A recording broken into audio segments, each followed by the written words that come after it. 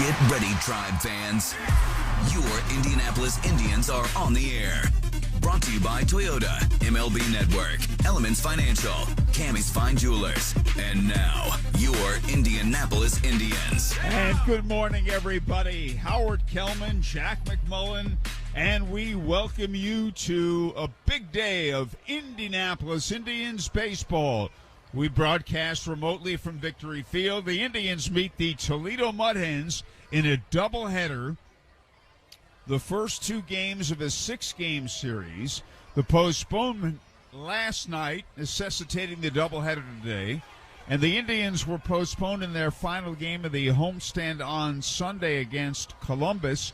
And that game will be made up as part of a Wednesday afternoon doubleheader, June 21st at 1:05. So the Indians and Mud Hens get set for a big day of baseball.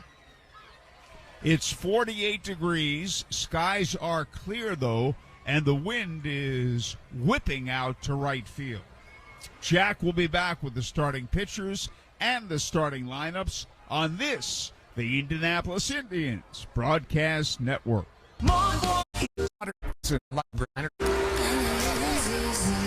It's your Indianapolis Indians. Powered by Citizens Energy Group, Toyota, and Monarch Beverage. Live coverage of the Indianapolis Indians is on Fox Sports 1260, Indy Sports Station.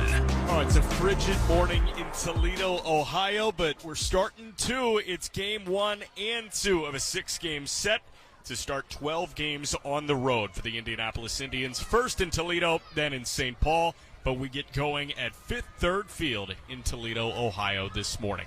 Jack McMullen, Howard Kellman. We'll run you through the lineups here now, but first the umpiring crew for today's Game 1 of the doubleheader. Takehito Matsuda is the home plate umpire. The crew chief, Jose Navas, is at first base, and Ben Phillips is at third base. Now, the starting lineup for the Indianapolis Indians, who are in a three-way tie for the second worst record in the IL West. They are half a game from the cellar in Louisville. The Bats are 10-17. The Indians are 10-16. They are managed by Miguel Perez. Kanan Smith and Jigba leads off and plays left field. Endy Rodriguez doing the DHing. He is in the two-hole. Ryan Valade bats third and plays third. Josh Palacios, the International League Player of the Week this past week, who had multiple 5 RBI games. He is the cleanup man and the center fielder. Malcolm Nunez hits fifth and plays first base. Cal Mitchell back in the lineup. He's the 6th-hitting right fielder. Chris Owings comes off the IL from that groin strain. He's the 7th-inning shortstop. Aaron Shackelford is the 8th-inning second baseman. And Dylan Shockley rounds out the order as the 9th-inning catcher. On the hill for the Indians will be Kent Emanuel, more on the left-hander in the bottom of the first. For Toledo, they enter at 17-9. Parker Meadows, the younger brother of former Indian Austin Meadows, leads off and plays right. Justin Henry Malloy is the 2-hitting third baseman. Tyler Nevin bats third and plays first. Andre Lipsius is the cleanup man and the left fielder. Donnie Sands hits fifth and does the catching. Andrew Knapp is the 6th-hitting DH. Jonathan Davis bats 7th and plays center field. Jermaine Palacios hits 8th and plays shortstop. And Corey Joyce is the 9th-hitting second baseman. On the hill for Toledo, the 23-year-old from Gainesville, Georgia, and the number 11 Tigers prospect by both MLB.com and Baseball America. Reese Olson was a middle-round pick, 13th round by the Brewers in 18. He was traded at the 2021 deadline to Detroit. This is his 6th start on the year. Previous 5, he's gone 13 2/3, 20 hits, 17 earned. And Olson, for the most part, a mid-90s four-seam fastball. Looks like Reese is ready to go on this Wednesday morning and ready to go behind the microphone. The voice of the Indians, Howard Kellman. Thank you, Jack. And wherever you are on this Wednesday morning, we thank you for joining us, and we certainly hope you enjoy Indianapolis Indians baseball. Kanan Smith and Jigba will start it off. The right-hander Olson looks in, the windup, and the first pitch of the first game. Strike called, knee-high fastball. This game is underway from Fifth Third Field in Toledo, where it is 48 degrees, clear skies, wind whipping out to right field. And here's a swing and a miss right through a fastball, strike 2. Endy Rodriguez on deck and Ryan Valade to follow. And the right-hander Olson delivers. And a swing and a foul back to the left of the plate out of play. It holds at 0-2. Tyler Nevin, playing first base. Corey Joyce at second. And again, the 0-2 pitch. Swung on, hit foul left to the plate out of play. Jermaine Palacios at shortstop. And Justin Malloy is at third base. Andre Lipsius in left. Jonathan Davis in center. Parker Meadows in right. And here's a swing and a foul, left side out of play. He went reaching for a pitch away. Donnie Sands catching, and as Jack told you, Reese Olson doing the pitching. The count is 0-2, and the right-hander's pitch. It's a breaking ball, bounce foul to the right of the plate. So he's fouled off 3 straight 0-2 pitches. Olson has a 5-pitch mix, 4-seam fastball, changeup, slider, curveball, and sinker. We just saw that curveball. That's a nice curveball. And again, the 2-strike pitch, high and away with a fastball, ball 1. So we already have had 7 pitches in this plate appearance to open the game. And I think a call was made. Or was he just indicating time? Takahito Matsua, the plate ump, just indicating time. He walked in front of the plate. And a breaking ball fouled back, left of the plate, out of play. And it holds 1-2. In the second game, the probables are Caleb Smith and Garrett Hill. Olson delivers. Fastball, and it's in at the knees. Strike 3 called. Smith and Jigba thought it was low, but there's one man out. Well, and same deal at Fifth Third Field as what we saw last week at Victory Field. Fully automated strike zone for games 1 through 3, and then the ABS challenge system over the weekend. And that came into Matsuda's ear as a called third strike, clipped the lower inside corner. Andy Rodriguez takes a fastball in at the knees, strike 1, DHing, hitting .246, 3 homers and 10 RBIs, switch hitter batting left. And here's a swing and a miss at a fastball, strike 2, had some tightness in his forearm, was put on the IL, and he'll return to catching soon, but DHing for the time being. Olson's 0-2 pitch. Hit in the air, foul, left side, out of play. So Reese Olson has thrown 12 pitches, 11 for strikes, and he still has yet to retire the second hitter of the game. I mean, shows you that these guys are sticking around. They're battling. And this pitch is hit high in the air, foul, straight back out of play. 1 out, base is empty. Make up doubleheader. We make up last night's postponement. And again, Olson looks in. And the 1-2 pitch to Rodriguez is golfed in the air to center field. Here comes Davis, coming, and he makes a one-hand catch. Belt high, and they're a 2 away.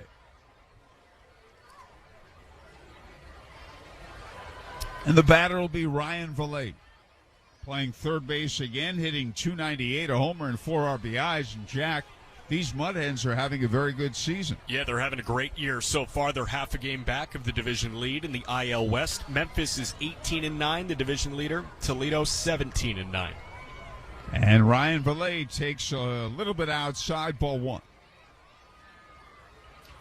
Indianapolis Indians baseball on Bally Live and on Fox Sports 1260 WNDE. And the 1-0 is a fastball, just a little bit low, ball 2. Jay Baker handling things in studio for us at Fox Sports 1260 WNDE. Olson delivers. And a breaking ball, and that's a strike over the outside corner at the knees. So a 2-0 breaking ball to Ryan Valade. Looks like a true 12-6 curveball out of vertical drop. Those pitches are very difficult to hit. This one's low and away, ball 3.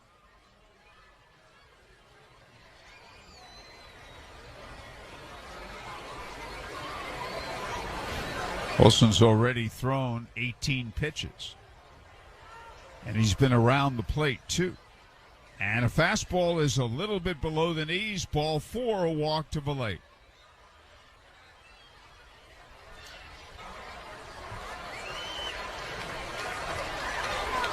That'll bring up Josh Palacios, the reigning IL batter of the week. What a great week. 4 home runs, a couple of 5 RBI games. Hitting .407, 4 homers, 13 RBIs. Left-hand batter, and he takes a low inside breaking ball, ball 1. Josh's parents, Richard and Leanne Palacios, were visiting Indianapolis on the last homestand, as they not only saw Josh, but their other son, Richie, play as well. Richie playing for Columbus. We spent some time with Richard and Leanne, great people. Here's a swing and a fly ball, left field. It's deep, it is foul, and out of play. So it was wonderful having both Richard and Leanne in the broadcast booth. Jack and I had a very nice talk with them. Got to talk Brooklyn. Yep. They still live in Brooklyn. Josh was telling me that he spends part of his winter in Brooklyn and part of his winter in Florida. Yep. Top of the first, the Indians and the Mud Hens are scoreless. Olson sets and delivers. And a slow curve is a swing and a foul to the left of the plate, out of play. And the count is 1-2.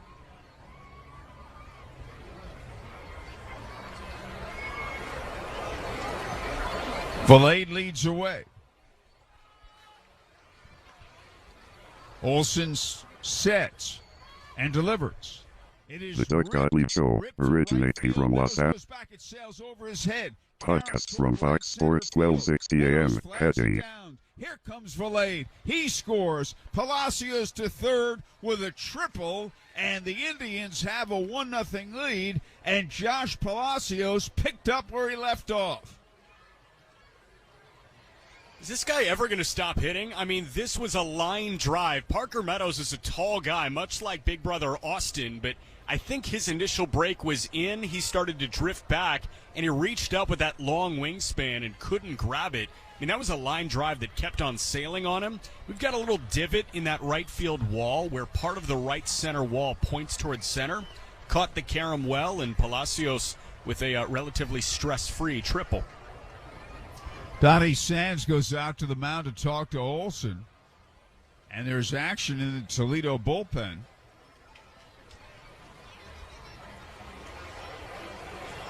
Andrew Magno, a left-hander, has begun warming up, and time is called, and not only is Donnie Sands out there, but the pitching coach, Doug Bachler, has paid him a visit, too. And it's a long conversation.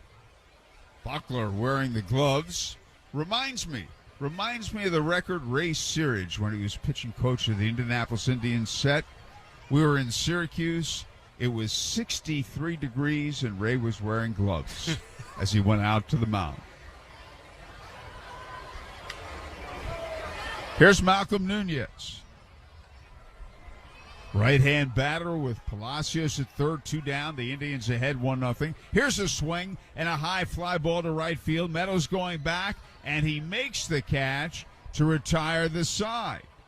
But the Indians get a run, and at the end of a half inning, the Indians won, and Toledo coming to bat. It's that time of year again. Baseball and fun outdoors. Make Family Leisure your one-stop shop for outdoor fun. Family Leisure is the area's largest dealer of pools, spas, patio furniture, play gyms, outdoor rooms, and more. Open 7 days a week at the corner of Pendleton Pike and Oak Landon Road. Or you can shop online at FamilyLeisure.com. Proud sponsor of the Indians for over 20 years. Stop in with the family. Mention Indianapolis Indians and get a free baseball. Family Leisure, where family and fun come together.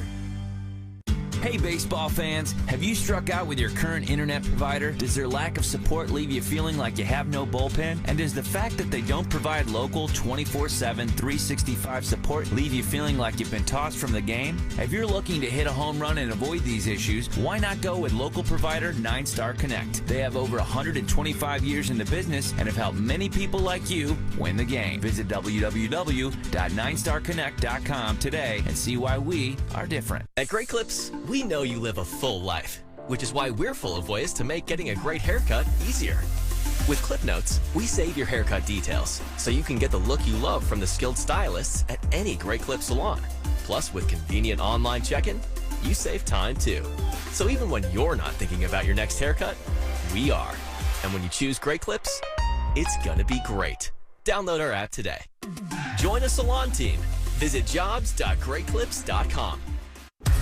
Back to the Indianapolis Indians on Fox Sports 1260, Indy Sports Station. The Indians are working with a lead, and they turn it over to the left-hander and the 30-year-old Kent Emanuel. Emanuel, third-round pick by Houston out of North Carolina in 2013. For Emanuel, this is his fourth appearance, his third start with the Indians this year. He's gone 8 2/3, 13 hits, 9 earned. He struck out 10 and walked 2. Last time out, Emanuel threw 4 innings of relief. They were 4 shutout innings with 4 punch-outs. Howard? Okay, thanks, Jack. And Parker Meadows, who was a second-round draft pick several years ago by the Tigers, and their 12th best prospect, according to Baseball America, leads off like his older brother Austin, a left-hand batter, but Parker throws right while Austin throws left. Parker hitting .240, and Kent Emanuel, the lefty, misses down and away, ball 1. Austin Meadows, a former Indianapolis Indian, a really good person. And here's the swing and a bouncing ball foul to the right side, and he's a Detroit Tigers, so they're in the same organization. And Austin having some mental health challenges and is away from the game again this year as he was last year. The lefty pitches, and it's low and away, a ball. Really cool to have both Meadows brothers in the same organization, especially, one just knocking on the door of the big leagues right now, Parker. And Austin was a number 1 draft pick by the Pirates. And there is strike 2 called, knee-high outside corner.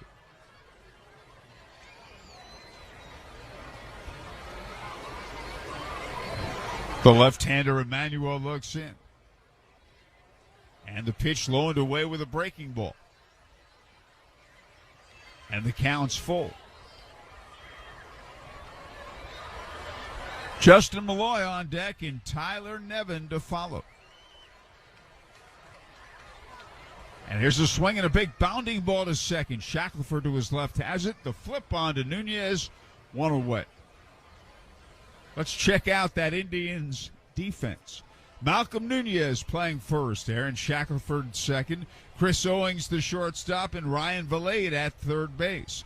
Kanan Smith and Chigba in left. Josh Palacios in center. Cal Mitchell in right. Dylan Shockley catching, and as Jack told you, Kent Emanuel doing the pitching.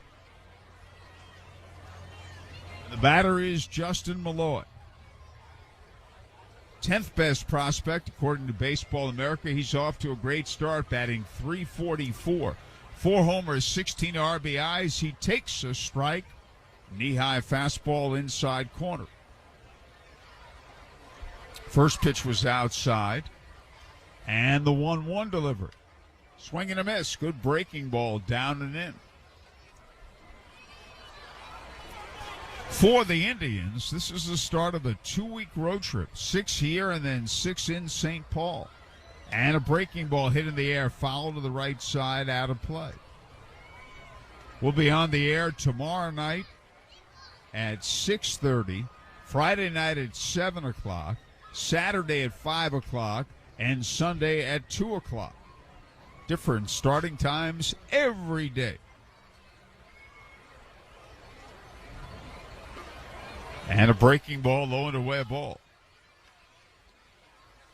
I don't know if I applaud these starting pitchers or would make another recommendation, but both of them going with no undershirts when the real feel in Toledo is 41 degrees. 17-mile-an-hour winds blowing out to right field. And a fastball hit high in the air to center field, fairly deep. Palacios back there makes the catch, going back into his left, and they're a 2 away.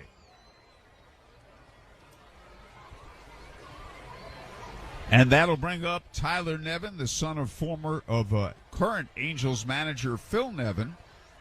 Phil Nevin is a former Toledo Mud Hens manager. And Tyler is swinging the bat extremely well since joining the club, hitting .514, 18 for 37, a homer, 8 RBIs.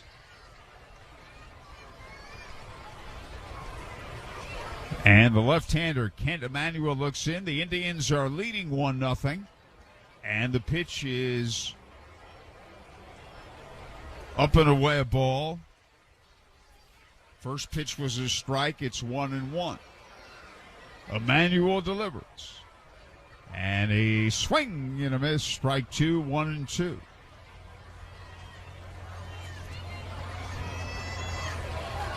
Andre Lipsius on deck. Here's a breaking ball low and away.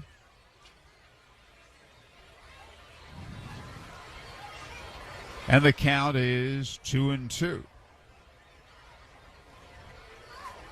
2 men out, nobody on in the bottom half of inning number 1 of game 1 of the doubleheader. Caleb Smith and Garrett Hill, the game 2 probables. And this pitch is strike 3 called, belt high inside corner. And it's a 1-2-3 inning for Kent Emanuel. And at the end of 1 in game 1, Indians 1, Hens nothing. Do you want to know what's trending now? You can defer payments of a full NetSuite implementation for 6 months. No payments and no interest for 6 months. This is a big deal. NetSuite by Oracle has never made an offer like this in its 22 years as the leading cloud financial system. 33,000 companies have already upgraded to NetSuite, gaining visibility and control over their financials, inventory, HR, e-commerce, and more. Everything they need to reduce manual processes, boost efficiency, build forecasts, and increase productivity across every department. In fact, almost 90% of finance leaders agree that NetSuite helps them reduce manual data entry time. Whether your business generates millions or hundreds of millions of dollars, take advantage of this special financing offer of no payments or interest for 6 months at netsuite.com/advantage. That's netsuite.com/advantage. netsuite.com/advantage. Do bank closures, inflation rate hikes, and the roller coaster of the market frighten you as much as it does me? You need to call Oxford Gold. Securing your IRA or 401k with real gold and silver is a portfolio protection plan, and Oxford Gold has made it as easy as 1, 2, 3. One app, one call, and you pick the precious metals. That's it. You now own real precious metals. Call Oxford Gold today and learn more about the 1, 2, 3 protection plan at 833-404-GOLD. That's 833-404-GOLD.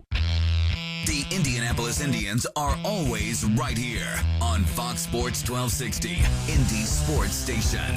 It's the top half of the second inning, Fifth Third Field in Toledo, where the Indians and Mud Hens playing a makeup doubleheader today, the postponement last night. Cal Mitchell will lead off, each team going with the same lineup and batting order in game 1 that it was to go with last night. Cal hitting .212, a homer, 10 runs batted in, and he swings and misses at a pitch at the knees, strike 1.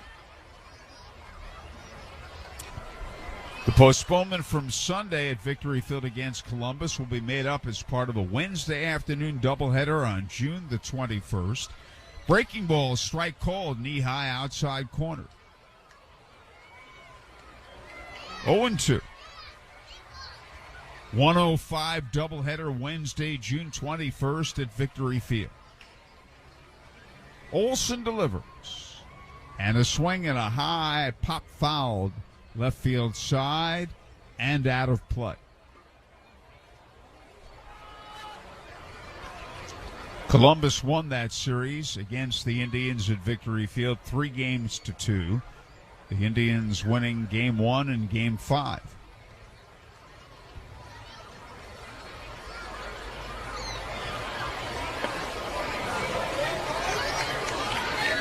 Olsen pitches, And a fastball hit in the air, foul, left side out of play. Good heater. And Mitchell spoiled it.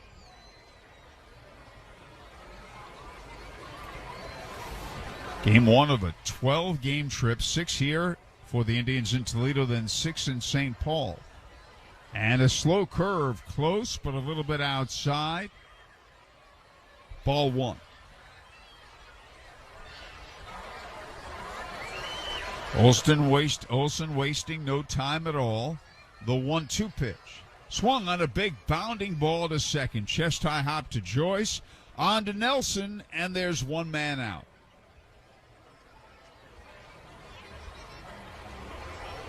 And that'll bring up Chris Owings. Coming off the disabled list, strained groin. And playing, I shouldn't say the disabled list, the injured list. Playing today for the first time in quite some time. Hitting 182 in RBI, and he lines it down the right field line into the corner. Meadows bobbles it, picks it up, wouldn't have mattered anyway. And Owings is into second with an opposite field double. Great way to come back off the IL and drive a pitch the other way.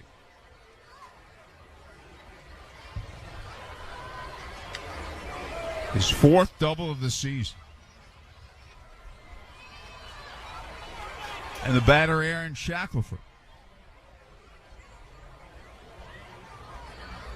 Hitting .290, a homer and 4 RBIs. .240, I should say. Breaking ball low and inside. That 4 looked like a 9. He'd take it.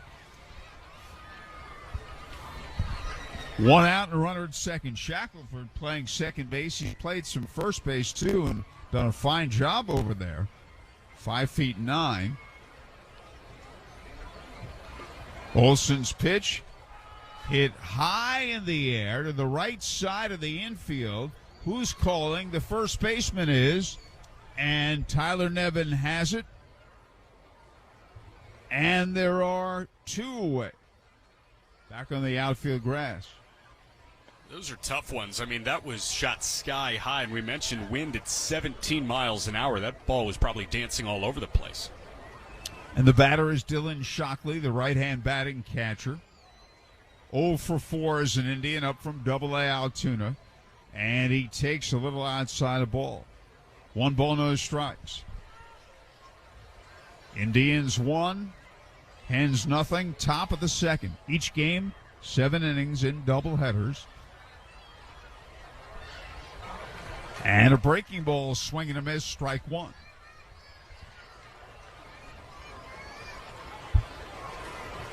Owings at second. 2 outs in the top of the second. Here's a breaking ball low and away, ball 2, 2-1. Kanan Smith and Jigba on deck.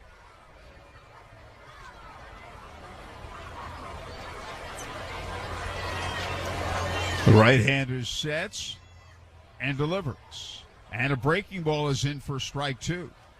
The Hens are managed by Mike Hessman, the former Mud Hen, and I believe he's the all-time minor league leader in career home runs. Oh, wait a minute.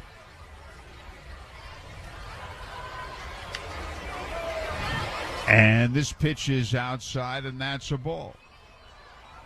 Or is Anthony Iapochi the manager and Mike is the hitting coach? Yes, looks like Mike is the hitting coach, and you are right. Mike Hessman has 433 minor league homers. A lot of them in Toledo. Wow. The right-hander's pitch is a fastball. Podcast from Fox Sports 1260 AM. Petty. A hit and a man left at the end of 1 1/2. It's the Indians 1, Toledo nothing. Did you know that WM and the Indianapolis Indians are teaming up to make Victory Field more sustainable? From recycling education to materials management, WM and the Indians are always working for a sustainable tomorrow. If your business is interested in adopting sustainable practices, please visit WM.com for more information. Brought to you by WM, the official waste disposal and recycling partner of Victory Field. The Biff Ward Real Estate Group, where experience and excellence meet. $1.7 billion in career sales and counting. Navigating this hot housing market takes a powerhouse team like Biff Ward Real Estate Group. Wondering what your home is worth? Call the Biff Ward Group at 317-590-7871. Biff at TalkToTucker.com. Step up to the plate. Biff Ward will get you home. White Claw Hard Seltzer, crafted using seltzer water, 5% alcohol and a hint of fruit flavor. Available in a variety of fruit flavors including black cherry, mango, watermelon, and strawberry. White Claw Hard Seltzer is your open invitation to escape to pure enjoyment, whatever that means for you. Made simple, because fun always is. When the question is, should we say, let's. White Claw Hard Seltzer. Please drink responsibly. Hard seltzer with flavors. White Claw Seltzer works. Chicago, Illinois. Now back to your Indianapolis Indians on Fox Sports 1260, Indy Sports Station. On we go to the bottom half of the second inning. Andre Lipsius leads off, hitting .222, 2 homers and 14 runs batted in. Right-hand batter, Kent Emanuel, had a 1-2-3 opening inning. We're talking about Mike Hessman and all those home runs. Most of them were hit, or more of them were hit as a Toledo Mud Hen than any other team. We first saw him in Richmond with the Braves. The pitch is low and away. But he did something I've never seen before at Fifth Third Field in Toledo. And the pitch is a swing and a miss. He belted what appeared to be a home run, trotted around the bases. The Indians protested. The umpires met. And here's a swing and a miss and a changeup down and away. And the umpires overruled the third base ump who had the best look, and they called it a foul ball. So then the Hens argued. Hessman came up, and he belted another home run. And there's a swing and a ground ball hit to the shortstop. Owings has got it on to Nunez, and there's one away. So he belts another home run, and as he gets to first base, he says to the first base umpire, call that one foul too, and a few other words in there too. The first base umpire met him at home plate, and again, the home run was to left field. The first base umpire overruled it. The first home run. He met him at home plate, and the first base umpire threw him out of the game. There's a pitch that is a little outside. Ball 1 to Donnie Sands, hitting .211. A home run, 8 RBIs.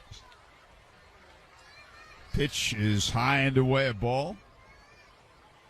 Indians 1, Hens nothing. Bottom of the second. I'm taking a look at Mike Hessman's baseball reference page. I mean, this guy played just shy of 2,100 games in the minor leagues. And here's a swing and a ground ball right at the second baseman, Shackelford, shading toward the bag.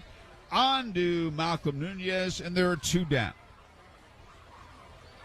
Mike Hessman was a high school draft pick, so he debuted in minor league ball in '96 as an 18-year-old. He retired after his age 37 season in 2015.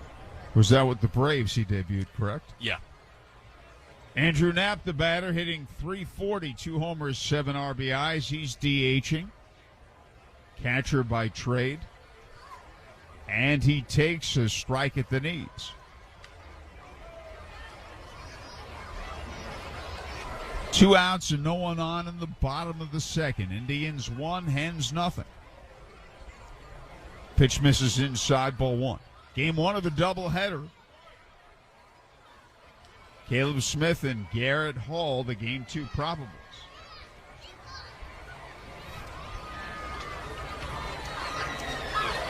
Garrett Hill, I should say.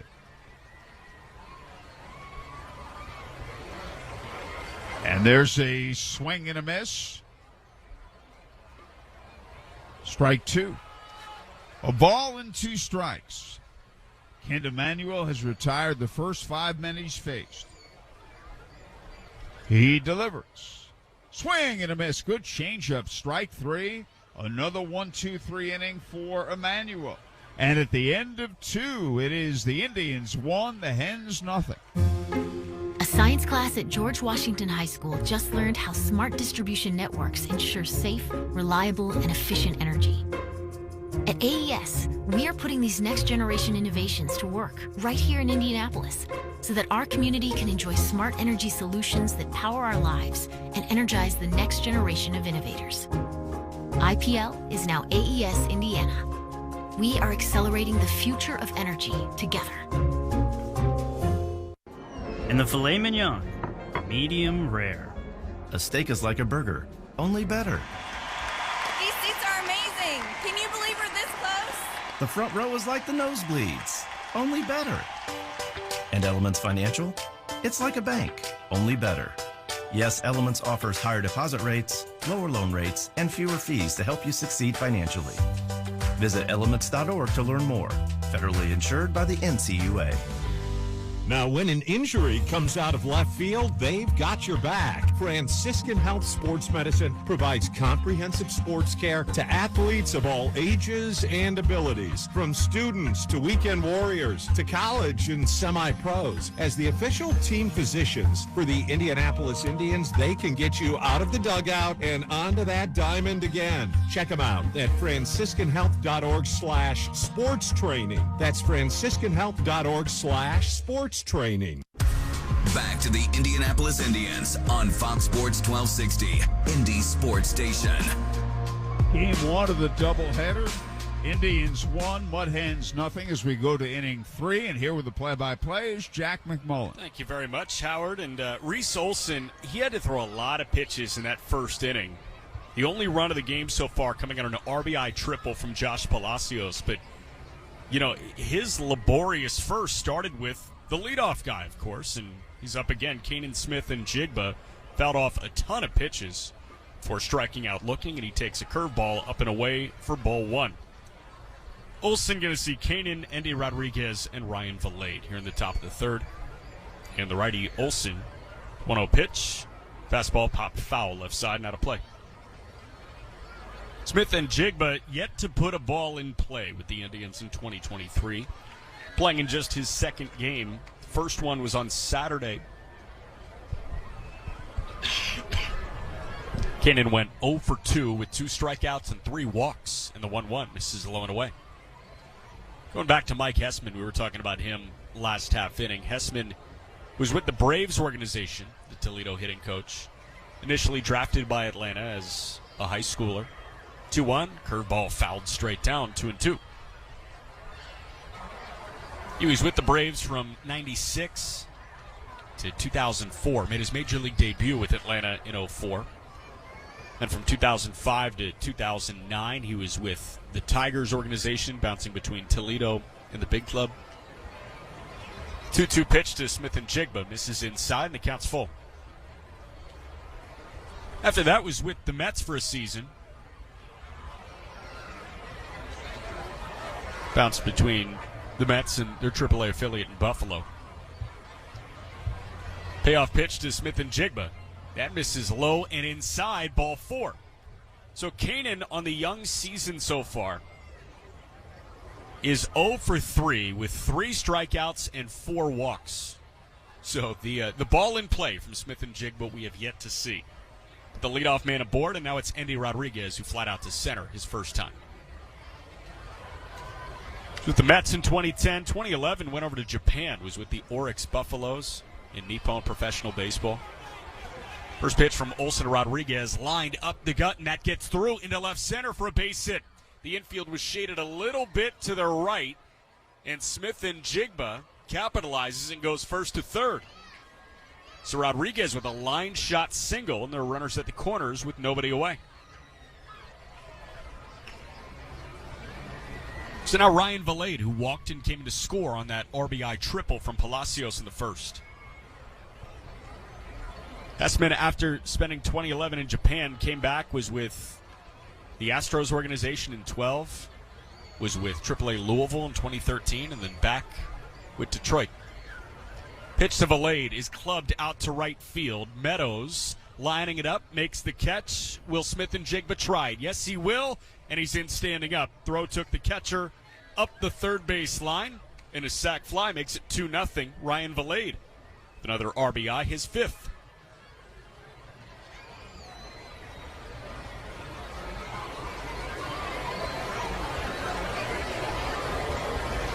So first out, Rodriguez staying put at first base, and now it's Josh Palacios.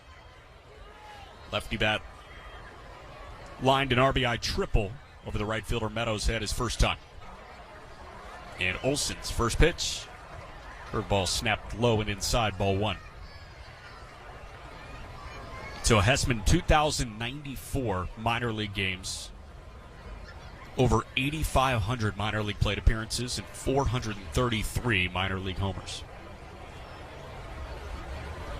He got time here and there. How much major league time did he accrue? So compared to 2,094 minor league games, he played 109 major league games across 5 seasons. Big hack and a foul tip from Palacios, 1-1.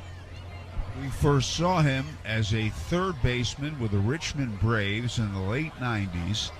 And he was a guy, that ballpark was very pitcher-friendly. Big, spacious ballpark, the Diamond in Richmond. 1-1 pitch, misses just high and tight, 2-1. Yeah, third was the most common spot for Hessman. Played 1,400 minor league games at third base. 430 at first, and sporadically in the outfield. 2-1 to Palacios. Has to wait. Olson turns to second, takes a look at Endy there.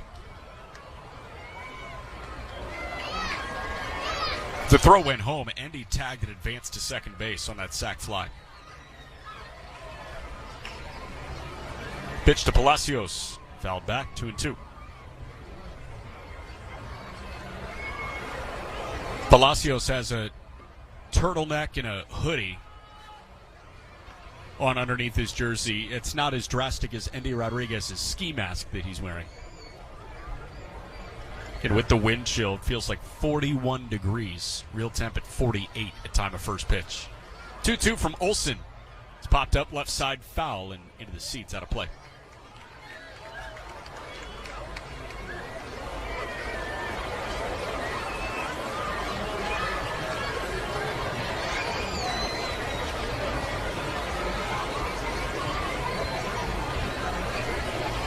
Right-hander Olson, 23-year-old, set just above the belt with Rodriguez at second. One away, top 3. The 2-2 pitch. Curveball swing and a miss. And Josh Palacios, who struck out just once last week, punches out. And he looks human for a moment. 2 away.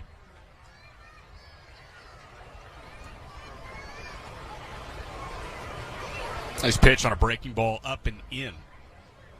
Came in on Palacios' hands. And with 2 gone, it's Malcolm Nunez, who flied out to right on the first pitch he saw, first time up. And the pitch, called strike at the knees, fastball. Reese Olson coming off of his best appearance of the season so far. 4 innings, 1 unearned run against him, 2 hits. And the 0-1, Nunez takes low and away. Reese Olson, his 4-seam fastball sat 95 last week at home against Syracuse. Second most often used pitch was the changeup, the slider and curveball, but we've seen a lot of 12-6 curves so far today. 1-1. Wave and a miss. Good fastball. Snuck over the barrel at Nunez, and the count's 1-2 with 2 away in the top of the third. Indians leading 1-0 on the RBI triple from Josh Palacios in the first. 2-0, pardon, the sac fly. 1-2. That's rolled on the ground left side. Shortstop Jermaine Palacios picks it up, throws on the run, and he gets Nunez to retire the side. Sac fly from Ryan Valade, and we go to the bottom of the third. It's the Indians 2, Toledo 0. Hey, baseball fans, have you struck out with your current internet provider? Does their lack of support leave you feeling like you have no bullpen? And does the fact that they don't provide local 24/7, 365 support leave you feeling like you've been tossed from the game? If you're looking to hit a home run and avoid these issues, why not go with local provider 9-Star Connect? They have over 125 years in the business and have helped many people like you win the game. Visit www.9starconnect.com today and see why we are different. Bowling, bowling, bowling, keep them balls a-rolling. Bowling, bowling, bowling, Royal Pin. Looking for family fun or a night out with friends? Royal Pin Entertainment has you covered. Skip the line and make a reservation online at royalpin.com. Looking to host an event or have a small group? Royal Pin is here to help. Contact their sales team to get a deal on parties of 20 or more. Just email events@royalpin.com.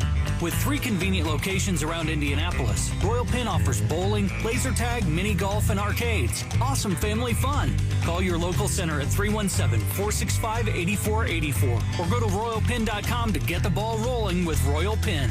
Set 'em up, knock 'em down, send them flying, spinning round. Call 317-465-8484 or go to royalpin.com today. Royal Pin, bowling, bowling.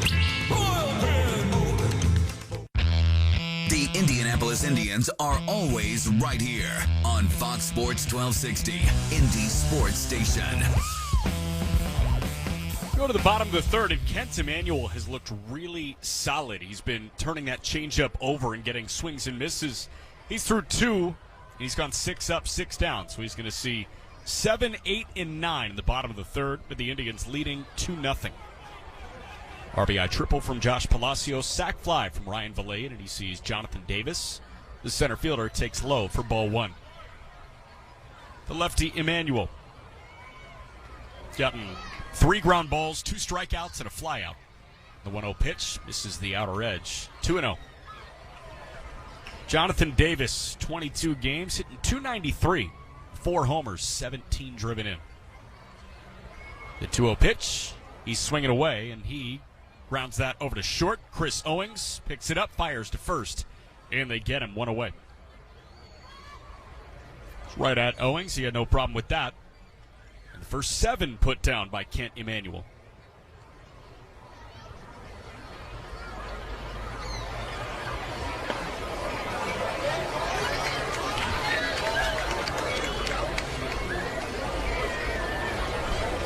So now Jermaine Palacios. No relation to Josh and Richie. Emanuel's first pitch misses low and away. Jermaine Palacios, the native Venezuelan, playing in his 15th game, hitting a .180. His first taste of the big leagues last year with Minnesota. 1-0, wave and a miss. Getting that changeup, beautiful. Started at the knee, bent below. Jermaine Palacios, 30 games with the Twins last year. Really struggled, hit a .43.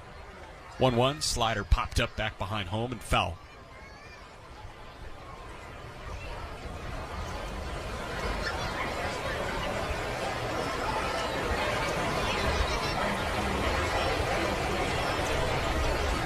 Next pitch from Emanuel. Bouncer off the tip of his glove. He knocks it down, picks it up just shy of the mound, and he throws to first to get him 2 away.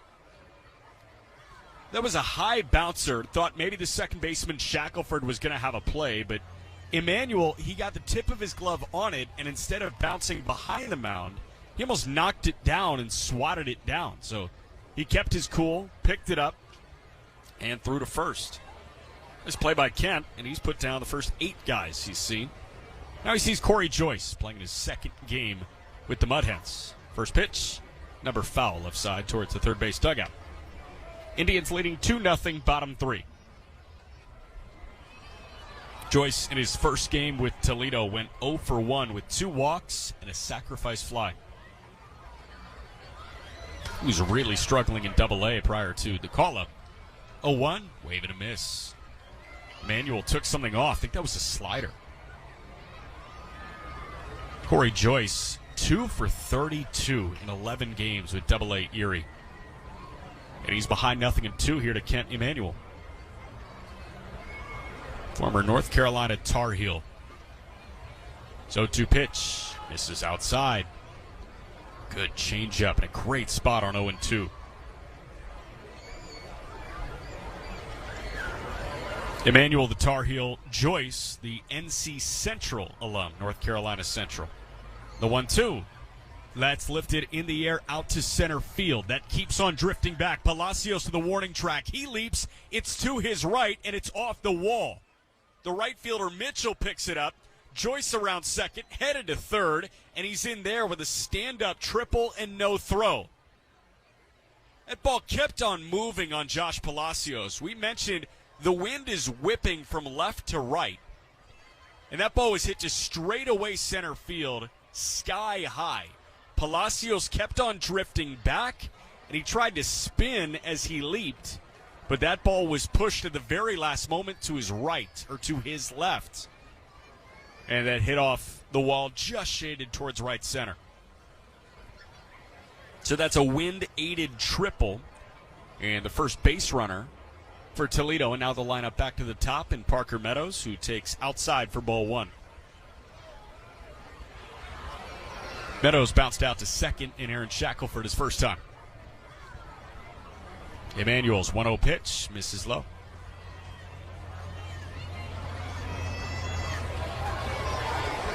Mentioned Parker, the younger brother of former Indianapolis Indian and current Detroit Tiger, Austin Meadows. These two look very similar. I mean, they're big, long-limbed lefties, slightly open stance. 2-0 pitch, rolled foul right side.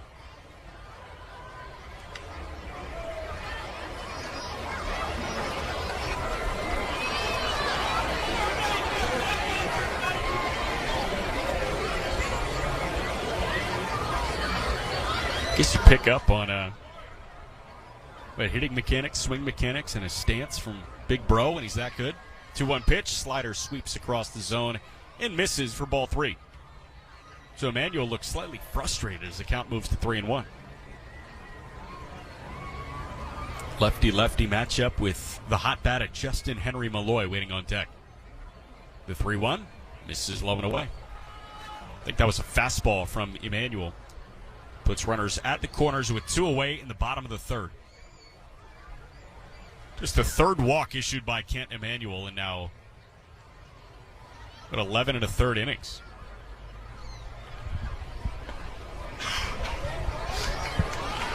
Right-hander John O'Reilly up and warming. O'Reilly getting pitch comm situated in his hat. And Miguel Perez, the Indians manager, out of the dugout to make a change. Kent Emmanuel threw 44 pitches in 2 2/3. We're playing 2 7-inning games. Not sure if they felt like they needed to get the bullpen active right away, but I don't know, it feels like a premature move to the bullpen, but it is, regardless, an Indiana 811 call to the bullpen. When the Indians turn to their bullpen experts, you can turn to the experts at Indiana 811 for your underground utility digging needs. Know what's below by going to 811now.com. So that brings in John O'Reilly, the right-hander and the native of Northvale, New Jersey. O'Reilly making his 11th appearance on the year. He's gone 10 1/3, 17 hits, 8 earned, so an ERA just under 7.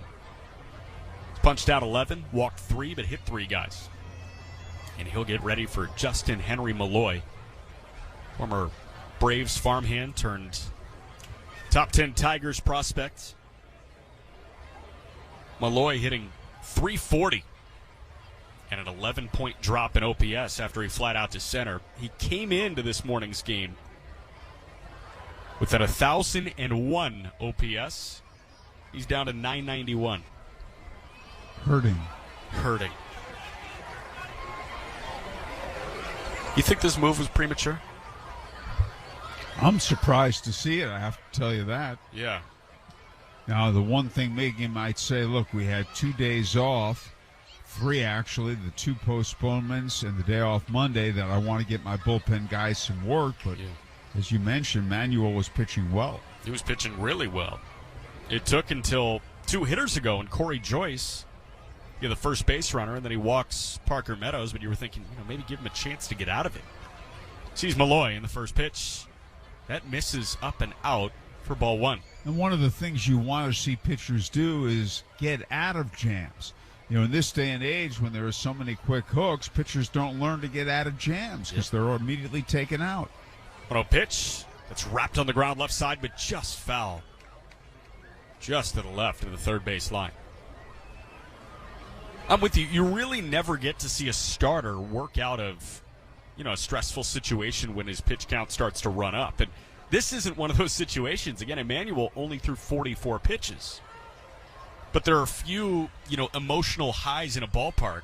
Like a starter that's been great has runners at second and third, 2 outs. So the base is loaded, 2 outs, and on his 90 or 95th pitch, it's a big out. 1-1 misses inside. 2 balls and a strike on Justin Henry Malloy.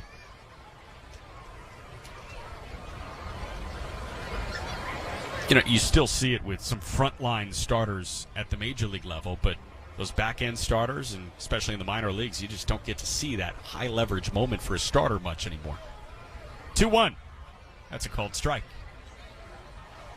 Sinker started off the plate and ended up on the outside corner for O'Reilly, so the count's 2-2. That always used to be considered part of a pitcher's development, learning how to pitch out of jams. Yeah.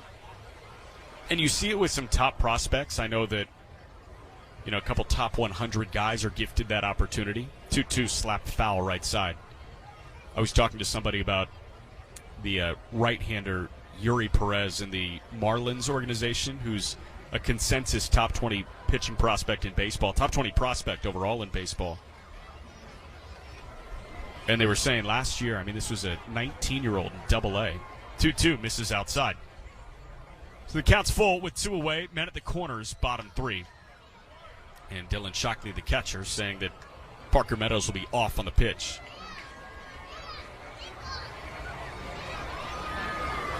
More on Yuri Perez in a moment. 3-2. That's lifted out to left center. This is diving quickly, and the left fielder Smith-Njigba dives in front of him. He can't make the play. Bounces off his glove. Meadows got a head start. He's around third, and he's in sliding safely as the throw went home. The throw caromed away towards the backstop. O'Reilly wasn't there backing up, and that allows Malloy to advance to third on the throw.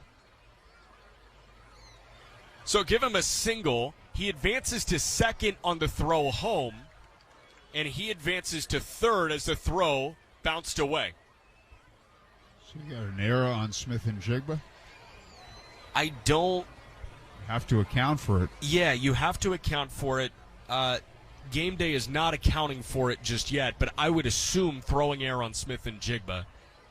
So he advances to second on the throw, and Shockley, I think, tried to swipe the tag before he had the baseball, bounced off his glove. And Well, it wasn't a bad throw, it turned out. If anybody gets an error, maybe it's Shockley. Yeah.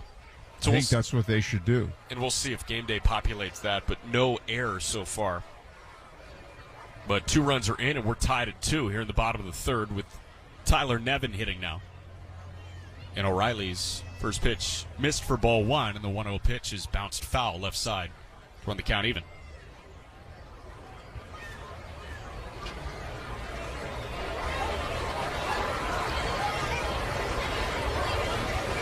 So Malloy, he'll definitely get credit for 2 RBIs. Because Parker Meadows was off on the 3-2 pitch. The 1-1, that bounces, but a nice slide to Shockley's backhand to keep Malloy at third. Yeah, Malloy didn't go to third until the ball got away from Shockley. That's why there has to be an error there. Yeah. It was not a poor throw at all by Smith-Njigba. 2-1 pitch. This is high and tight. 3 balls and a strike.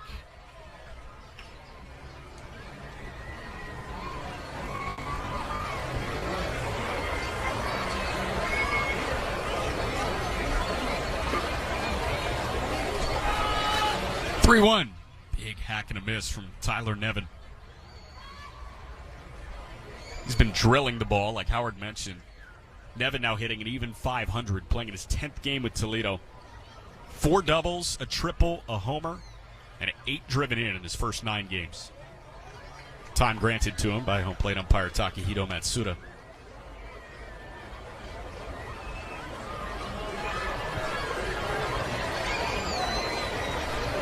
Nevin started the year with the Tigers, was 2 for 22 in his 10 games there.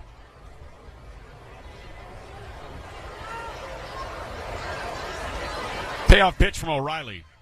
It's lifted foul right side. Man at third, 2 away, bottom 3, tied at 2.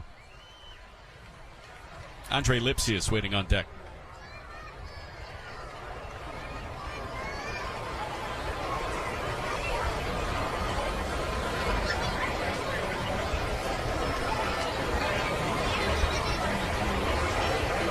3-2 pitch. Swinging a tapper foul. Nevin chased ball 4 low and away, but he just got a piece.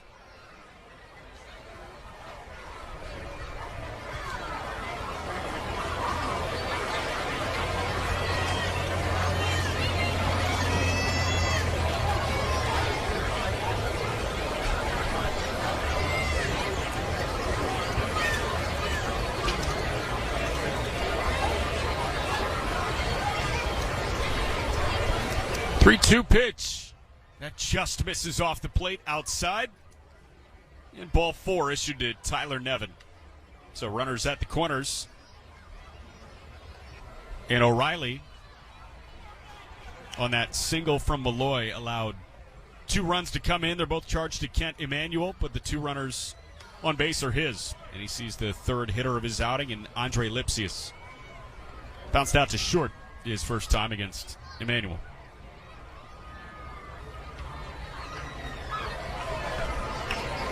First pitch, that's chopped foul left side.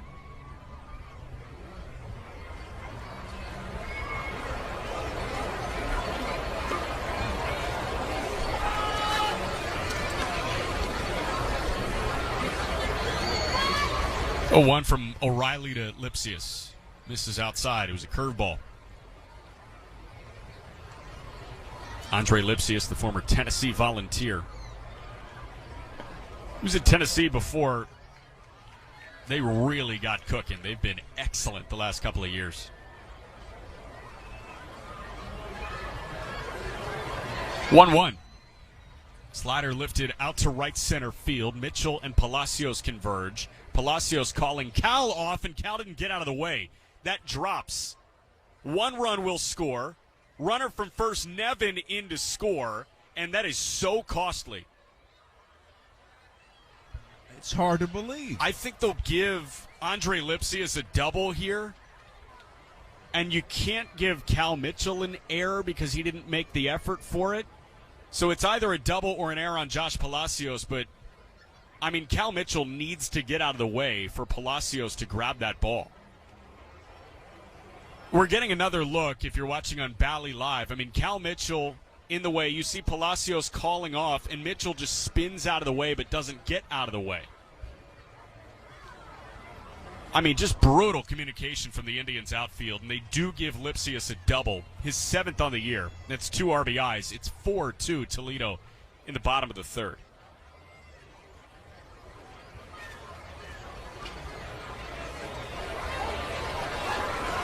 Dan Meyer, the pitching coach, goes out. It's an incredibly quick mound visit with John O'Reilly.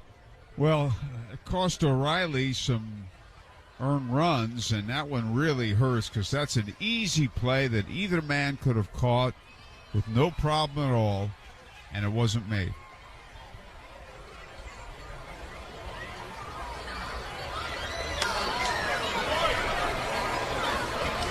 So now Donnie Sands bounced out to second, and Shackelford his first time takes inside for ball 1.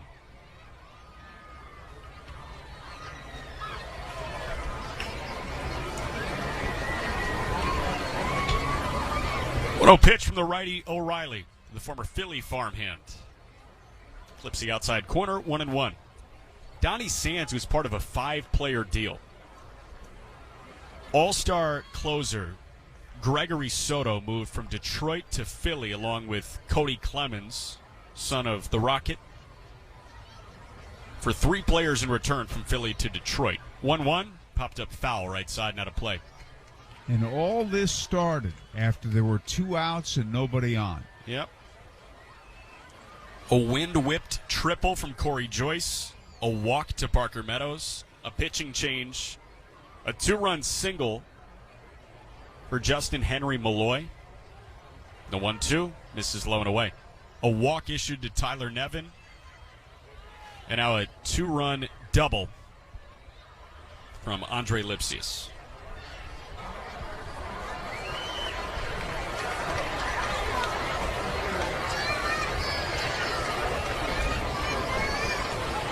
Two misses outside.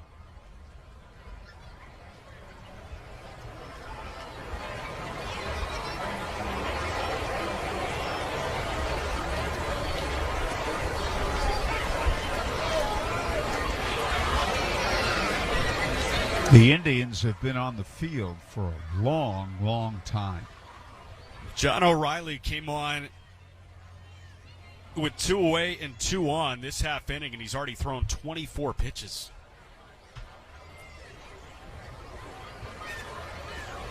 And the payoff pitch with 2 away to Donnie Sands. It's fouled off the mask of Shockley.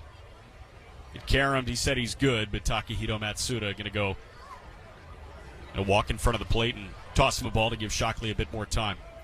Going back to that deal, it was Gregory Soto, the left-handed reliever, and Cody Clemens, second baseman, for Matt Vierling, Nick Maton, who are both on the Tigers' 26-man roster, and Donnie Sands, playing in his 17th game with the Mudhens. Payoff round 2. Sands fouls it back to the screen. It's about to throw the 8th pitch of the at-bat. Ken DeManuel retired the first 8 men he faced, then gave up a hit and a walk and was quickly lifted, and the strategy did not work. Screen set, football part 57% exclusive. Maybe proven right. 3-2 pitch. Again popped up foul right side. Andre Lipsius at second. Andrew Knapp is waiting on deck.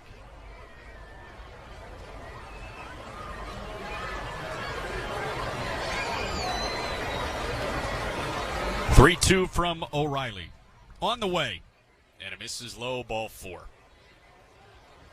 John O'Reilly thrown 27 pitches and has yet to record an out. Toledo sending the last hitter that has yet to see the plate to the plate here in the bottom of the 3rd. 9th hitter of the inning is Knapp, the switch hitter, batting left. Struck out as a righty against the lefty Emmanuel his first time. He ended a 1-2-3 second. And the first pitch misses up and out, ball 1.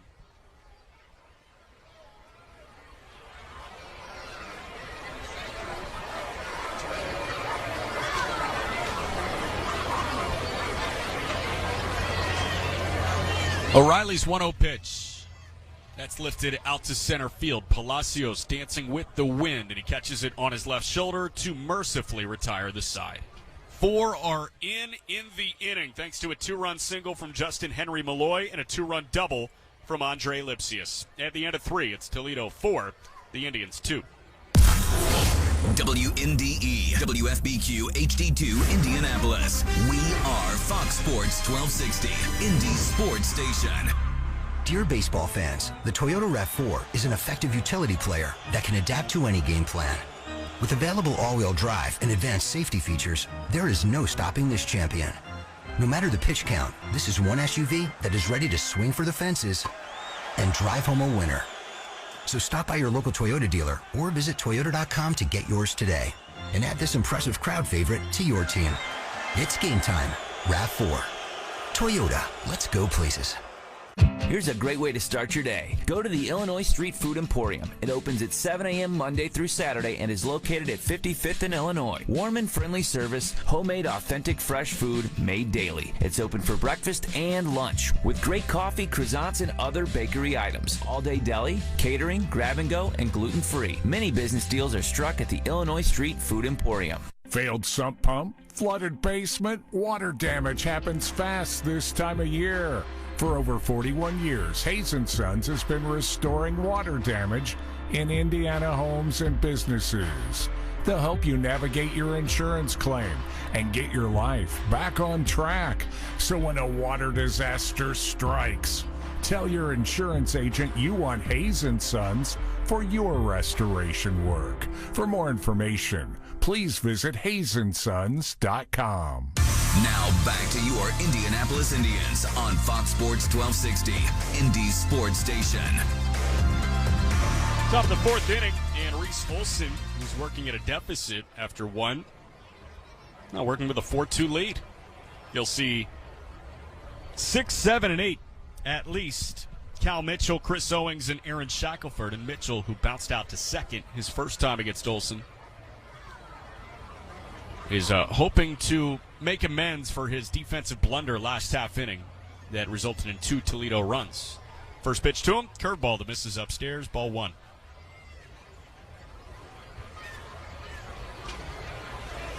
1-0 pitch to Cal. He lines right side, that gets down, and that's a base hit. Parker Meadows picks it up.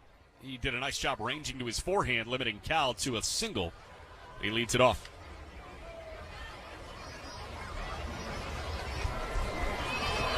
So now Chris Owings, who doubled to almost an identical spot, is that Mitchell single. Doubled down the right field line. He's up now. And Reese Olson, a long layoff. Howard was talking about it last half inning. The Indians' defense was on the field for a long time. Olson, on about a 40-degree day, was sitting in the dugout for a long time. The first pitch to Owings, bounced over to third. Malloy lofts to second for 1, on to first, nowhere close to being on time. So it's a 5-4 fielder's choice. Malloy, the third baseman, he picked it up on the forehand, and he got absolutely no velocity on that throw. It was just a flick of the wrist and a loft over to second. They hardly got count. Owings aboard on that fielder's choice. Again, 5-4. 1 away, top 4, and now it's Aaron Shackelford who popped out to first his first time. First pitch, a changeup and a called strike 1.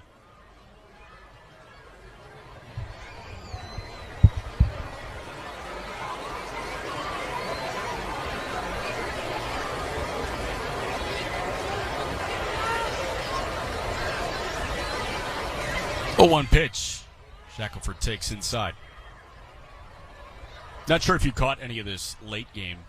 Is Chase DeYoung, the right-hander, is warming in the Indians' bullpen, likely getting ready for the bottom of the 4th.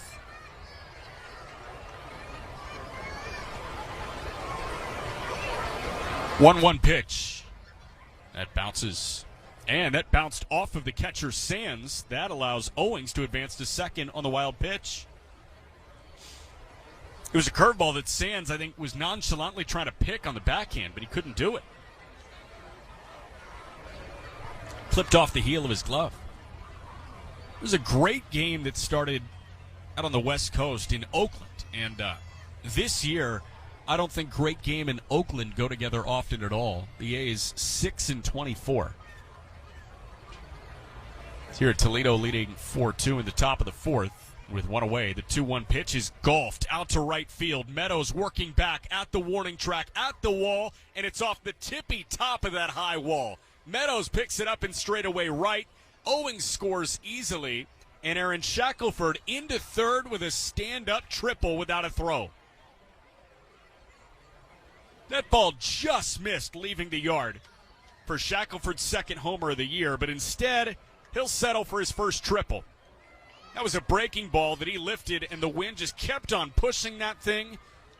There's a tiny chain wall right above the huge padded wall in right field, and it bounced just off the wall under that yellow line. So Shackelford at third with 1 away, and the pitch is a called strike to the 9-inning catcher, Dylan Shockley.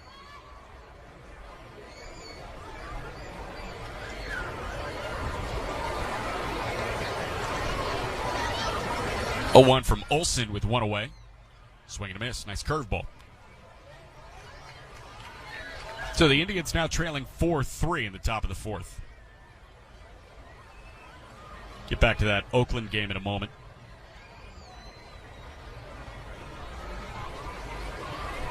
Olson's 0-2 pitch to Shockley. Swing and a miss. Slider was off the plate the entire time. Bent about midway through into the lefty batter's box, but Shockley chased. And he punches out for the second out of the inning. Oakland, they lost that game 2-1. They're now 6-24, but it was a great start. Mason Miller, the fireballer, making, say, just his third Major League start against the Major League debut of another fireballer, Bryce Miller, for Seattle. First pitch now to Kanan Smith and Jigba. Swings and misses through a curveball. Mason Miller was through 7 no-hit innings. Oakland was leading 1-0. Bryce Miller punched out 10. And Bryce Miller, in his Major League debut, went 6 innings, a 1-run ball with 10 strikeouts. A 1 pitch, bends below the zone, 1-1. So it was a perfect pitcher's duel. The top of the 8th, it was 1-0 Oakland. A.J. Pollock homered. Seattle got one more, and they win the game 2-1. 1-1 pitch, wave and a miss. Smith and Jigba under a fastball, and the count's 1-2. So the Oakland A's, who going into play yesterday had a starter ERA of 8.5, got 7 no-hit innings from their starter, and lost the game 2-1. By the way, the announced attendance, 2,500 people. 1-2, misses upstairs. 2-2.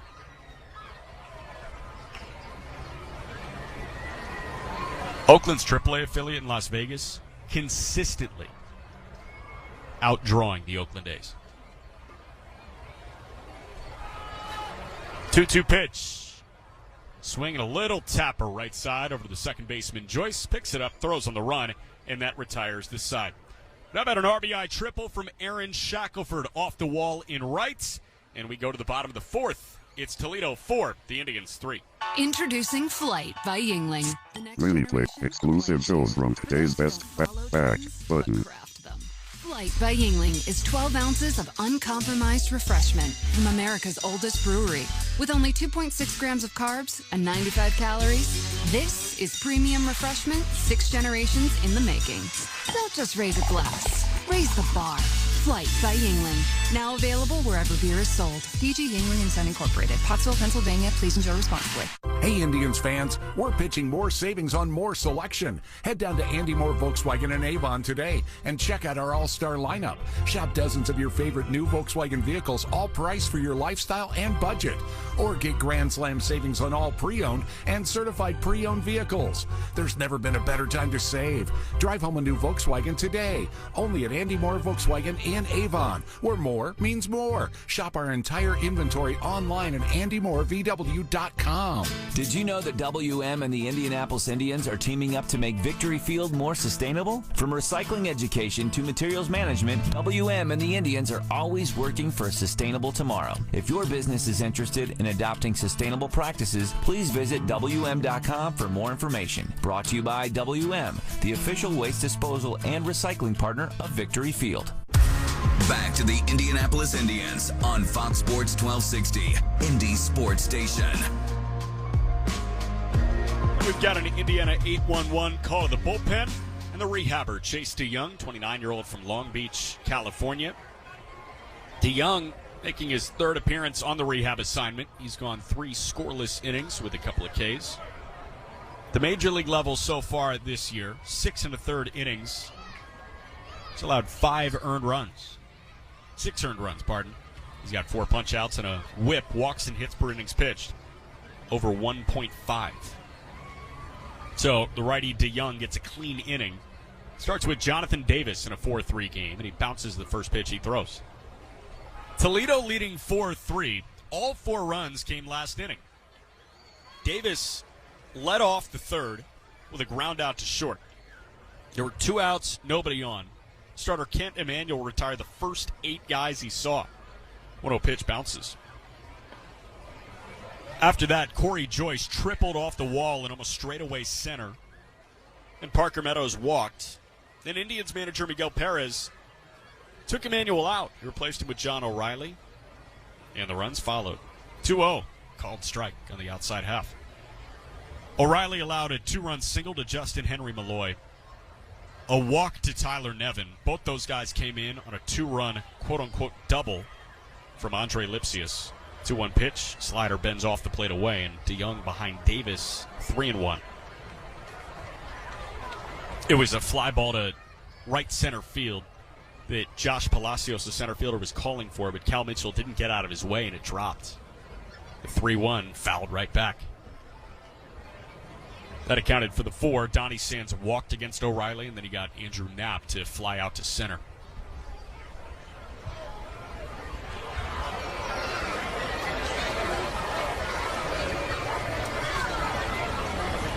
Payoff pitch from DeYoung. This is just off the inside corner, and a leadoff walk issued to Jonathan Davis.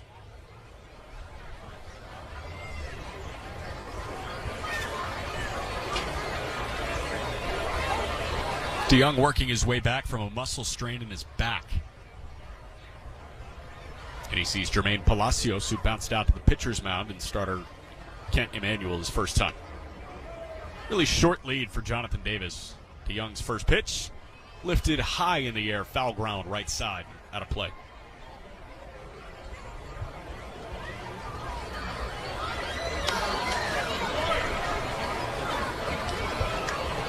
Pirates lost game one of their series in Tampa. Two best records in baseball. 4-1 last night. Roansy Contreras got the start for Pittsburgh. 0-1 pitch. That's lined out to left, and that'll get down for a base hit. Smith and Jigba picks it up, fires it in. Long turn to second, Jonathan Davis, but he's back into second with a head-first dive. Heads up by Cannon, going to second with the throw. He saw Davis was well off the second base bag. He got back just in the nick of time. But back-to-back base runners open the bottom of the fourth here. 4-3 Toledo lead. Now it's Corey Joyce. Logged his first hit as a Mud Hen this year and his third overall. Corey Joyce now 3 for 33. And the pitch misses outside, ball one.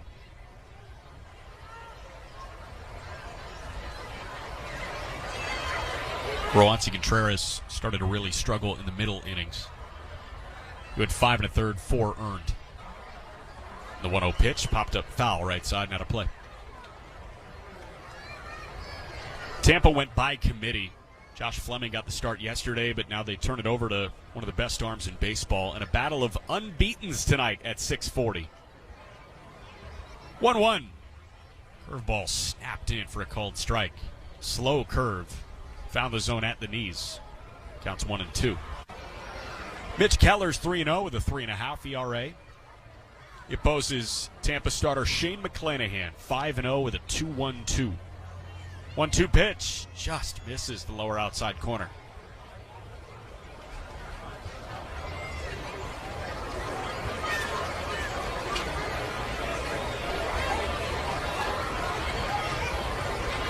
Just a couple of early afternoon starts. 2-2. It's a called strike. Lower outside corner, clipped the corner. There's one away. Corey Joyce goes out looking. Indians trailing 4-3 in the bottom of the fourth, and the lineup back to the top in Parker Meadows. Meadows 0 for 1 with a walk and a run scored. The first pitch from DeYoung. Lifted back to the screen, foul. 3 first pitches before 4 o'clock Eastern. First one at 1:40. Parent club of these Mud Hens. The Tigers host the Mets. Joey Lucchesi against Joey Wentz. A 1 pitch. Popped up right behind home plate. Shockley didn't think he would have a chance. Now he does, and it drops on the warning track. Dylan Shockley, he didn't even take off the mask. It was popped up. As he did take off the mask, he was holding the mask in his hand. He had no idea where the ball was. He just kind of stood there like it was surely going out of play. But DeYoung said, "You've got a shot, man." And Shockley went scramble mode and came up with nothing.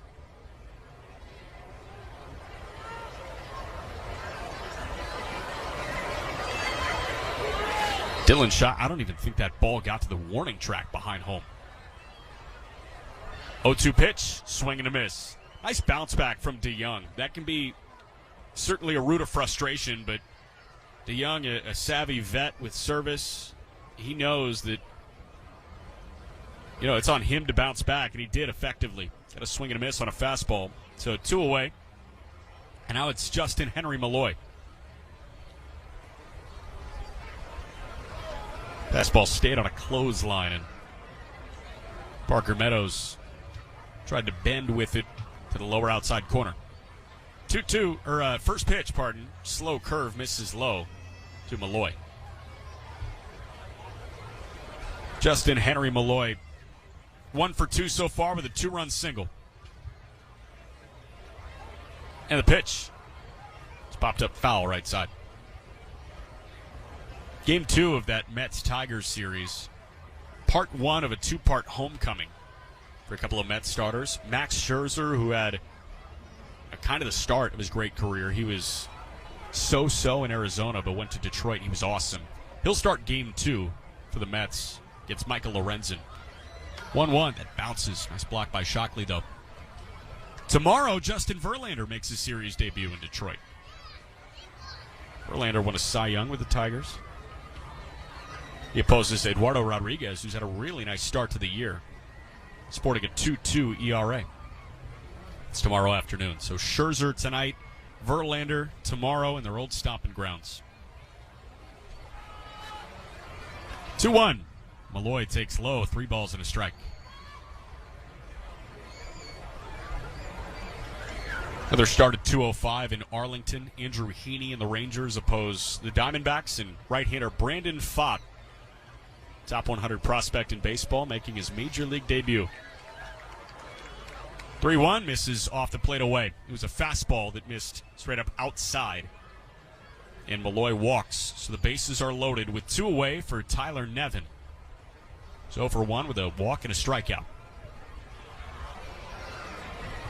Other afternoon start, great pitching matchup in Houston. Logan Webb gets the ball for San Francisco against Framber Valdez, sporting a 2.5 ERA for the Astros.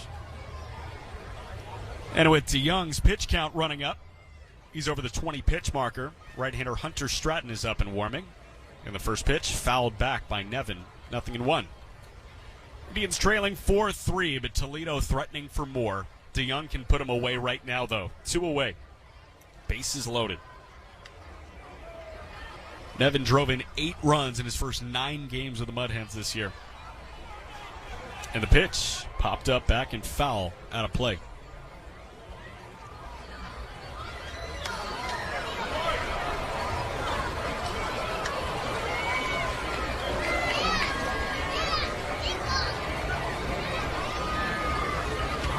So they count 0-2 on Tyler Nevin.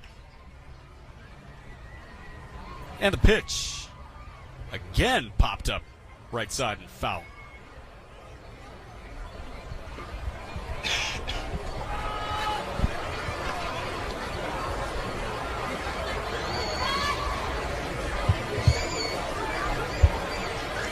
The Indians have 3 runs on 5 hits. 4 runs on 4 hits for Toledo. And they did backlog an error. Let's see who they charge the error on. Next pitch. Fly ball out to right field. Cal Mitchell drifting with the wind towards the corner. He makes the catch to strand the bases loaded and retire the side. So scoreless inning with a fright from Chase DeYoung.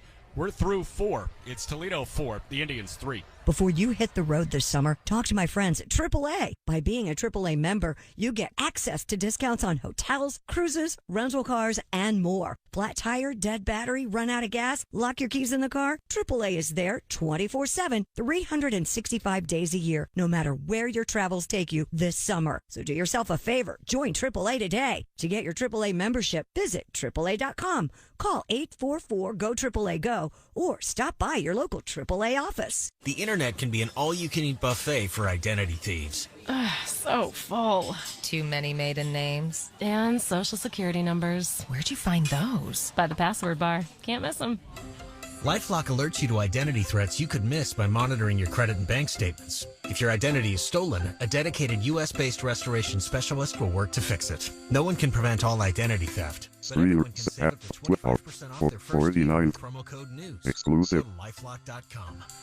Do bank closures, inflation rate hikes, and the roller coaster of the market frighten you as much as it does me? You need to call Oxford Gold. Securing your IRA or 401k with real gold and silver is a portfolio protection plan, and Oxford Gold has made it as easy as 1, 2, 3. One app, one call, and you pick the precious metals. That's it. You now own real precious metals. Call Oxford Gold today and learn more about the 1, 2, 3 protection plan at 833-404-GOLD. That's 833-404-GOLD. The Indianapolis Indians are always right here on Fox Sports 1260, Indy Sports Station. Reese Olson has thrown 72 pitches, and he's back out for the top of the 5th inning. He's got a 4-3 lead, and back to the mic, Howard Kelman.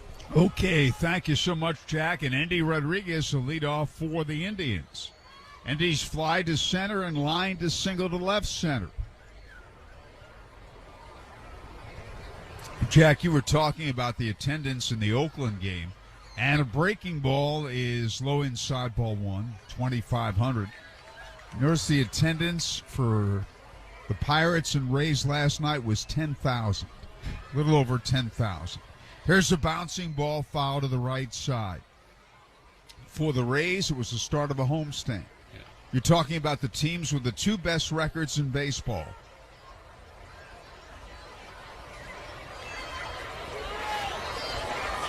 Olson delivers way inside a fastball. And unfortunately, that's been a problem for Tampa for, really the entirety of the Tampa Bay Rays' existence, right? Except the first year. Yeah, people just don't want to go to St. Pete. I guess it's an inconvenient spot, but... And a breaking ball is grounded foul right side. However, their plans for the new ballpark are not too far from there. Yeah. In St. Pete as well. Which is so weird. If you really want to get people, as we see a right-hander warming for the Indians and Yerry De Los Santos, right-hander warming for Toledo as well. That's Matt Whistler. And this pitch is a little bit low. And the count's full. If you really want to, draw the Tampa audience, shouldn't you put the ballpark in Tampa? You might think so.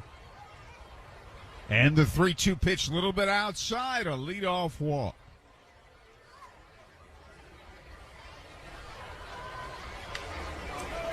Olson's now thrown 78 pitches. And the batter is Ryan Valade, who's walked and scored and knocked in a run with a sac fly. Howard, we can get started with this day in Indians history. Before we do, did you mention the error they charged? No. Okay, and this pitch is right down the middle for a strike. We assumed error that allowed Justin Henry Malloy to advance from second to third in the bottom of the 3rd inning. That error now added. It's on Kanan Smith and Jigba, who made a nice throw, but it bounced away from Dylan Shockley. And a fastball is a strike at the knees, 0-2.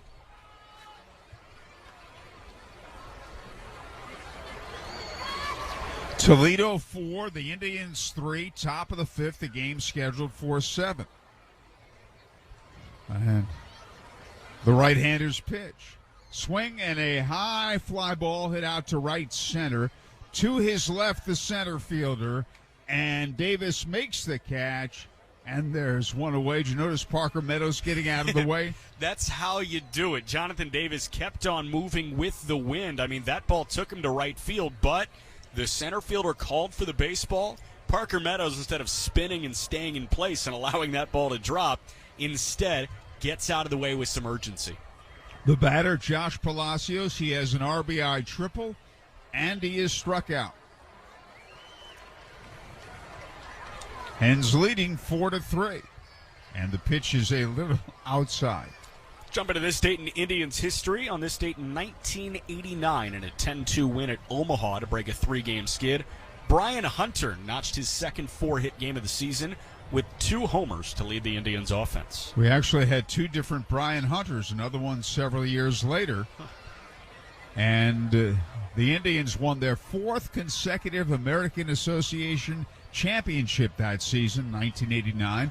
Took a little while to get going, but they were incredible.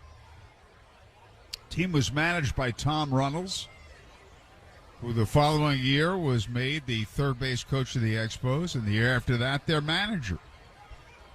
And Palacios swings and misses at a low inside breaking ball, 1-1.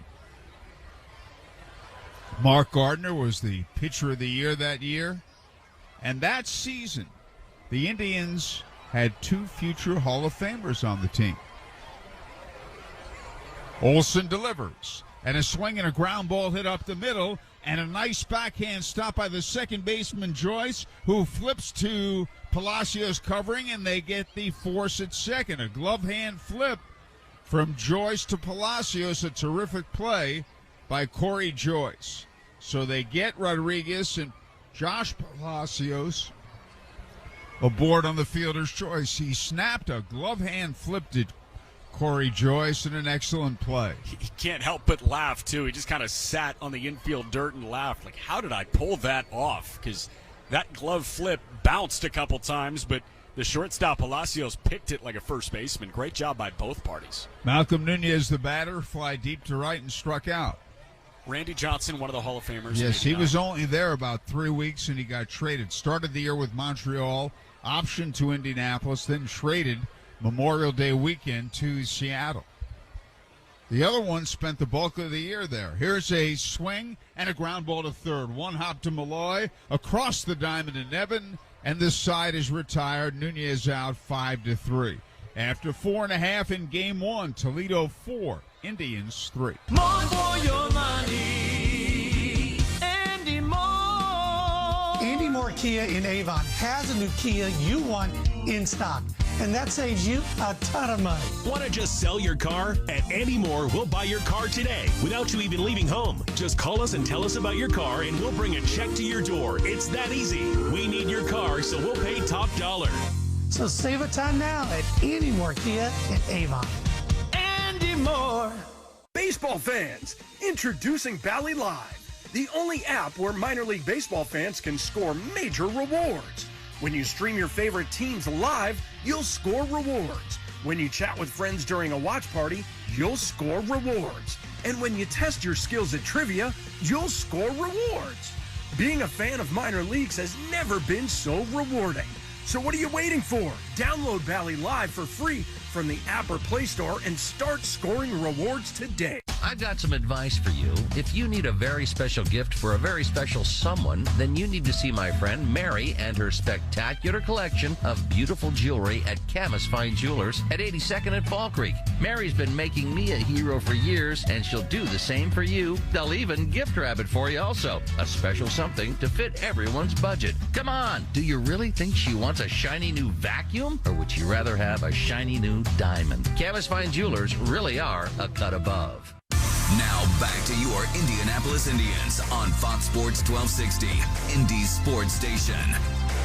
We've got an Indiana 8-1-1 call to the bullpen ahead of the bottom of the fifth inning. Yerry De Los Santos into the game. And Yerry, how good he was in 2022 with the Indians. He had a 1.72 ERA in 12 appearances.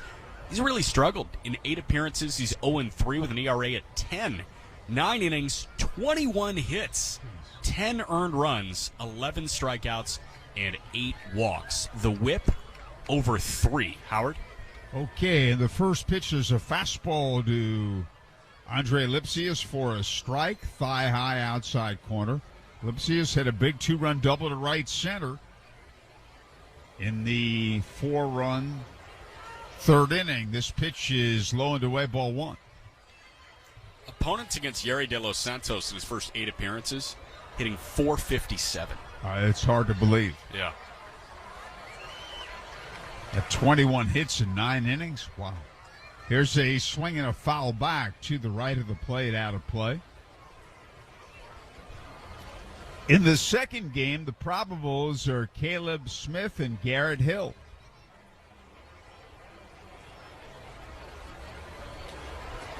And a breaking ball looped into center field. It'll fall for a base hit. Palacios plays the first hop.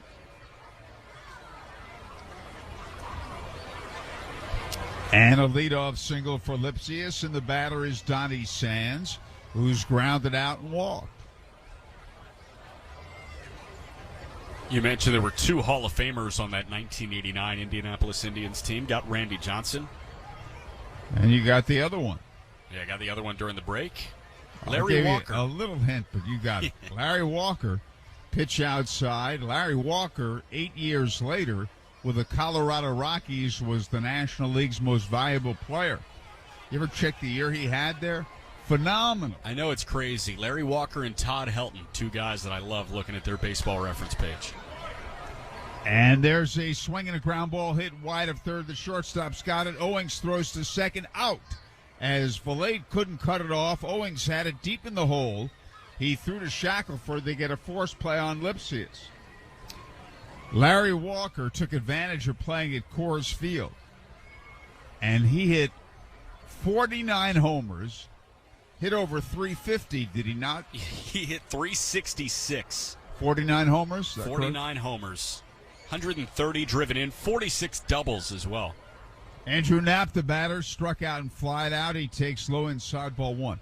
He came within a home run of being the first player to hit 350 or better and 50 or more home runs since a man did it in 1956.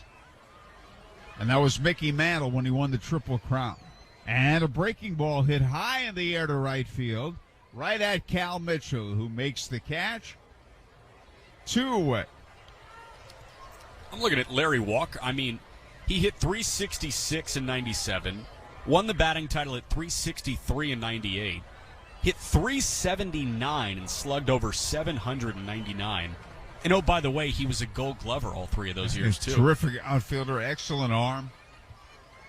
Jonathan Davis, the batter, grounded out and walked. He missed the entire 1988 season with knee surgery, rehab part of the time in Indianapolis, and was there most of 1989 till the Expos recalled him. Breaking ball, swing and a miss, strike 1. We'll get going with this date in baseball history. Let's start on May 3rd, 1951, when Yankee rookie Gil McDougall tied a Major League record. He drove in 6 runs in 1 inning. He did it in the 9th. And a breaking ball is swung on a ground ball hit to second. Shackelford's got it, the flip on to Nunez, and the side is retired. 5 innings are complete. It is Toledo 4, the Indians 3. Dear baseball fans, elevate your game with Toyota Hybrids. The RAV4 Hybrid hits it out of the park with versatility and adventure. The Camry Hybrid is a stylish playmaker with championship DNA. The Corolla Hybrid is an MVP of value. And the Highlander Hybrid scores a double play with comfort and safety. These Toyota Hybrids step up to the plate and drive it long with impressive MPGs. Visit Toyota.com to learn more or check out your local Toyota dealership today. Toyota, let's go places. Yingling Traditional Lager. The beer for drinkers who know how to soar higher and spread their wings. So prepare yourself for takeoff and let your night take flight. When your lips meet that cold, crisp amber lager, there's no looking back. So go for glory. Tonight's about the lager, and this lager is all about soaring higher. Yingling Traditional Lager. Spread your wings. DJ Yingling and Son, Pottsville, Pennsylvania. Please drink responsibly. Why is Elements Financial like a bank only better? One reason is we are here for you both near and far. We're proud to be respected locally and accessed globally. You are likely to see us at your own workplace. Elements is based in Indiana, yet accessible from anywhere. And overall, we're helping you to be smarter with your money in any situation. Visit us at elements.org to learn more reasons we are like a bank, only better. Federally insured by the NCUA.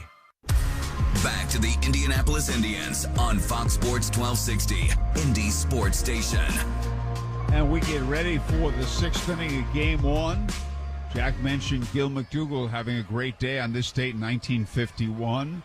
And Gil McDougall that year won the Rookie of the Year award. It also was Mickey Mantle's rookie season. Gil McDougall, the American League Rookie of the Year. Third baseman, shortstop for the Yankees, a really good player, and he played there for 10 years before retiring. So we go to the 6th. Here's Jack. Thank you, Howard. And I do have one for you. So Gil McDougall tied a then Major League record, 6 RBIs in an inning. It was bested in 99. You remember who that was? Matt Whistler, the new pitcher, and his first pitch to Cal Mitchell, a called strike 1. 6 RBIs in an inning. How about when Tatis hit the 2 grand slams in the same inning? 99. Fernando Tatis Sr., 2 RBI or 2 grand slams, same inning for the St. Louis Cardinals. 1 pitch from Whistler misses low to Cal Mitchell. Indians trailing 4-3, in the top of the 6th. And Whistler, the 30-year-old from Bryan, Ohio, making his 10th appearance with the Mud Hens this year. It's been great. 11 1/3, just 1 earned run on 8 hits. 1-1, wave and a miss. Whistler, 12 punch-outs and 3 walks. He's gone 3 straight sliders to Cal Mitchell, and that was the case last year. How about Matt Whistler in Tampa last year? He threw just over 750 pitches. 680 of those were sliders. He was 91% slider last year. And the 1-2 slider misses outside. 91% slider, 8% fastball, and he threw a changeup. 2-2 pitch. Another slider. That catches the zone and a called strike 3. 5 pitches. All 5 breaking pitches. And there's 1 away. That isn't the most Tampa Bay Rays thing you've ever heard. Hey, you've got a really good breaking ball. Throw it literally all the time. So he punches out Mitchell, his 13th strikeout in 11 2/3 now. You'll see Chris Owings. 1 for 2 with a double and a fielder's choice. The first pitch, a fastball hit hard up the middle, but right at the shifted second baseman Joyce. Shaded second baseman, I should say. Throws to first, and he got Owings 2 away.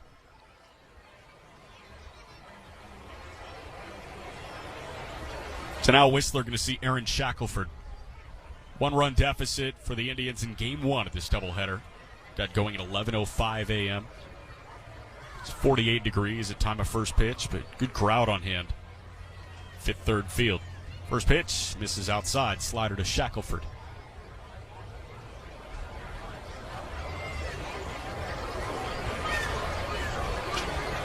Lefty hitting Shackelford against the righty Whistler. And the 1-0 slider, that catches the outside corner. That looked like an identical spot, but it's a matter of millimeters with the automated strike zone that comes into Takehito Matsuda's ear. 1-1 pitch. Shackelford waves and misses through a nice slider. I feel like with a guy like this, you should probably just assume the pitch type unless told otherwise.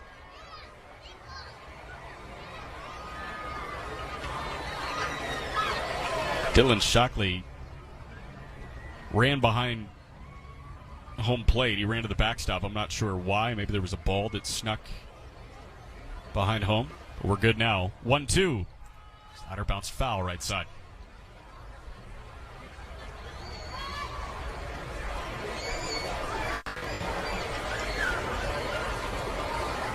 Dylan Shockley waiting on deck. Shackelford so far today 1 for 2 with an RBI triple off the wall and right.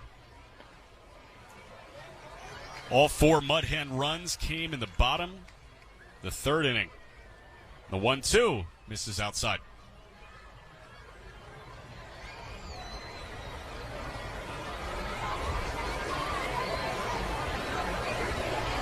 Both these games scheduled to go 7. Kent Emmanuel started Game 1. Caleb Smith starting Game 2. Donnie Sands setting up low and away. And his slider clips the back door. And a called 3rd strike. 1-2-3 inning with a couple of Ks for Matt Whistler. You go bottom 6. It's Toledo 4, the Indians 3. White Claw Hard Seltzer. Crafted using seltzer water, 5% alcohol, and a hint of fruit flavor. Available in a variety of fruit flavors, including black cherry, mango, watermelon, and strawberry. White Claw Hard Seltzer is your open invitation to escape to pure enjoyment, whatever that means for you. Made simple, because fun always is. When the question is, should we say, let's. White Claw Hard Seltzer. Please drink responsibly. Hard seltzer with flavors. White Claw Seltzer works. Chicago, Illinois. At My Great Clip Salon, I get to use my skills as a stylist to make customers look and feel great. When you sit down in my chair, it's important to me to listen to what you want. And when your haircut's done, I'll save your details and clip notes so you can get the look you love at any Great Clip Salon, anywhere you are. Seeing customers light up at the end of their cut. That's what I love about my job. I'm Katie, and I'm a Great Clip Salon stylist. Join a salon team. Visit jobs.greatclips.com. It is something we learn when we are young, and it becomes a part of our character as we grow. It allows us to dream and gives us assurance. Of all the comforts we provide at Williams Comfort Air, the most important one is trust. And the reason we value it most is because we do whatever it takes to earn it. Call today to enjoy exceptional savings on a high-efficiency Carrier heating system.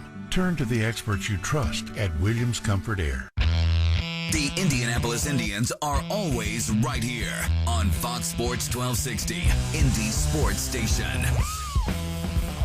Bottom six in an Indiana 8-1-1 call to the bullpen brings the 24-year-old right-hander Carmen Mlodzinski into the game. Mlodzinski, through 8 appearances, has gone 11 innings, 5 earned, 4 unearned. He's allowed 12 hits in 11 innings. Opponents hitting .255 against him. 10 strikeouts and 6 free passes.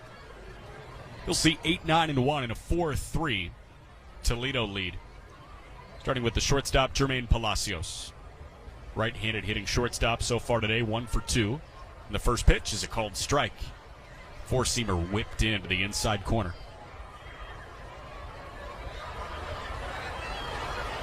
Really cold morning with whipping wind. And the 0-1 pitch popped up foul right side and out of play.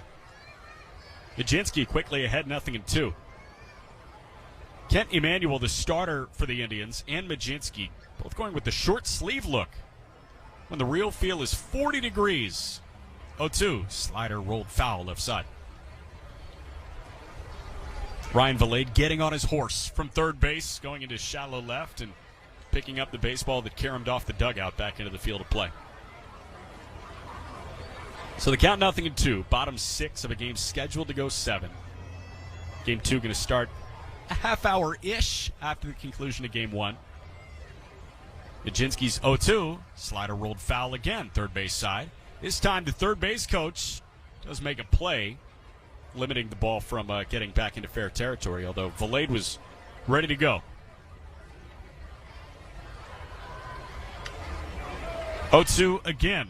Fastball popped up right field, drifting towards the corner. Cal Mitchell looking up, and that's just foul. 10 to 15 feet to the right of the right field line. That might have had the distance to get out, but when pushed that thing farther and farther foul, and the count stays at 0-2. So 4 straight foul balls. And Mlodzinski's 0-2 round 4 is a slider that bounces to the backstop.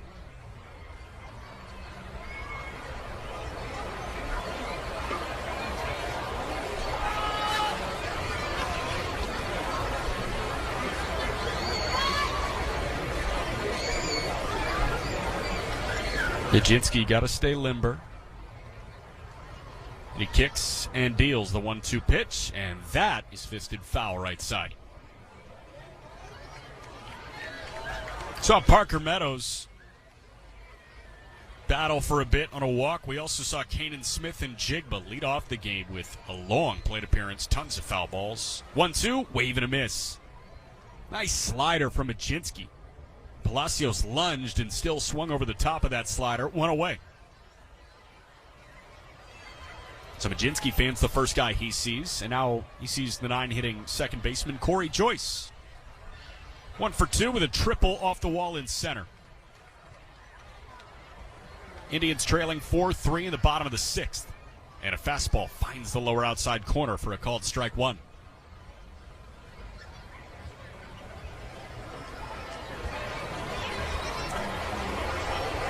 Again, Joyce was 2 for 32 with Double-A Erie, but he pumps one out to right center field. Palacios jogging, and he makes the catch just shy of the warning track. He was on like a sprint for 2 steps, then a jog, and then he stopped. He didn't drift to the ball.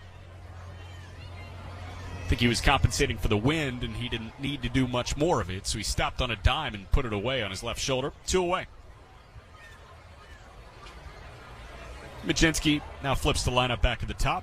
And Parker Meadows. 0 for 2 with a walk and a run scored. Mlodzinski's first pitch, a called strike 1. Again, Parker looks a lot like Austin. Tall, left-handed hitter, long limbs, slightly open stance. Cuts and misses through a nice sinking fastball, 0-2.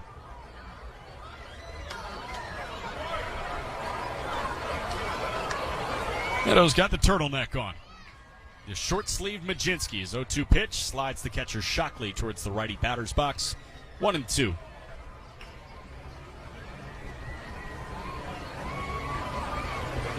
The only doubleheader in the International League today.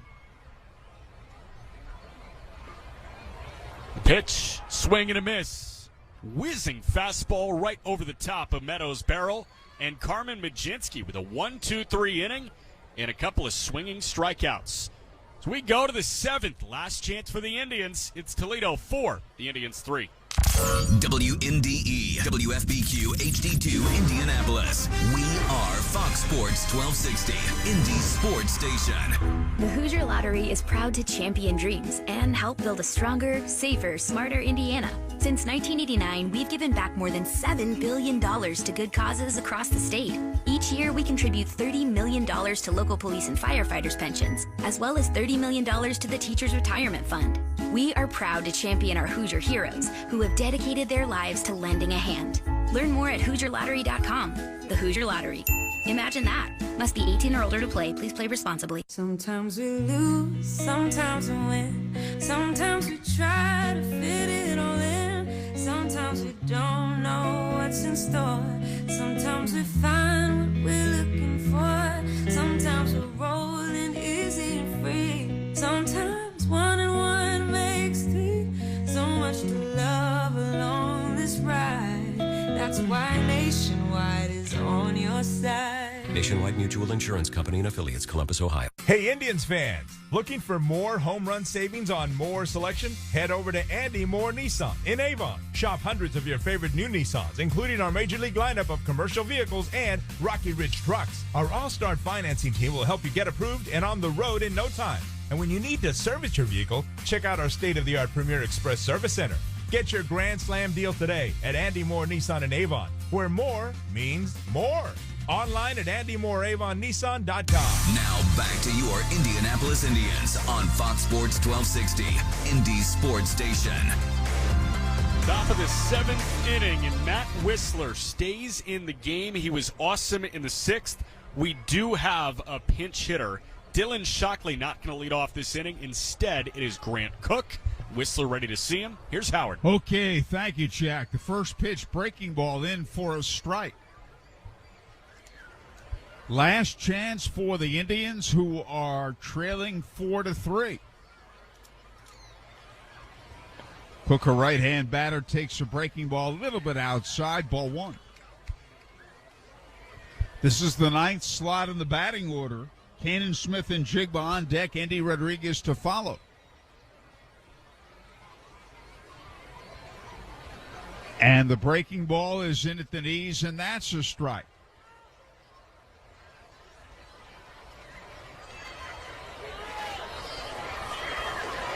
One ball, 2 strikes.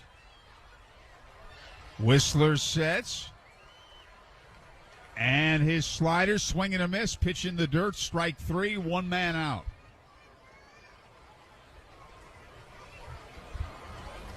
Cannon Smith and Jigba, the batter. He struck out, walked and scored and grounded to second.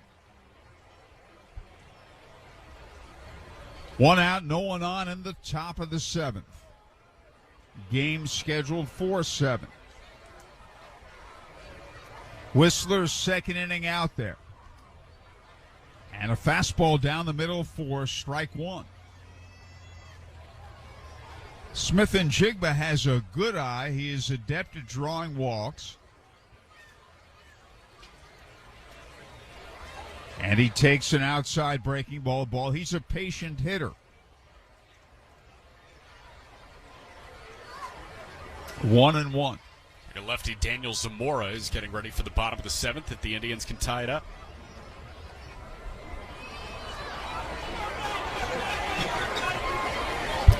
Breaking ball. High and away, ball 2, 2-1. Andy Rodriguez on deck. One slider after another from the right-hander. There's another one. It's low, ball 3.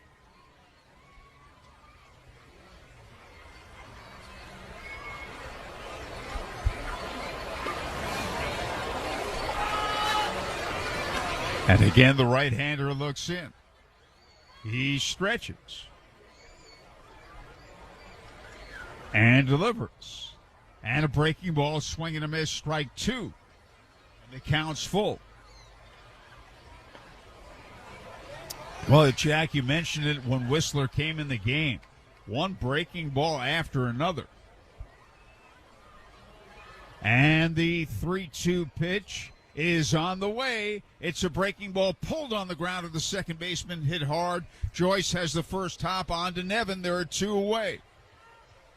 Really nice pick on the backhand by Corey Joyce. I mean, that was a stung one hopper, and it looked like he was, waving the red towel in front of the bull there. I mean, he just picks that thing about shoulder high on the backhand. Olay. 2 away. It's up to Andy Rodriguez. He's fly to center, lined his single to left center, and walked. Whistler delivers, and the pitch is a little bit high. That was a fastball. Yeah. Ball 1. Again. Surprised everybody in the ballpark. Assume slider until proven otherwise. I can't believe that number. 91% sliders last year with the Rays. See, years ago, you would never let a man pitch that way. Breaking ball. That was a very close pitch called outside. Ball 2, 2-0. Years ago, you'd say, don't fall in love with the breaking ball. Just throw it in certain situations when you get ahead in the count. And there's a swing and a miss at a pitch around his ankle, strike 1. Well, and as a kid growing up pitching, you're told, hey, don't throw breaking balls, curveballs, and sliders until your arm is mature enough. It just sounds unhealthy to throw that many sliders. Rodriguez 1 for 2 in a walk. Indians down to their final out. And here's the swing and a miss, strike 2. It's 2-2.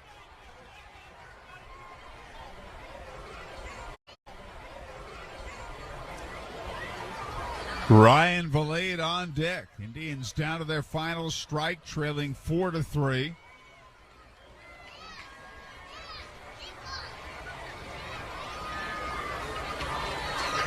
And the right-hander Whistler looks in. He stretches and delivers. And a breaking ball is swung and fouled to the left of the plate. Out of play, Rodriguez hanging in there. 2 balls, 2 strikes, 2 outs. The base is empty in the top of the 7th in a game scheduled for 7. Toledo leading 4-3. Whistler stretches and delivers. And a high pop-up, short left center. The shortstop's calling, and Palacios has it, and the game is over. The Toledo Mudhens have upped their record to 18-9 as they beat the Indianapolis Indians 4-3 in Game 1 of the doubleheader. Indians postgame extra is next on Fox Sports 1260 WNDE. France Sports Station. And Toledo wins it 4-3. 4 runs, 5 hits, and no errors. 3 runs, 5 hits, and error for the Indians. The Indians leave 5. Toledo strands 6. Reese Olson, the starter and winner, had some challenges, but they gave him an opportunity to pitch out of jams, and he ups his record to 1-2. He went 5 innings. Whistler got his his first save. He pitched the final 2 innings. O'Reilly, the loser in relief, 0-2. Time of the game, 1 hour and 58 minutes, and the Indians literally gave this game to the Mudhens on one play. It was incredible. It was a fly out to right center field, or we thought it was going to be a fly out to right center field. It was a fly ball in the bottom of the 3rd inning. It was hit by Andre Lipsius. Josh Palacios and Cal Mitchell were converging. Palacios, the center fielder, calls Mitchell off, and instead of getting out of the way with urgency, Mitchell just kind of spins and stays put. Palacios doesn't have space to make the catch. It drops. 2 runs come in. The Indians lose the game by 1. Very, very difficult. So, we have another game to go. Caleb Smith and Garrett Hill are the probables in Game 2. We'll be back with a nightcap of the doubleheader, although I don't know if I should call it nightcap. That's what you usually call the second game. But we'll be back in about 30 minutes. We now return to the Fox Sports program.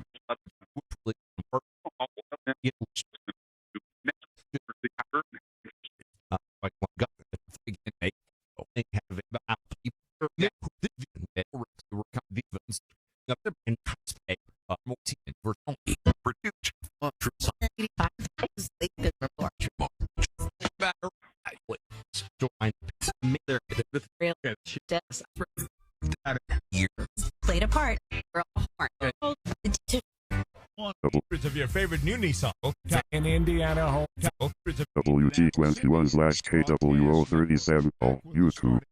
Sports 1260. Head first into danger. Listen to Maxine Miles wherever you get your podcasts. Your home for the Indianapolis Indians. Fox Sports 1260, Indy Sports Station. Howard Kellman, Jack McMullen, as we get ready for Game 2 of the doubleheader. The Mud Hens, with a 4-run third inning, won the first game of the Twin Bill 4-3. And we have good weather. It's sunny, 51 degrees, wind blowing out to right field. It was 46 degrees when Game 1 started. They gave us a 1:40 starting time for Game 2. We'll see if that's the case. YouTube now. YouTube. Red Circle. Watch live now. Los Angeles CAS. WT21/KWO37 RWT live stream attachment. For more home run savings on more selection, head over to Andy Moore Nissan in Avon. Shop hundreds of your favorite new Nissans, including style and stylish bracelet. To the ballpark. It's your Indianapolis Indians. Powered by Citizens Energy Group, Toyota, and Monarch Beverage. Live coverage of the Indianapolis Indians is on Fox Sports 1260, Indy Sports Station. And the Indians are looking to rebound here in Game 2 of this doubleheader. Game 1 went the way of the Toledo Mud Hens 4-3, and we talked about it at the end of the broadcast about half an hour or so ago. This Indians loss can be attributed to one play in right center field between Josh Palacios and Cal Mitchell. Cal was late to get out of the way, and that ball fell harmlessly in right field, allowing 2 to score in a 1-run win for Toledo. So the Indians look to bounce back and get out of the cellar. They are tied with Louisville for the worst record in IL West. Let's give you the lineups here, but first the umpiring crew. Jose Navas, the crew chief, has the plate. Ben Phillips is the first base umpire, and Takahito Matsuda, who had the plate in Game 1, is at third base. Now for the Indians, again, they enter at 10-17. They're managed by Miguel Perez. Kanan Smith and Jigba leads off and plays right field. Vinny Capra makes his Indians debut, was acquired via trade for Tyler Heineman. Heineman went to Toronto. Capra in the lineup, he's the 2-hitting shortstop. Ryan Valade bats third and plays third. Josh Palacios back at the cleanup spot. It's the center fielder. Malcolm Nunez, who's at first in Game 1. He's the DH in Game 2 and the 5-hitter. Aaron Shackelford at second in Game 1. He is the 6-hitting first baseman in Game 2. Grant Cook in the lineup. He was a pinch hitter in the 7th inning in Game 1, but he is the 7-hitting catcher here. Josh Bissonette is the 8-hitting second baseman, and Chavez Young in the lineup as the 9-hitter and the left fielder. Lefty on the mound for the Indians, more on him in the bottom of the first, is Caleb Smith. Now for the Mud Hens, who enter at 18-9. They're managed by Anthony Iaposi. Parker Meadows leads off and plays left field. Justin Henry Malloy is the 2-hitting third baseman. Tyler Nevin bats third and plays first base. Andre Lipsius is the cleanup man and the second baseman. Andrew Knapp is the 5-hitting catcher. Jonathan Davis hits sixth and plays center field. Brendan Davis is the 7-hitting right fielder, so if a ball's hit to the outfield, assume Davis until told otherwise. Corey Joyce is the 8-hitting shortstop, and Michael Papirski is in the lineup as the 9-hitting DH. On the mound for Toledo today be the right-hander Garrett Hill, 27 years old from Petaluma, California, 26th round pick in 2018 by the Tigers out of San Diego State. Hill made his major league debut last year on July 4th. Through 17, he had 17 appearances, 11 of which coming out of the bullpen for the Tigers last year. He had an ERA just over 4 in 60 innings. 5 appearances with the Tigers at the big league level this year, at an ERA at 10.5. That was 8 earned runs in 7 innings. This is his second start with Toledo. He's made 3 appearances out of the bullpen in a start. He's gone 8 2/3 innings, 9 hits, 4 runs, 3 of which earned. Struck out 9 and walked 6. I think we're moments away from first pitch, as the broadcast has yet to load for us. But taking over the duties behind the microphone, Howard Kelman. Jack, thank you. But why don't we run through the scores? We have time. Why don't we run through the scoreboard? Yeah, of course. So, looking at what's going on at the International League side, as I pull this up, looks like we are. There was another 12:05 first pitch. There was an 11:05 a.m. first pitch, and Louisville won at 7-1 in Omaha. Ben Lively, the victor. Bottom of the third between Jacksonville and Memphis. The Redbirds have a 1-0 lead over the Jumbo Shrimp. Game 2 of our series will be the fourth game getting going at the International League level. At 6:35 tonight, it'll be Iowa and Columbus in Columbus. Adam Scott, the starter for the Clippers. iCubs have yet to announce a starting pitcher. Rochester is in Scranton for a 6:35 first pitch. Also at 6:35, Durham and Norfolk in Norfolk. By the way, the Norfolk Tide's a AAA affiliate of the Orioles. Haven't seen them in a couple years, but they are off to a great start. Buffalo visits Worcester, the Woo Sox. Gwinnett hosting Charlotte, and St. Paul is hosting Nashville. Lehigh Valley and Syracuse postponed in Syracuse. Okay, Cannon Smith and Jigba to lead things off. In the first game, he went 0 for 3 with a walk. And we're ready to go. Left-hand batter. And the right-hander, Hill, winds and delivers. And it's over the inside corner, belt high for a strike. Second game of the doubleheader, Toledo won the opener 4-3. And this pitch. Swing and a miss and an up and away fastball. That was strike 3, and there's one away. Now Vinny Capra making his Indianapolis Indians debut, acquired in the trade for Tyler Heineman. And first time we've seen Vinny, 26 years old. Right-hand batter. And he takes a strike over the outside corner, belt high, 0-1. Yeah, Capra, 20th round pick of the Blue Jays in 2018 out of the University of Richmond, native of Florida. And a breaking ball is in there for strike 2, 0-2. Capra had 17 games under his belt with Buffalo ahead of the trade. He was hitting a .167 and a .580 OPS. And the right-hander is 0-2 delivered. Fouled straight back out of play off a fastball.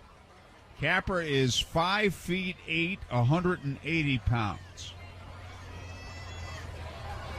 Born in Melbourne, Florida. Florida is a big state. And the right-hander's pitch, breaking ball, low and away, a ball. One man out, bases empty, top of the first. Tyler Newman playing first. Andre Lipsius at second. Corey Joyce, the shortstop. Justin Malloy at third base. And a breaking ball hit high in the air. Foul outside of third. Now back into fair territory. The wind gets a hold of it. And Justin Malloy, the third baseman, makes the catch. He was in foul territory and had a cut to his left. Back into fair territory, a good deal wide of the bag at third, but he stayed with it, and there are 2 away. We saw a couple of balls in Game 1 get wind whipped, notably a triple off the wall in center. Josh Palacios jumped to try and make the catch, and wouldn't you know, the ball was about 3 or 4 feet to his left. Ryan Valade, the batter, and the right-hander's pitch. Swung on, hit in the air to center field, and right there is Davis to make the catch. Jonathan Davis records the putout. The Mud Hens outfield is Meadows in left, Jonathan Davis in center, Brendan Davis in right, Andrew Knapp catching, Garrett Hill pitching. 3 up, 3 down go the Indians after a half inning. Indians nothing, Mud Hens coming to bat. It's that time of year again. Baseball and fun outdoors. Make Family Leisure your one-stop shop for outdoor fun. Family Leisure is the area's largest dealer of pools, spas, patio furniture, play gyms, outdoor rooms, and more. Open 7 days a week at the corner of Pendleton Pike and Oak Landon Road. Or you can shop online at FamilyLeisure.com. Proud sponsor of the Indians for over 20 years. Stop in with the family. Mention Indianapolis Indians and get a free baseball. Family Leisure, where family and fun come together. Hey baseball fans, have you struck out with your current internet provider? Does their lack of support leave you feeling like you have no bullpen? And does the fact that they don't provide local 24/7, 365 support leave you feeling like you've been tossed from the game? If you're looking to hit a home run and avoid these issues, why not go with local provider 9-Star Connect? They have over 125 years in the business and have helped many people like you win the game. Visit www.9starconnect.com today and see why we are different. At Great Clips, we know you live a full life, which is why we're full of ways to make getting a great haircut easier. With Clip Notes, we save your haircut details so you can get the look you love from the skilled stylists at any Great Clip salon. Plus, with convenient online check-in, you save time too. So even when you're not thinking about your next haircut, we are. And when you choose Great Clips, it's gonna be great. Download our app today. Join a salon team. Visit jobs.greatclips.com. The Indianapolis Indians are always right here on Fox Sports 1260, Indy Sports Station. Two-starter for the Indians is the 31-year-old left-hander from Huntsville, Texas, Caleb Smith. Smith was originally a 14th-round pick of the Yankees in 2013. For Smith, this is start number 5. 16 innings, 17 hits, 18 earned, 11 strikeouts, and 12 walks. Howard? And Parker Meadows, younger brother of former Indian Austin Meadows, takes a low fastball, ball 1. Parker Meadows listed at 6'5", Austin 6'3". And this pitch misses, low, ball 2. 2-0. Aaron Shackelford playing first. Josh Bissonette at second. Vinny Capper the shortstop. Ryan Valade at third base. And there's a swing and a high fly ball hit out to straightaway center. Josh Palacios racing in, makes the catch. He ends up sliding, although he reached up with a glove hand. And a nice play by the center fielder. And there's one away. Chavez Young in left, Josh Palacios in center, and Kanan Smith and Jigba in right. Grant Cook catching, and as Jack told you, Caleb Smith doing the pitching gets an out on a 2-0 pitch, and the batter is Justin Malloy. Malloy swings, hits it in the air, foul, right side out of play. Austin Meadows went 0 for 3 in the first game. Malloy went 1 for 2. He had a big 2-run single.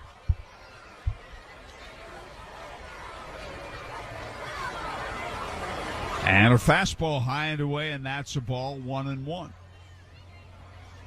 One man out, bases empty. Bottom of the first, Indians and Mud Hens scoreless.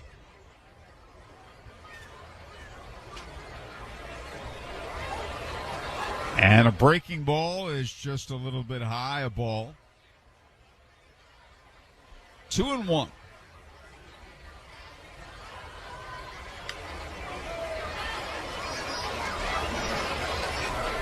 The lefty's pitch.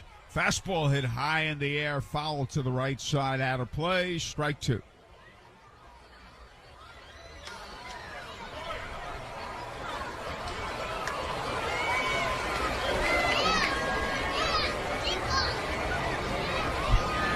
Smith delivers.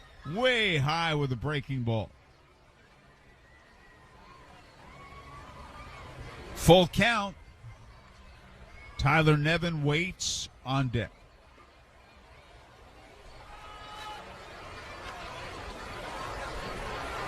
Smith looks in, and he pitches.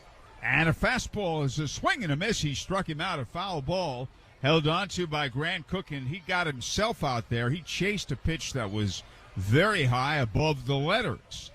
So there are 2 away. And Tyler Nevin, the batter. Game scoreless, bottom of the first. Mud Hens now have a most impressive 18-9 record. And a fastball is fouled to the right side out of play. The Indians fall to 10-17. It is a long season divided in two halves, 150 games. And a fastball is hit in the air, fouled to the right side out of play, strike two. 75 at home, 75 on the road. Andre Lipsius on deck. Tyler Nevin, son of Angels manager Phil Nevin. Phil managed the Toledo Mud Hens a while back. Here's a foul hit in the air, right side out of play. He was the New York Yankees third base coach. He and Aaron Boone are friends. He was with the Yankees for a couple of years. That is Phil Nevin. And a breaking ball is in there. Strike three called. 1, 2, 3 for each team in inning one. And at the end of one in game two, the Indians nothing, the Mud Hens nothing. A science class at George Washington High School just learned how smart distribution networks ensure safe, reliable, and efficient energy. At AES, we are putting these next-generation innovations to work right here in Indianapolis so that our community can enjoy smart energy solutions that power our lives and energize the next generation of innovators. IPL is now AES Indiana. We are accelerating the future of energy together. And the filet mignon, medium rare. A steak is like a burger, only better. These seats are amazing. Can you believe we're this close? The front row is like the nosebleeds, only better. And Elements Financial? It's like a bank, only better. Yes, Elements offers higher deposit rates, lower loan rates, and fewer fees to help you succeed financially. Visit elements.org to learn more. Federally insured by the NCUA. Franciscan Health is proud to be the official team physicians for the Indianapolis Indians, with leading sports medicine experts that step up to the plate when you need answers, providing comprehensive sports care to athletes of all ages and abilities. Their accomplished sports medicine specialists can help you prevent, treat, and rehab sports-related injuries. So let's play some ball. Get back to it with Franciscan Health. Check out their full range of services at franciscanhealth.org/sports training. Now back to your Indianapolis Indians on Fox Sports 1260, Indy Sports Station. And Josh Palacios leads off. In the first game, Josh had a triple that knocked in a run in the first inning. The reigning IL batter of the week hit 4 home runs last week. A couple of 5 RBI games, phenomenal week, and some good play in center field, too. Ready to bunt, he takes a fastball in for his strike.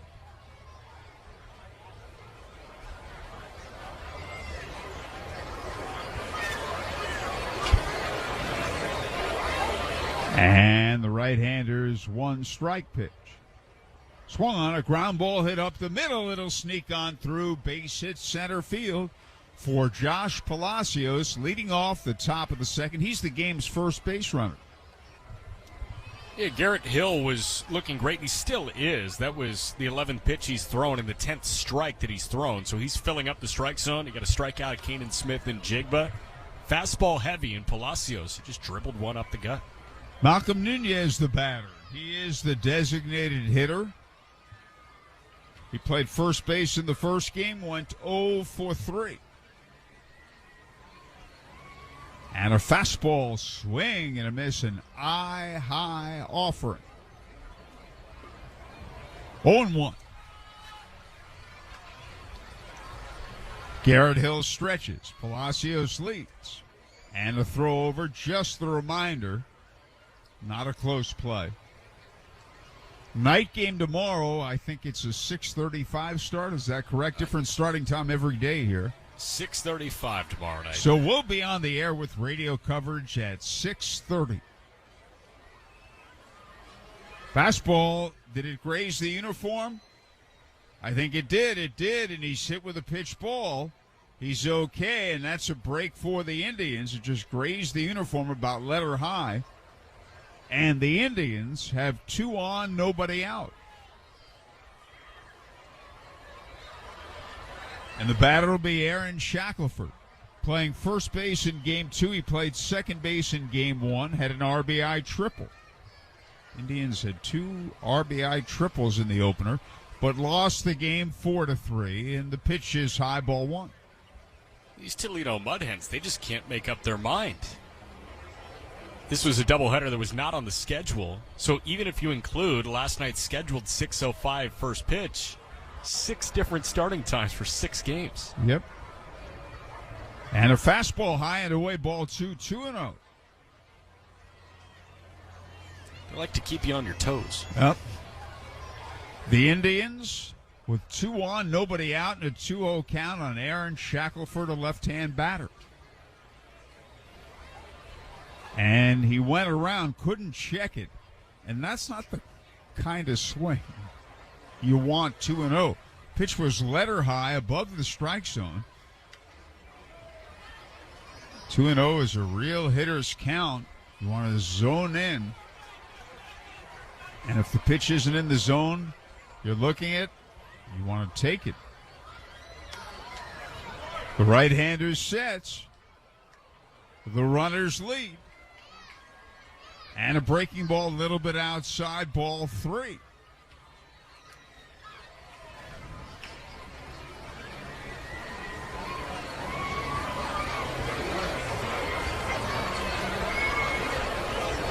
And again, Hill stretches.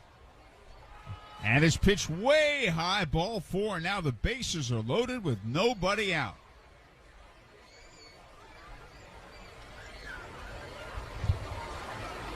A seeing eye hit up the middle, a hit batsman and a walk, and they're loaded.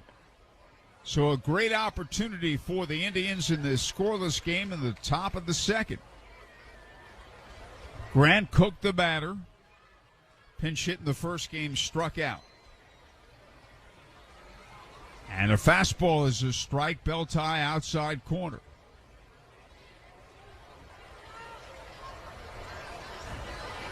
All 3 men lead away. Hill stretches. Infield DP depth. And the pitch swung on a ground ball, hit to the shortstop. Taylor made. Joyce at second has it. At short has it to Lipsius. 1 on to Nevin. That's a double play. Palacios scores. No RBI for Cook. 6-4-3 DP. 2 down. Nunez to third. The Indians take the lead 1-0. But that's not what they were looking for. And the batter will be Josh Bissonnette. Josh didn't play in game 1, so 2 down, runner at third. 1-0 Indians. Hill's breaking ball is a little bit high, ball 1.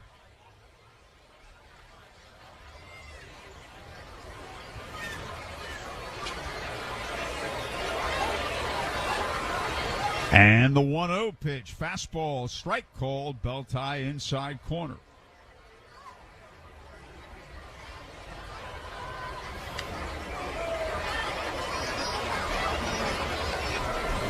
And again, Hill stretches. And a fastball right down the middle for a strike, 1-2. Indians 1, Mud Hens 0 in the top of the second. 2 down and a runner at third. And again, Hill stretches. And he pitches. Fastball up and away, close, but a ball.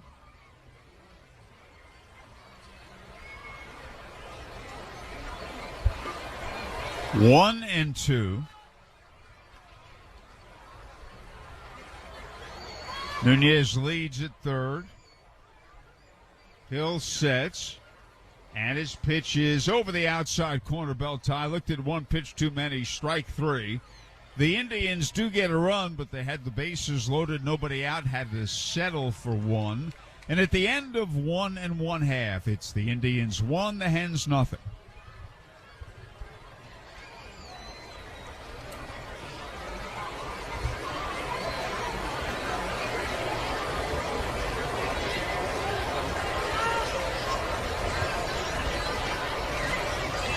Hey, baseball fans, have you struck out with your current internet provider? Does their lack of support leave you feeling like you have no bullpen? And does the fact that they don't provide local 24/7, 365 support leave you feeling like you've been tossed from the game? If you're looking to hit a home run and avoid these issues, why not go with local provider 9-Star Connect? They have over 125 years in the business and have helped many people like you win the game. Visit www.9starconnect.com today and see why we are different. As a retired Green Beret, veteran, and amputee, I represent the charity Combat Wounded Veteran Challenge. Our mission is to improve the quality of life for our wounded and injured veterans and their families by inspiring, supporting, and encouraging them to overcome limitations due to their injuries and embrace life. Our veterans participate in challenging outdoor activities designed to improve upon orthotics and prosthetics development, the treatment of traumatic brain injuries, and post-traumatic stress.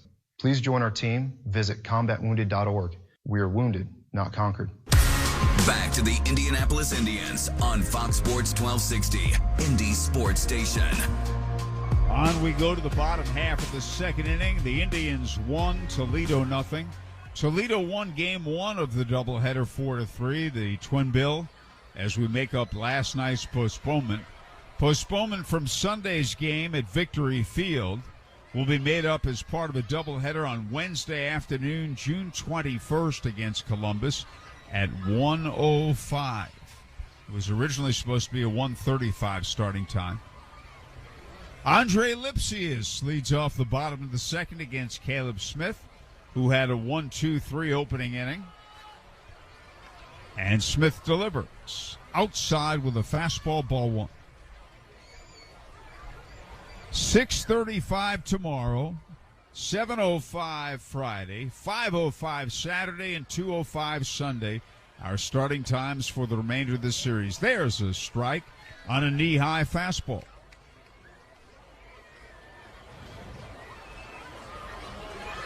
Andrew Knapp on deck. Lipsius, a right-hand batter. He swings, hits it in the air, left center field. The center fielder's there, and Palacios makes a one-hand catch, and there's one man out. That'll bring up Andrew Knapp. He's doing the catching. In the first game, he was the DH and went 0 for 3.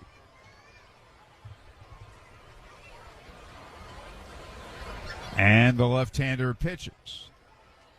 Swing and a high fly ball hit out to right field. Smith and Jigba coming in calling, and the right fielder has it, and there are two away.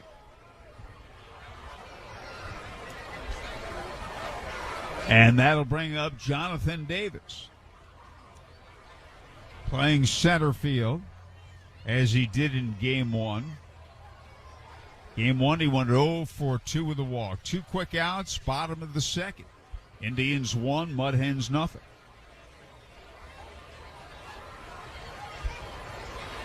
And the lefty's pitch is a little bit low, a fastball, ball one.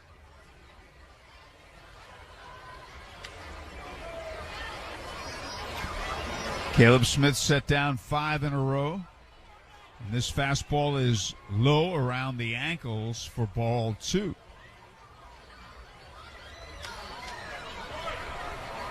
Two balls, no strikes. Defense straight up. Smith winds and pitches. Swung on, hit in the air, center field. Palacios to his right, backing up now, and he makes a one-hand catch. And that's another 1-2-3 inning for Caleb Smith. At the end of 2, Indians 1, Mud Hens nothing. Dear roads, trails, and rivers, you ready for some SUV action? Toyota SUVs can roll their sleeves up for twisty trails or dress up for a night out on the town. Up your family adventure game with the Highlander. Make a splash with the rugged RAV4, or haul a weekend's worth of fun with the spacious new Sequoia. They all come with standard features and some sweet, sweet tech. Check out this versatile lineup at Toyota.com. Toyota, let's go places. Here's a great way to start your day. Go to the Illinois Street Food Emporium. It opens at 7 a.m. Monday through Saturday and is located at 55th in Illinois. Warm and friendly service, homemade authentic fresh food made daily. It's open for breakfast and lunch with great coffee, croissants, and other bakery items. All-day deli, catering, grab and go, and gluten-free. Many business deals are struck at the Illinois Street Food Emporium. Failed sump pump, flooded basement, water damage happens fast this time of year. For over 41 years, Hayes & Sons has been restoring water damage in Indiana homes and businesses. They'll help you navigate your insurance claim and get your life back on track.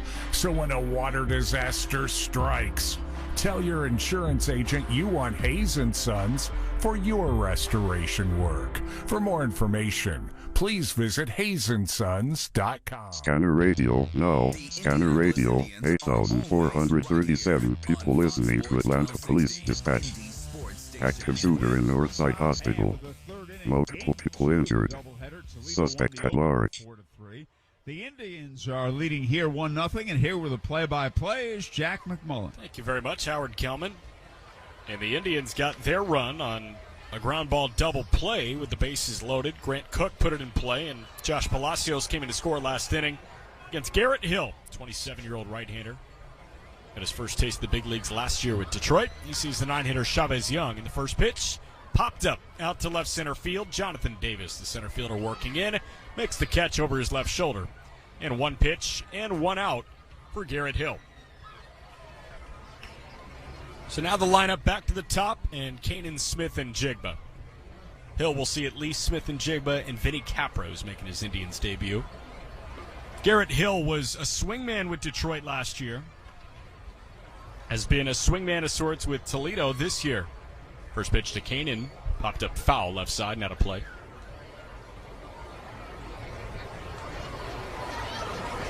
Hill got the start in Game 2 with his doubleheader after Reese Olson, the top pitching prospect on this Mud Hens roster, got the start and the win, first win of the year in Game 1. A one pitch, big hack and a miss, and Kanan behind 0-2.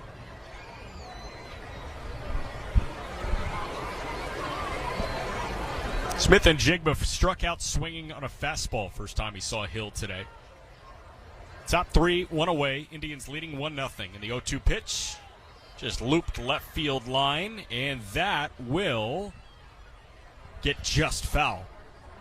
Smith and Jigba was thinking, all right, that's destined for the seats, and all of a sudden the wind pushed that thing closer and closer to fair territory. That hit the padded wall down the left field line, so a foul ball.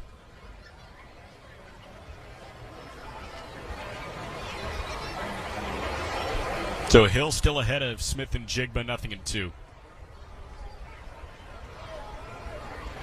The righty's pitch to the lefty hitting Kanan.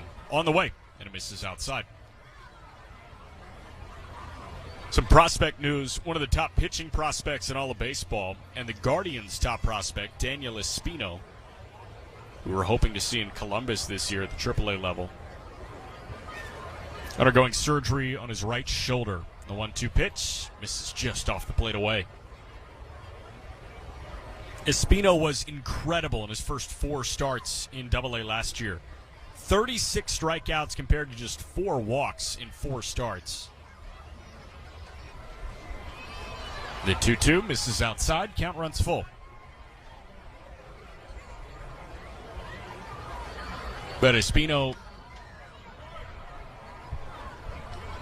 he was shut down with what was initially reported as a knee injury at the beginning of last season.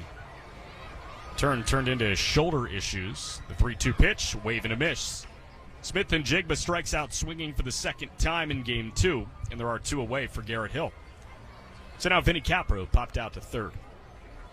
But getting back to Espino, he's a top 20-30 prospect in all of baseball, top Guardians prospect, and a top 5 pitching prospect in the game. Initially reported as a knee issue, then a shoulder issue, then he aggravated the shoulder this offseason. First pitch to Capra, misses inside, ball 1. And now he's undergoing anterior capsule repair, which is right shoulder surgery, and he's expected to miss 12 to 14 months. 1-0 pitch. That misses low and away. 2-0 the count to Capra. After going 0 for 1 so far today, hitting $164 between the Indians and Buffalo for 17 games. 2-0 pitch. Misses outside. Yanked fastball. And with 2 outs in the top of the third and nobody on, Garrett Hill behind Vinny Capra, 3-0.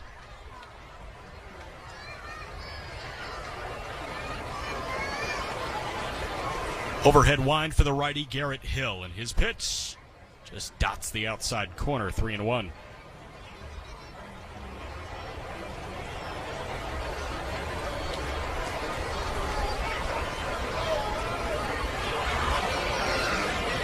The short, stocky right-hander Capra ready for the 3-1, and he lifts it out to right center field. Davis and Davis converge, and it's Jonathan Davis that makes the catch on his left shoulder to retire the side. So a 1-2-3 inning and 5 straight retired by Garrett Hill.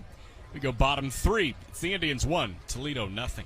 Introducing Flight by Yingling, the next generation of light beer. For those who don't follow trends, but craft them. Flight by Yingling is 12 ounces of uncompromised refreshment from America's oldest brewery. With only 2.6 grams of carbs and 95 calories, this is premium refreshment 6 generations in the making. Don't just raise a glass, raise the bar. Flight by Yingling. Now available wherever beer is sold. DG Yingling & Son Incorporated. Pottsville, Pennsylvania. Please enjoy responsibly. Hey, Indians fans, we're pitching more savings on more selection. Head down to Andy Moore Volkswagen in Avon today and check out our all-star lineup. Shop dozens of your favorite new Volkswagen vehicles, all priced for your lifestyle and budget. Or get Grand Slam savings on all pre-owned and certified pre-owned vehicles. There's never been a better time to save. Drive home a new Volkswagen today. Only at Andy Moore Volkswagen in Avon, where more means more. Shop our entire inventory online at andymorevw.com. Did you know that WM and the Indianapolis Indians are teaming up to make Victory Field more sustainable? From recycling education to materials management, WM and the Indians are always working for a sustainable tomorrow. If your business is interested in adopting sustainable practices, please visit WM.com for more information. Brought to you by WM, the official waste disposal and recycling partner of Victory Field. Now back to your Indianapolis Indians on Fox Sports 1260, Indy Sports Station. Hey, Indians fans, you can gear up with new and exclusive Indians apparel at IndyIndians.com/shop. Shop for the whole family and use the promo code RADIO to receive 20% off your entire order. All orders over $100 will also receive free shipping. So shop 24/7 at IndyIndians.com/shop. Jonathan Davis was the final out of the second. Caleb Smith retired the first 6 guys that he's seen. Starts with the 7-hitter Brendan Davis, who takes inside for ball 1. Indians up 1-0 thanks to a ground ball double play with the bases loaded that plated Josh Palacios. It was in the top of the second. 1-0 pitch. Brendan Davis lifts foul and out of play behind home.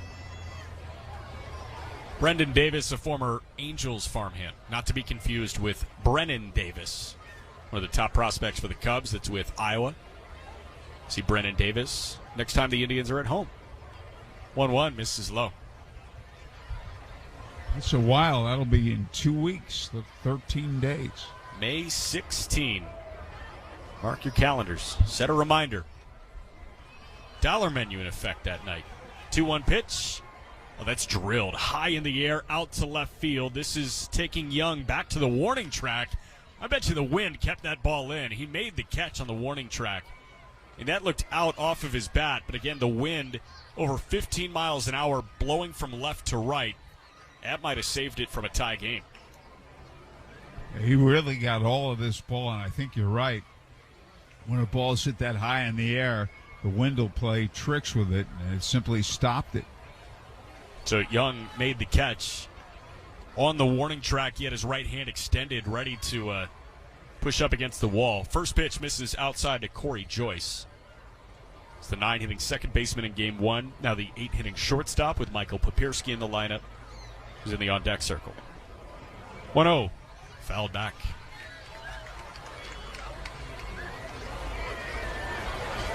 Brennan Davis off to a so-so start, but Iowa's got a couple of great performers Christopher Morel, who spent the majority of last year with the Cubs at the big league level back in Iowa. The 1-1, a hard liner up the middle, past a diving Bissonnette on his backhand and into center for a base hit. So Corey Joyce aboard with a single, and after setting down the first 7 guys of the game, Caleb Smith has a base runner and a base hit against him. So now Smith going to work from the stretch against the switch-hitting catcher by trade, but DHing today, Papierski. Christopher Morel, 11 homers so far with the Iowa Cubs. So he was phased out. He was probably the 27th man on a 26-man roster. It's the first pitch. It's fouled away by Papierski, 0-1. I think Morel took that to heart and is channeling that into a positive energy and results. Morel OPSing over 1,000. 0-1 pitch. Papierski fouls it right back, 0-2.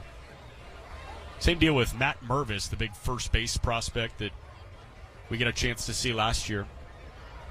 Mervis was left off the roster. Many thought that he would be the Cubs' opening day first baseman, but they signed Eric Hosmer and Trey Mancini. And Mervis been tearing the cover off the ball so far, too.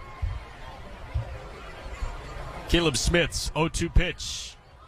That just missed the outside corner. That looked like a good pitch.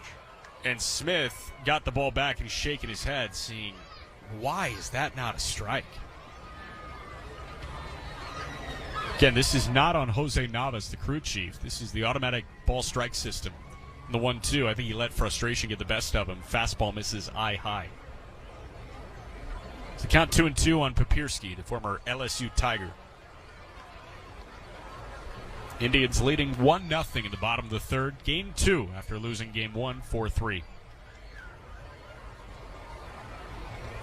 Joyce a short lead at first, and the 2-2 pitch just rolled foul left side.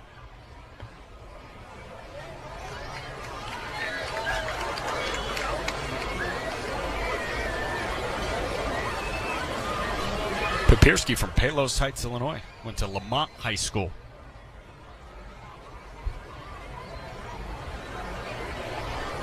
Smith's 2-2 to him.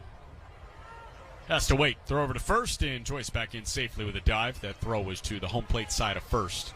So Shackelford didn't apply attack.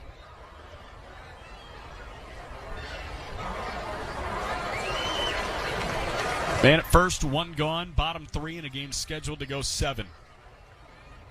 Lengthier lead for Corey Joyce at this point. Long hold, 2-2. Swing and a miss. Runner moving, and he couldn't get a throw off. Papierski's swing, I thought maybe took him into Cook's line of throwing, but not the case. Credit Joyce with a stolen base, but there are 2 away after the swinging strikeout. I thought the same thing. Now, you will not get an interference called unless you throw the ball as a catcher. They're not going to call it on the hitter no matter what you do unless you throw the ball.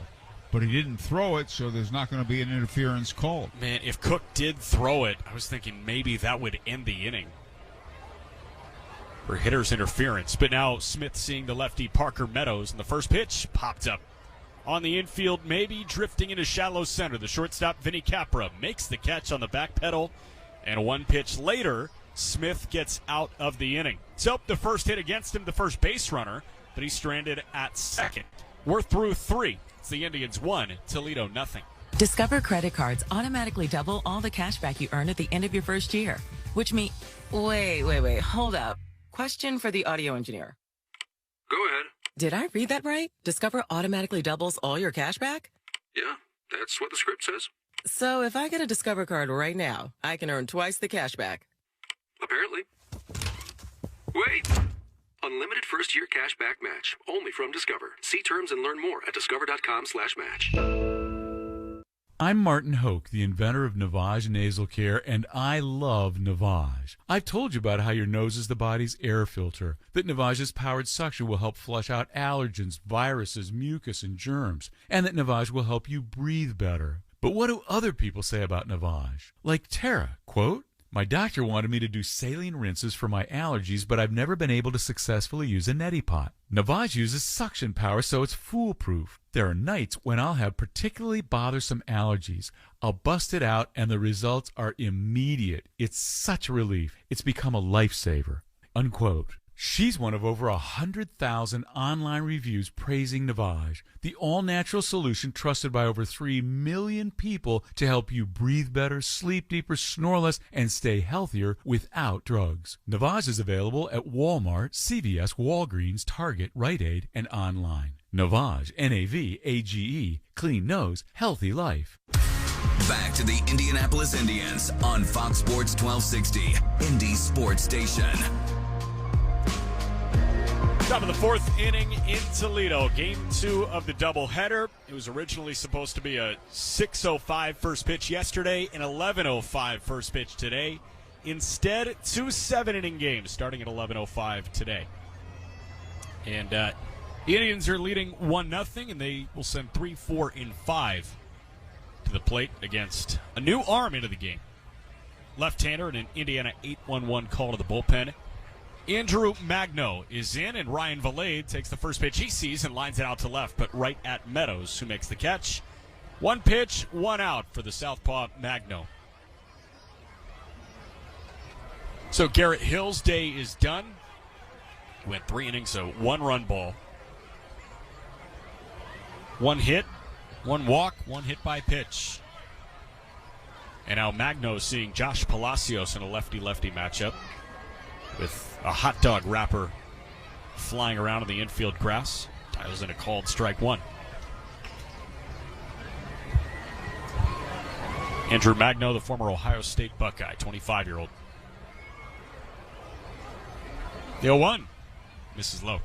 Whenever I see that, and it isn't often, you have a hot dog wrapper on the infield grass, I remember learning and reading about Dick Stewart, who was a real poor fielding first baseman, nicknamed Dr. Strangeglove, getting a standing ovation at Forbes Field in Pittsburgh for picking up a wind-blown hot dog wrapper. 1-1 misses upstairs. The only ball he fielded cleanly all year, right? Or not a ball. When he was with the Dodgers, he said to Roy Hartsfield, one of his coaches, "I'm trying to break in a glove. Will you hit me some ground balls during spring training?"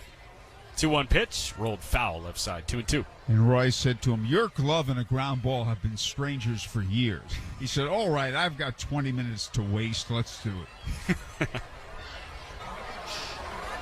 Dick Stewart had some power, hit 30 home runs, played for the Pirates mainly, and then Red Sox, Mets. If you hit, you find your way into the lineup, right?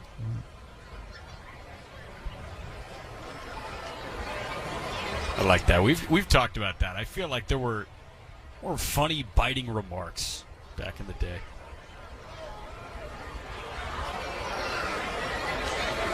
Lefty Magno, he set extended from the letters. And his 2-2 pitch to Palacios misses outside. I remember Sonny Roberto, we talk about the players being funny years ago, when we would get to the baggage after a trip, we're all at baggage claim, and Sonny starts pacing, and then, "Would somebody please call me a cab?" And someone said, "You're a cab." "Oh, thank you." 3-2 pitch, swing and a miss. Upstairs fastball, and Palacios swung underneath it. 2 up and 2 down against Magno, making his 7th appearance. Previous 6 have gone 8 2/3, a 1-run ball. A 1.04 ERA and dropping. He's under 1 now after 2 outs. You'll see Malcolm Nunez was hit by a pitch his first time.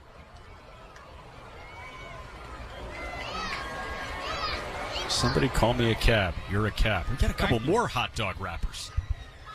And that one misses outside for ball 1. And our cameraman in Toledo feels the need to follow the tumbling hot dog wrappers. It's like a tumbleweed, but at a ballpark. 1-0 pitch. Slow curve, wave and a miss. Nice pitch from Magno. Count runs even at 1-1 and a 1-0 Indians lead. Danny Osborne was one of our relief pitchers. Pat Darcy, one of our starting pitchers. Magno set, 2 away, top 4. And the pitch. It's hit on the ground sharply, and that is fair. Down the third base line, evaded the diving glove of Malloy, and Nunez into second. Shortstop Joyce goes out to pick it up, and Malcolm Nunez has a hot shot ground ball double with 2 away down the third base line. So on a day in which Pat Darcy would pitch, was the starting pitcher, Danny Osborne would come up to him and say, "Are you starting tonight, Pat?" And Pat would say yes, and Danny said, "Well, I'm in there again." And it's not like he was the closer either. Yeah. Of course, now that's not funny, but back then it was, saying you're going to have a bad game, I'll be in there again. Right. First pitch to Aaron Shackelford. Is it called strike one on the inside corner? Doug Flynn, the Indian shortstop that first year I was here, was from Lexington, Kentucky. And whenever we would go to Evansville, his parents would come over, Mr. and Mrs. Robert Flynn. 0-1 pitch, misses low and away. And so we were getting ready to go to Evansville, and Danny Osborne said to Doug, are your parents coming to the game tonight? And Doug said yes, and Danny said so.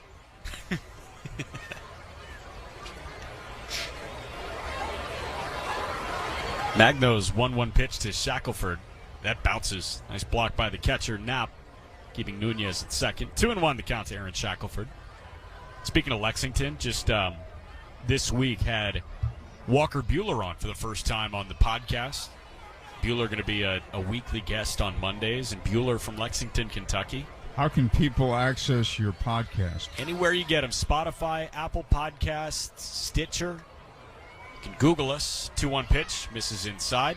Google The Just Baseball Show. That is the name of the podcast. And Walker Buehler going to be on every Monday as he rehabs from Tommy John surgery. That's the Just Baseball Show. Do you guys have something against basketball and football?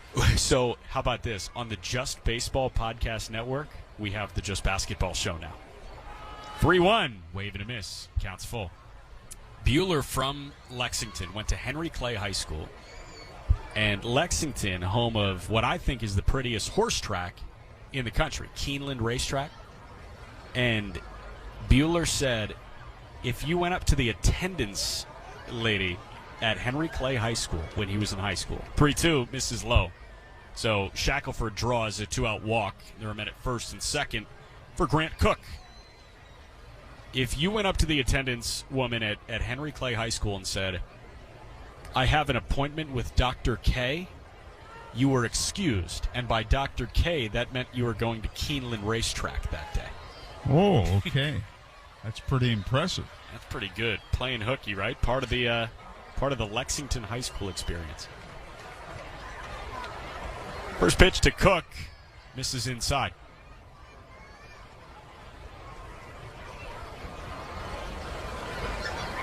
Grant Cook bounced into a 6-4-3 double play his first time. The bases were loaded with nobody out. Did drive in a run, but of course no RBI in the double play for Cook. 1-0 pitch.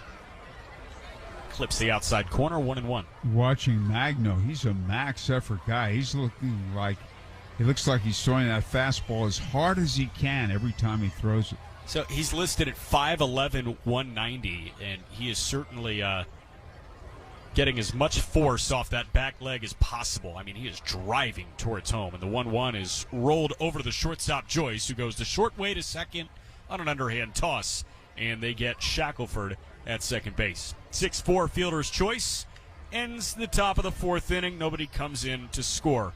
We go bottom four. It's the Indians 1, Toledo nothing. When you choose Andy Moore Kia, you'll always be treated like the MVP. That's what makes them the 2022 Dealer of the Year and Consumer Satisfaction Award winner. Plus, this season, they're proud to partner with your Indianapolis Indians. You won't just win at Victory Field. You'll score big with their easy, more-to-your-door vehicle delivery program. So choose Andy Moore Kia this season and score great deals on your next new Kia. Online at andymorekia.com. More for your money. Baseball fans, introducing Bally Live, the only app where minor league baseball fans can score major rewards.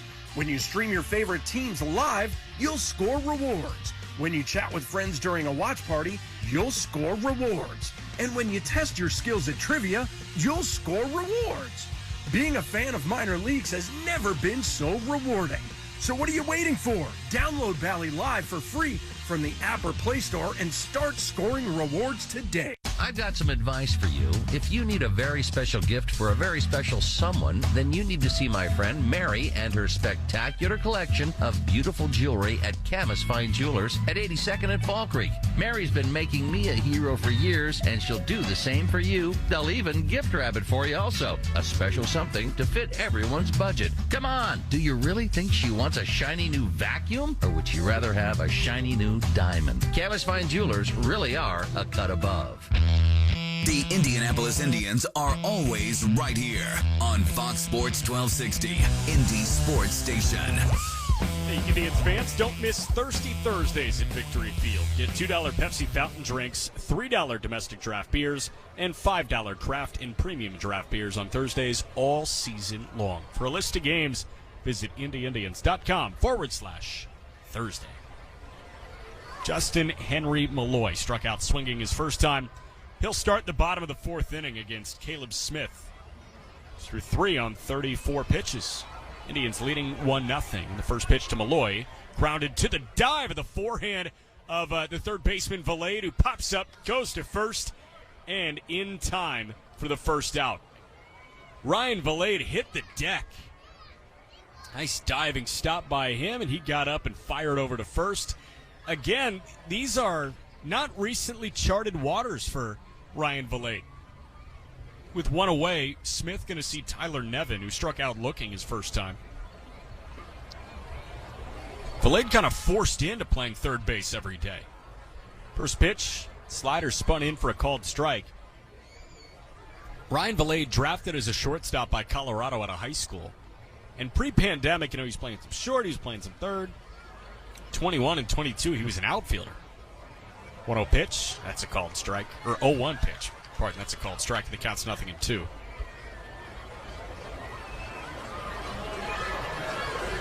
Valade, playing his first third base since 2019. 1-1 high bouncer over to short, gloved about shoulder high by the shortstop Capra. He throws to the inside of the first base bag, but Shackelford held the bag. There are 2 away on 2 groundouts. Bottom 4, 2 gone. Indians leading 1-0 in a game set to go 7.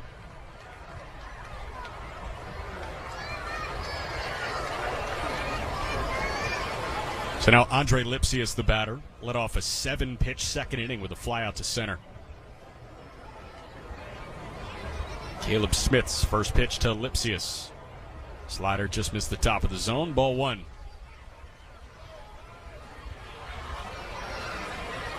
Righty hitting Lipsius against the lefty Smith. And Cook setting up low and away. The pitch misses up and away, 2-0. Indians lost game 1, 4-3. After a communication error cost the Indians 2 in the third. The 2-0. It's a called strike, caught the outer edge. 2-1.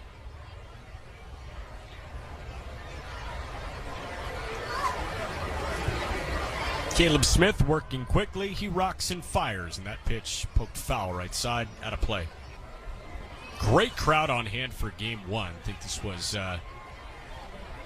one of their baseball and education type days. It's the name of ours at Victory Field, but it might have been a field trip day for schools in the Toledo area. 2-2. That's drilled out to left center field. Palacios working back towards the warning track. He makes the catch just shy of it in the alleyway, and that ends a 1-2-3 inning. Caleb Smith been on cruise control. 1 hit, 4 shutout, and we're through 4. It's the Indians 1, Toledo 0. Dear Exit Strategy, let's pick the perfect Toyota for our great escape. Try the sporty Camry, the elegant Venza, the adventurous RAV4, the spacious Highlander, or the dynamic CHR. No matter which vehicle you choose, there's an exit from the ordinary to match. See you soon, Toyota. Visit your local Toyota dealer or check out Toyota.com and start planning your getaway today. Toyota, let's go places. Tap into your inner eagle and elevate your taste with Yingling Traditional Lager. A bold, amber color, nearly 190 years in the making, all-American brew. So plug in, rock out, and let the night take flight. Yingling Traditional Lager. Reach for more. DJ Yingling & Son, Pottsville, Pennsylvania. Please drink responsibly. Why is Elements Financial like a bank, only better? One reason is we are here for you both near and far. We're proud to be respected locally and accessed globally. You are likely to see us at your own workplace. Elements is based in Indiana, yet accessible from anywhere. And overall, we're helping you to be smarter with your money in any situation. Visit us at elements.org to learn more reasons we are like a bank, only better.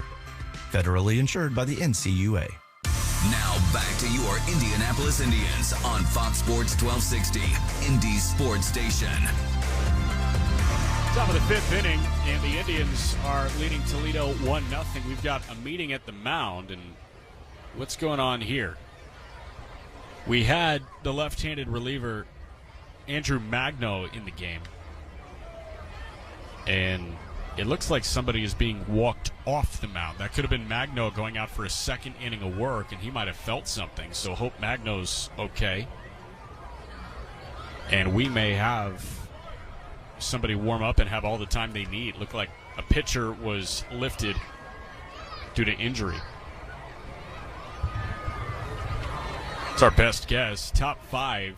It's the Indians 1, Toledo 0, and a right-hander comes out of the bullpen onto the mound to take some tosses. We will let you know as soon as we know who that is. But back to call the play-by-play, Howard Kellman.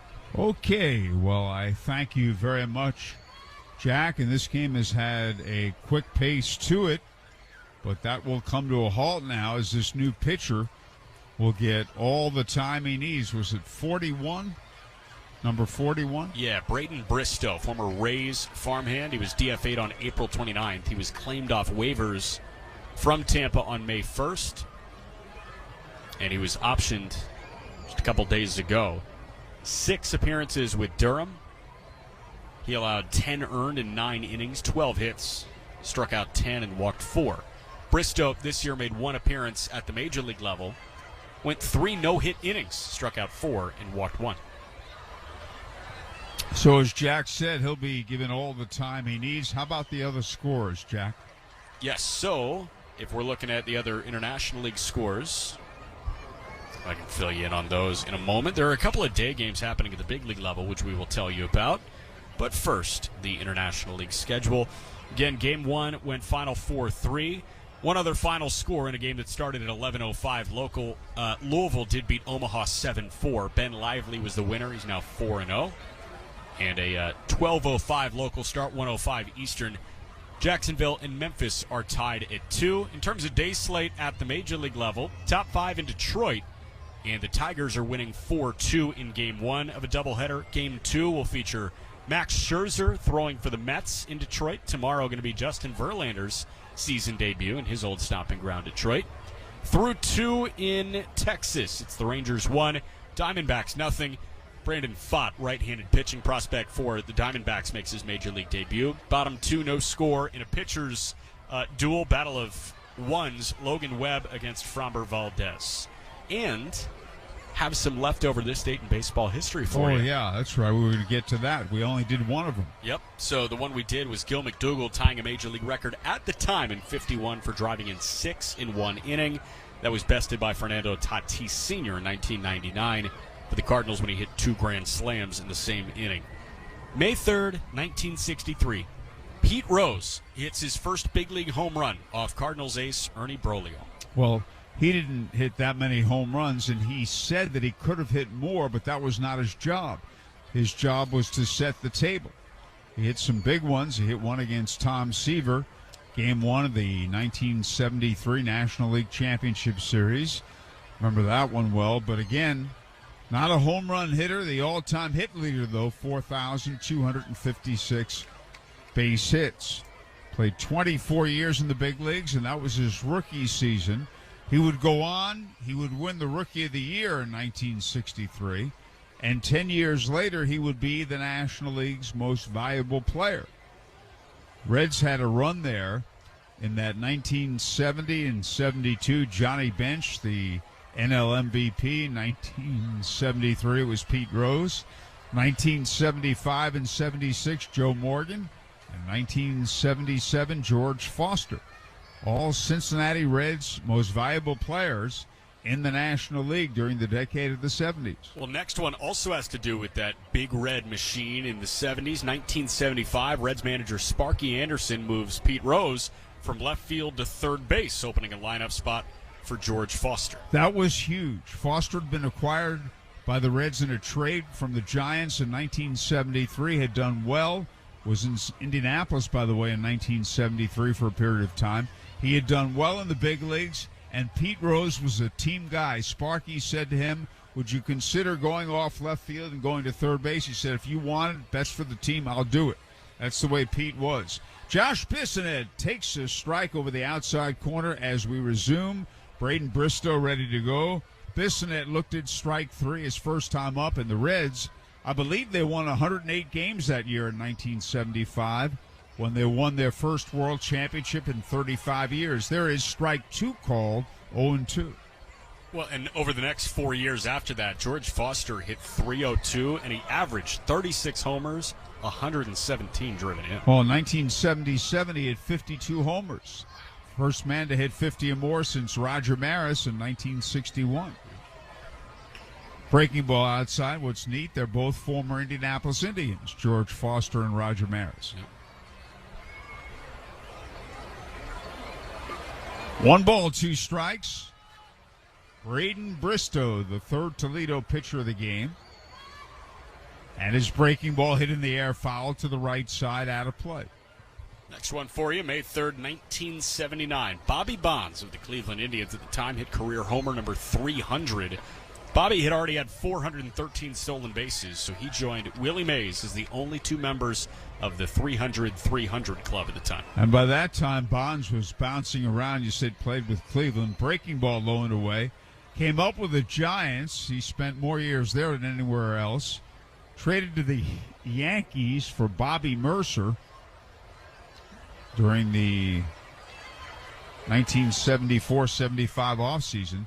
Here's a high fly ball foul, right side, out of play.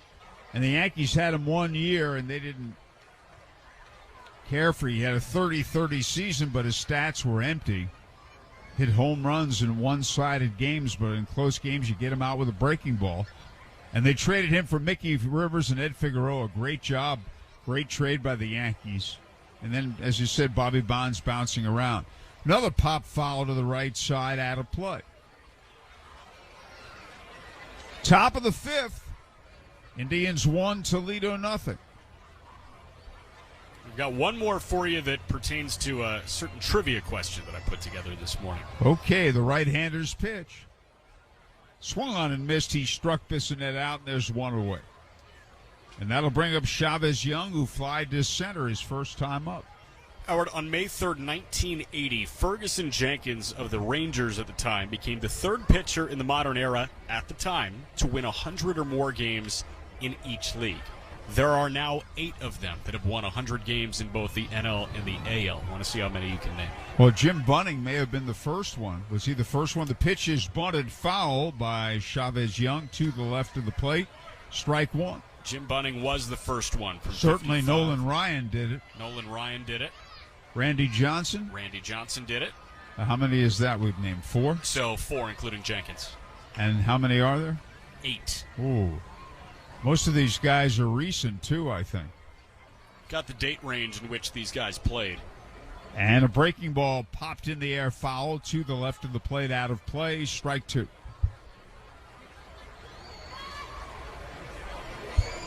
So 2 of them finished their career after 2000. 1 of them finished their career in the late 90s, and 1 of them in the early to mid 80s. How about Don Sutton?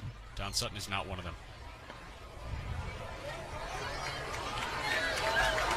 Bristow looks in. Still looking. Now he stretches and delivers. A swing and a high pop-up.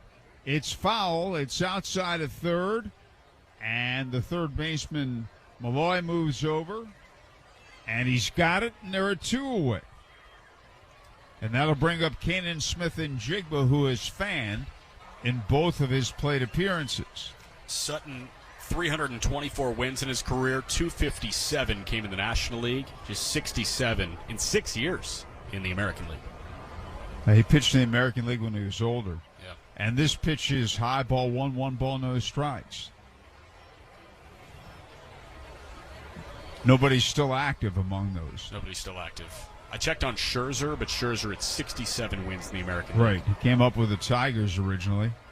And there's a pitch outside, and that's a ball.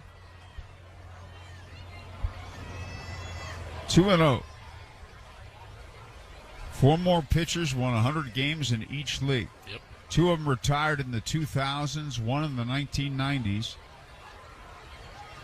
And there's a swing and a miss on a pitch that was up. Any of them in the Hall of Fame? Yes. We've got 2 of them in the Hall of Fame, I do believe.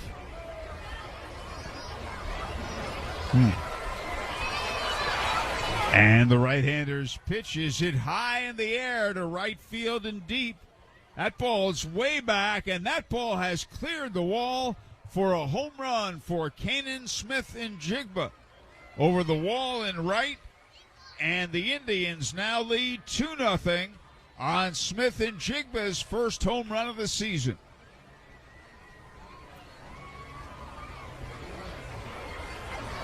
That was a high fly ball. I mean, he just kind of muscled that thing high in the sky. And again, wind at nearly 20 miles an hour. That looked like a fly ball to maybe straightaway right that kept on going and going until it snuck over the wall that's 344 feet from home plate. Vinny Capper, the batter, he is popped up and flied out. And the pitch is a strike over the inside corner. Well, it's Greg Maddux and Tommy Glavine were 2 300-game winners, but they were almost always National League, so they're not among those guys. Correct? Correct. And there's a swing and a miss. Strike 2, 0-2. Let's see. Give me a hint. Yeah, 2 Hall of Famers. The farthest one in terms of time, Gaylord. Sorry should have about gotten that. Gaylord Perry. Yes, 62 to 83. Gaylord Yeah, I Perry. should think of Cy Young Awards. He's the first guy in a breaking ball outside.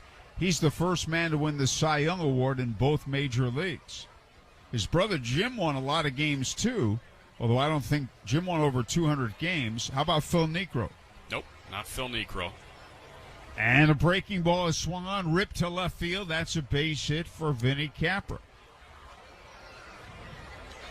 And that'll bring up Ryan Valade, who's fly to center and line to left. Well, when I think of the Cy Young Award in both leagues, I think of Randy Johnson and Gaylord Perry. Yep, both those guys. The other Hall of Famer that you haven't gotten through from 1992 to 2009. What teams? Ryan Valade takes a breaking ball in for a strike. His best years came with the Red Sox and the Expos. Oh, Pedro Martinez. Yeah, I should have gotten him. There's a pitch outside. That's a ball. He's one of the all-time great pitchers. So there are 2 more? 2 more. When did they play? One of them played from 1986 to 2005. Won 2 ERA titles. 6-time All-Star. And a breaking ball hit in the air. Foul straight back out of play. Strike 2. You probably remember him best as a Texas Ranger or as an LA Dodger.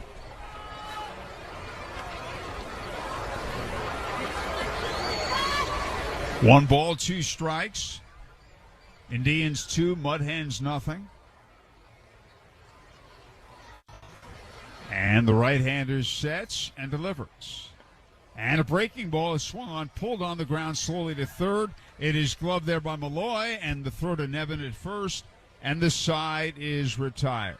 At the end of 4 1/2, Indians 2, Hens nothing. Did shopping for flooring ever leave you dazed and confused? Life just got easier. Now there's Tisch Flooring.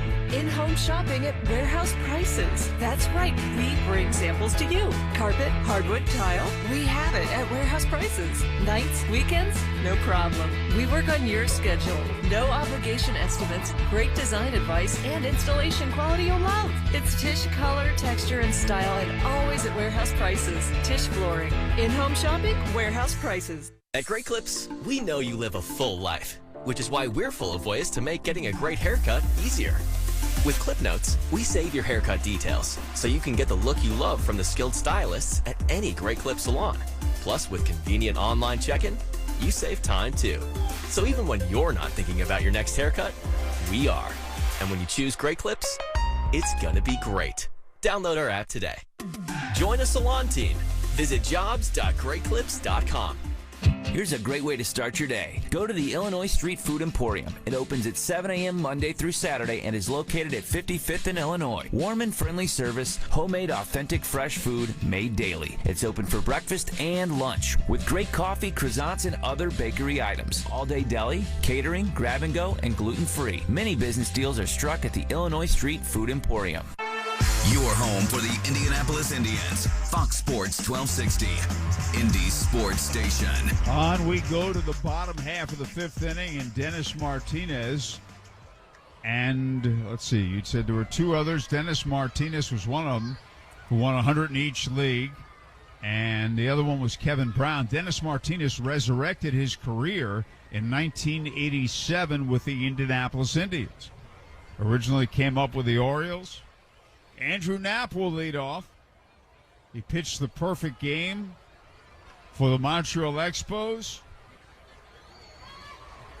Dennis was from Nicaragua and nicknamed El Presidente.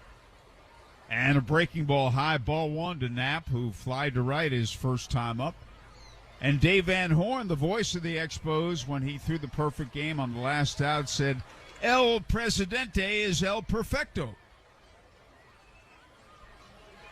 And Smith misses high and away, ball two. So you got the eight guys to win 100 or more games in each league. Fergie Jenkins, Jim Bunning, Gaylord Perry, Randy Johnson, Pedro Martinez, Nolan Ryan, Kevin Brown, and Dennis Martinez. There's a swing and a high pop-up in front of the mound. Look out, and the pitcher, Smith, makes the catch. He was there. Ryan Valade came charging in, but Smith caught it. And the ball was hit high in the air, one away. You don't like to see your pitcher do that. But he felt that was the only way to get the out. No, and Smith. The two toughest ones were Kevin Brown and Dennis Martinez. For sure. I think those are the only two non-Hall of Famers.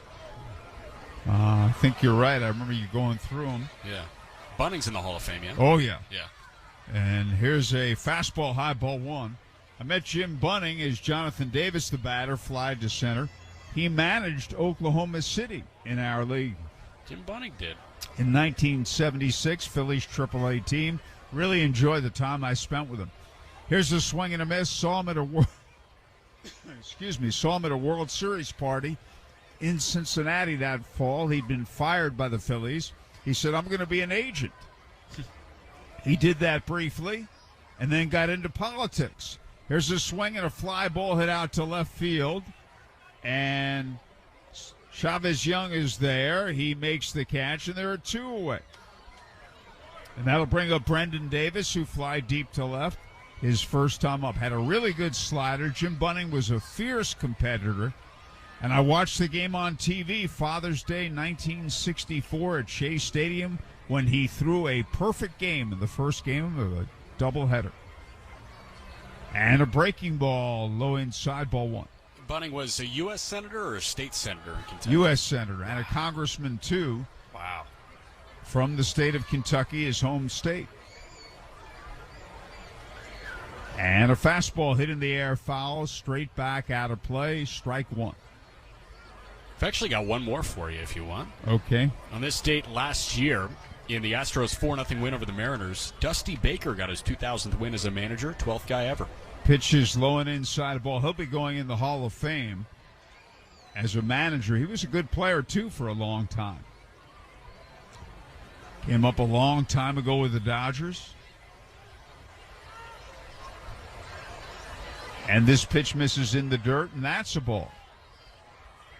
I got to know his son, Darren, who was in the national system when he was playing for Cal Berkeley. He was out on Cape Cod playing for the team that I called games for in 2018, and I met Dusty out there.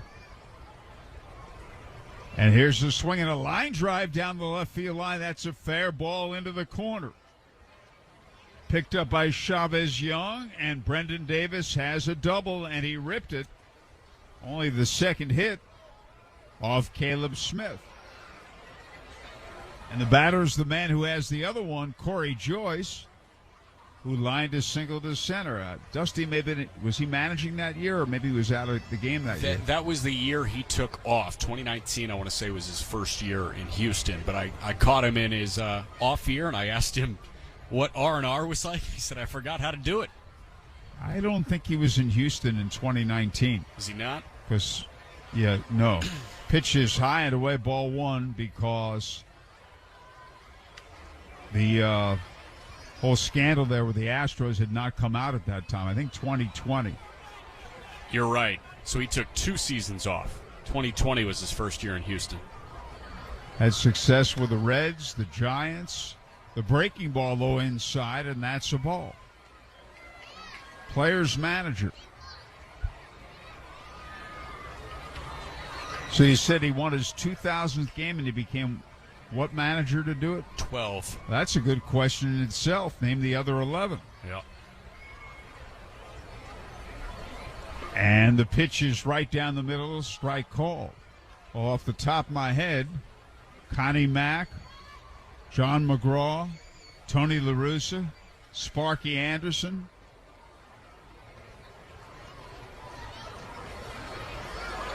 And this pitch is a strike. How about Casey Stengel? Casey Stengel, no, 1905.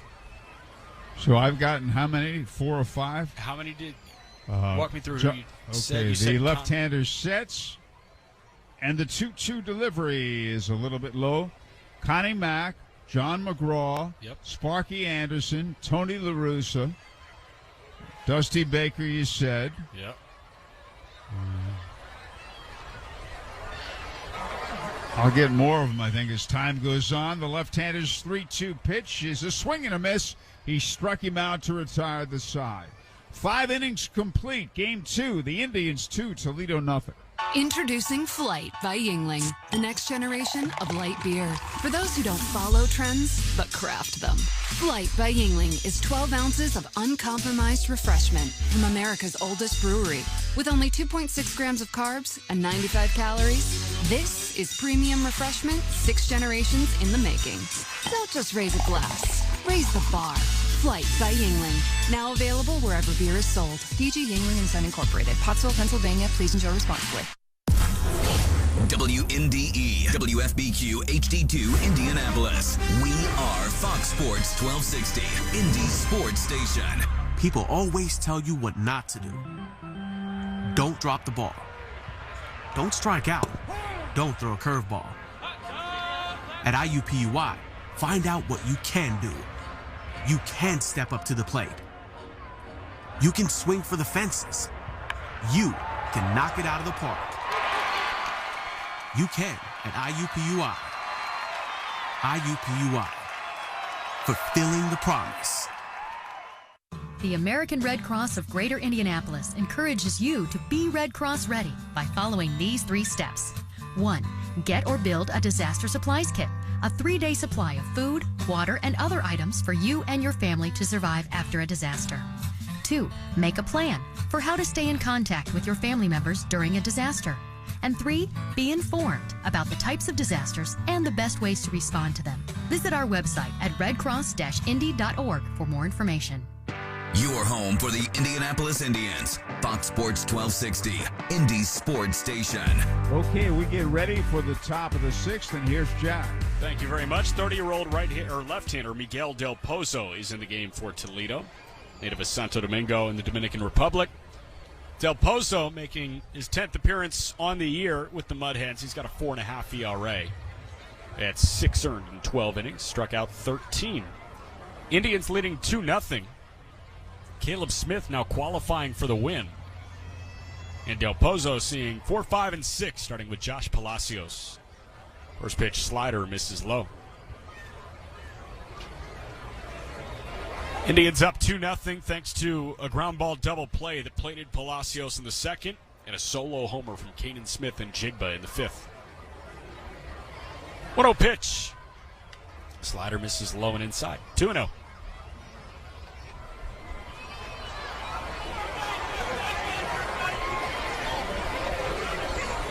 Infield shading Palacios to pull. Shortstop Joyce playing nearly on top of the second base bag, maybe a step to its left. The 2-0 pitch, a called strike one.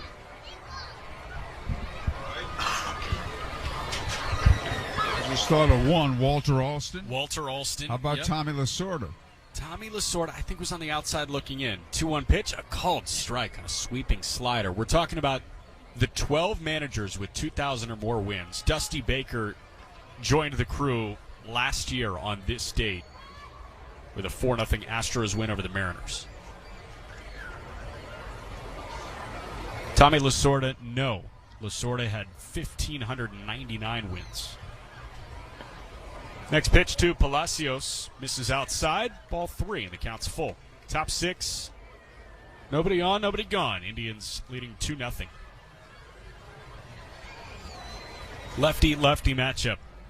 And the pitch. Palacios lifts that shallow center field. Center fielder Jonathan Davis sprinting in, slows into a jog, and makes the catch on the run. 1 away.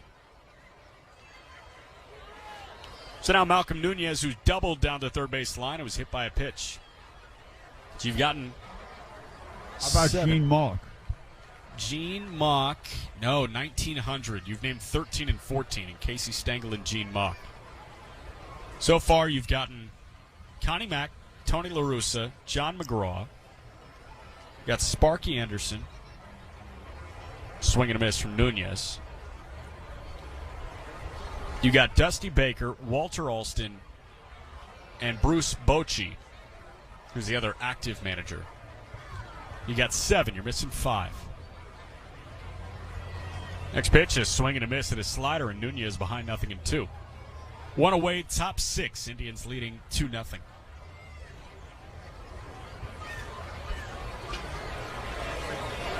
The next pitch misses low for ball 1. Number 12 on this list, 2008 wins from 1939 to 1973. Yeah, I don't know. Let me think about that. I should get this. Hall of Famer.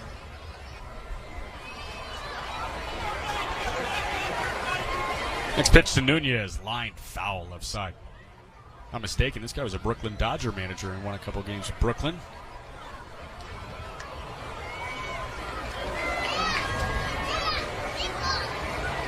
Let me think for a minute. I gotta get this. Next pitch to Nunez. That's bounced foul right back to the backstop. This guy won 3 pennants on a World Dick Series. Williams. Nope. He won most games with Brooklyn. Second most games with the Giants. They were in New York. Leo DeRocher. Leo DeRocher. Next pitch to Nunez, again fouled away. Count stays 0-2. We're about to see the 7th pitch of the plate appearance to Nunez. Leo the Lip. Yep, so you got DeRocher, that's 8 of the 12. Moving up the list from 2 guys, 7 and 8, 19, 20. One started in 24, one started in 26. And the pitch to Nunez popped up right side of the infield, staying on the infield grass. First baseman Nevin calling off the second baseman Lipsius and puts it away for the second out. I don't think Rogers Hornsby's one of them. Maybe. Hornsby is not one of them. These guys, let's see, one managed from 1924 to 1956, one from 26 to 50. And I will tell you what teams.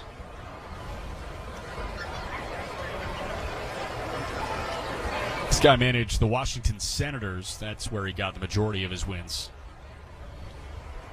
Bucky Harris? Bucky Harris. First pitch bounces to Shackelford, 1-0. He was known as the Boy Wonders, man. He also managed the Yankees briefly. I think he won a pennant with them, 1947. Guy in a similar time frame. Yankee. Oh, Joe McCarthy. Joe McCarthy. He was the first man to win pennants in both major leagues. One with the Cubs in 1929 and the Yankees in 32, 36 through 9, 41, 2, and 3. After the pitch missed low to Aaron Shackelford, he fouls one back, so he's even at the count 1-1. Shackelford walked twice so far today. Now, how many more? Is that it? They've got 2 more, so we've got 10 of the 12, missing 4 and 5 on that list. The 1-1 to Shackelford, big hack and a miss. Top 6, 2 away. Indians leading 2-0. You've got 1, 2, and 3. Connie Mack, Tony La Russa, John McGraw. Sparky Anderson is right there. You got Sparky. Sparky's 6. So the 2 guys between John McGraw and Sparky Anderson. One managed from 1978 to 2010. One from 77 to 2010. The 1-2 misses inside. 2-2. Ooh, man.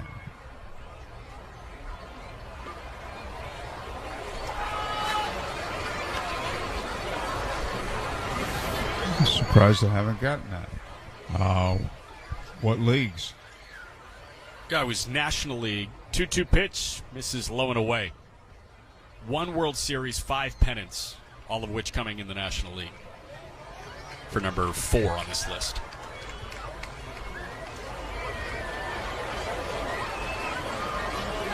And the other guy, he won most of his games in the American League. 3-2 pitch. That catches the outside corner for a called strike 3. So Del Pozo punches out Shackelford looking, and he's got a 1-2-3, top of the 6th inning. We go bottom 6. It's the Indians 2, Toledo nothing.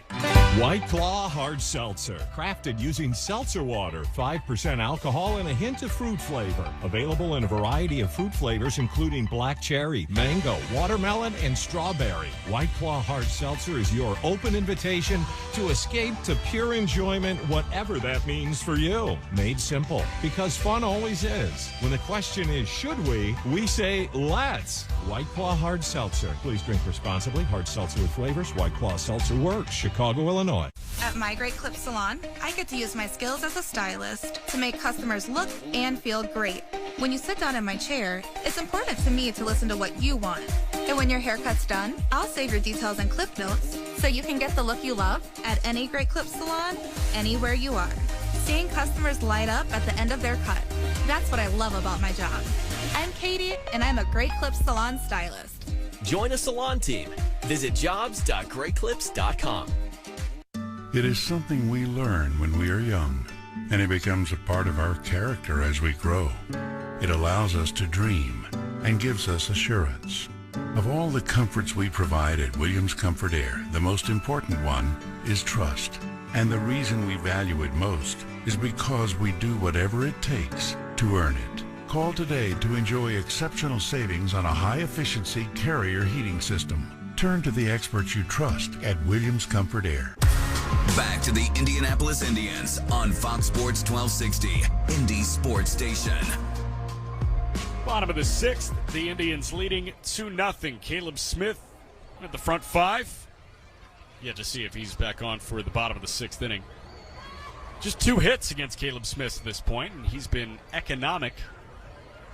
It looks like Smith is still on the hill in the bottom of the 6th. With your hints from the 70s to 2010, I got the other 2, Bobby Cox and Joe Torre. Yep. So Smith starts Michael Papierski with a changeup on the outside corner that he cuts and misses underneath. Let's count 0-1. Advantage Caleb.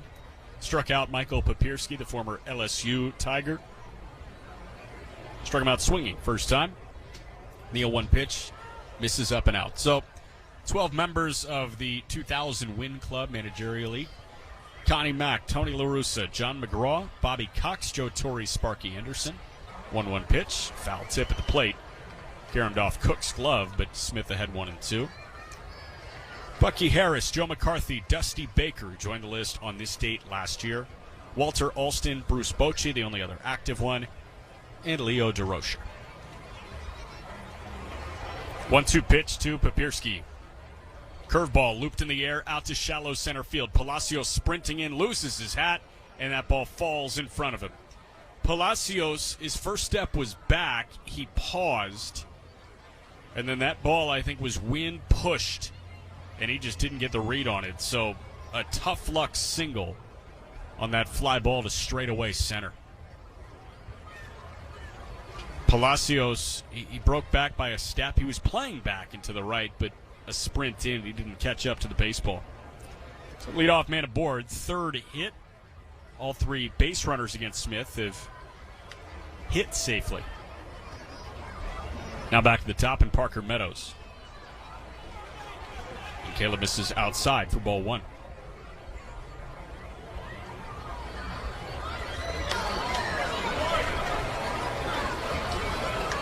Parker slightly open stance in the 1-0 pitch. Called strike in the lower outside corner. Smith 5 innings plus, 3 hits, 4 strikeouts, and no walks.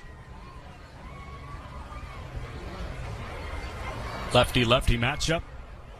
And after missing for ball 2, the 2-0 pitch. Swinging a foul ball. Check that. Count was even 1-1, and now the count's 1-2.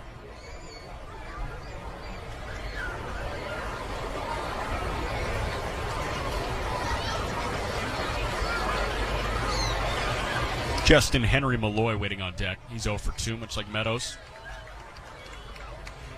And the pitch. Breaking ball, poked foul, left side, not a play. I was talking about this an inning or so ago, but it was like a field trip type day for a lot of the local schools in the Toledo area. Pretty packed seating bowl in game 1. It started at 11 a.m. This one got going at 1:40, and not many folks in the seating bowl whatsoever. Got to get back to class. 1-2. Curveball rolled foul right side. The school's out. Do you get re-entry back to the ballpark?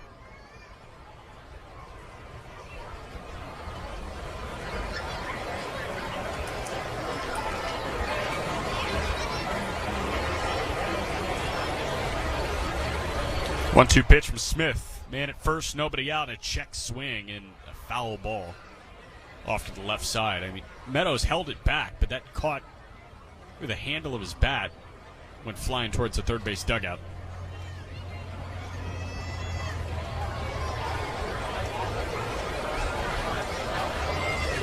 So Smith set at the letters. And the 1-2 pitch. Popped up, left side, foul ground, could be playable. Maybe pushing into fair territory. Valade reaches behind him and makes the catch. No way. Ryan Valade had his back to home plate. Chavez Young was coming in. Valade, I guess, was waiting for Young to call him off. But Valade made an over-the-shoulder grab. And that fell right into the basket.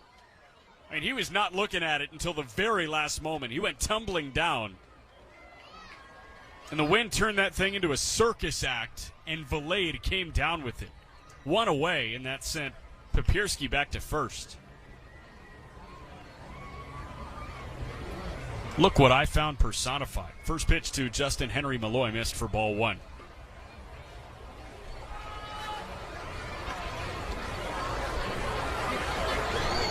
One-0 pitch. Bouncer right back behind home plate. 1-1. Malloy so far struck out swinging. It was robbed of a base hit by Valade, who dove to his forehand. 5-3 put out. Caleb Smith's 1-1 pitch. Swing and a miss. Nice changeup. Dove away from Malloy. Swung over the top of it. Count 1-2. Bottom of the 6th. Game scheduled to go 7. The Indians have 5 more outs to get. 2-run cushion. 1-2 pitch. Lifted out to right center field. The right fielder Smith and Jigba back. He makes a nonchalant one-handed catch for his left shoulder. And there are 2 away. Smith and Jigba broke back. He got a good jump. And he had to adjust at the last moment to put it away. So with 2 gone, now it's Tyler Nevin, who's 0 for 2 with a strikeout and a ground up.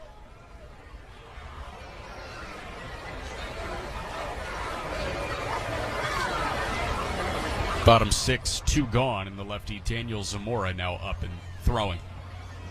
And the first pitch, called strike, lower outside corner. Toledo 18-9 after the Game 1 win. Indians 10-17. Share of the bottom in the IL West. 0-1 pitch. Bouncer third base side. Foul. 0-2.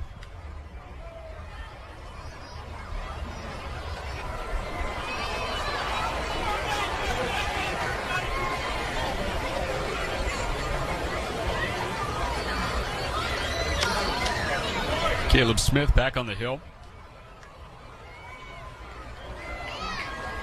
He's set. Not worrying about Papierski at first. Catcher by nature, not the quickest guy. His 0-2 pitch is fouled back. Stays 0-2. Smith needed this type of start after a nightmarish start at Victory Field last week.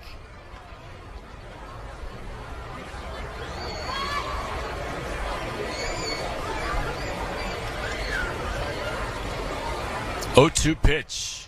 This is high. Fastball, about eye high.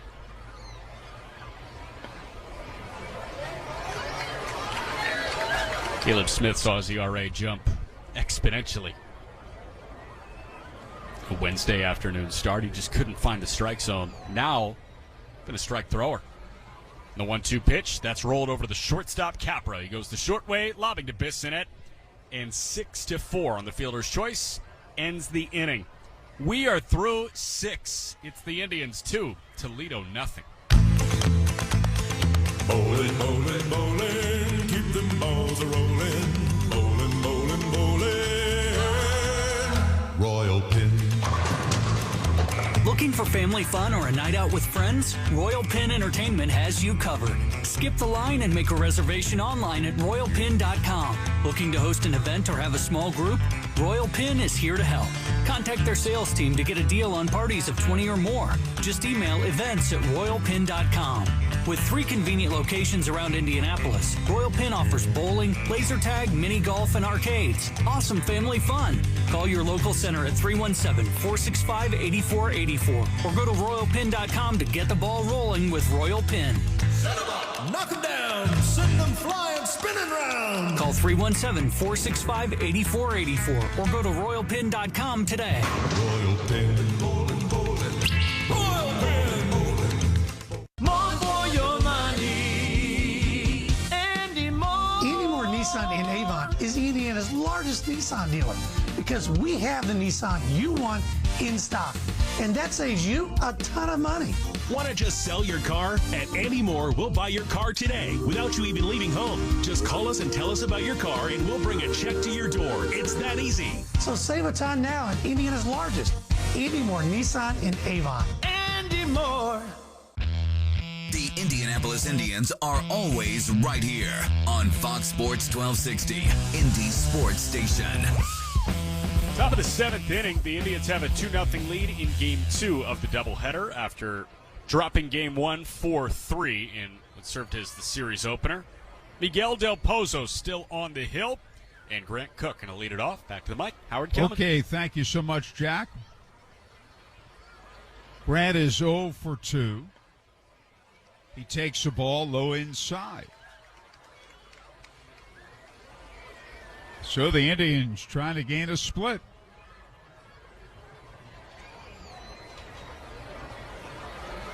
And the 1-0 pitch low and inside with a breaking ball. Ball 2. One man who won 1,700 and some odd games was Jim Leland, who I think is one of the great managers of all time and belongs in the Hall of Fame, but isn't. Fastball inside, ball 3. 3-0, Indians leading 2-0.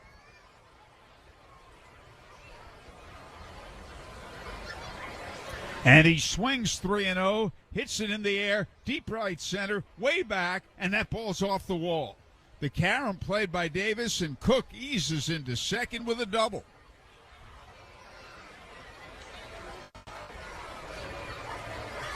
And the Indians with their lead man aboard. On a 3-0 pitch, a double to the opposite field. Josh Bissonnette, the batter. Struck out twice, once looking, once swinging.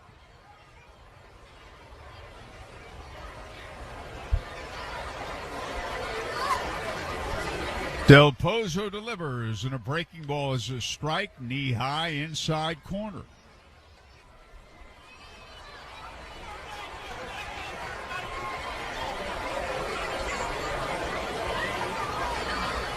And this pitch is in the dirt. It is blocked by Knapp. No advance.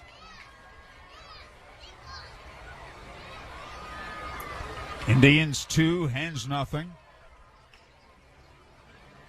Indians with a run in the second, another in the fifth, the home run in the fifth, the run in the fifth, the home run by Kanan Smith-Njigba.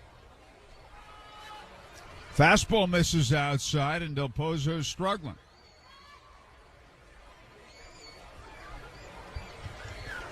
He had a perfect sixth inning. And he misses in the dirt, ball 3. It's 3-1.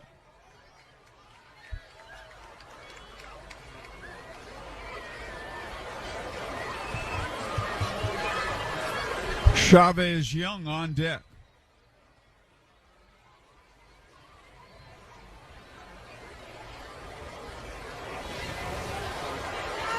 And the left-hander's pitch.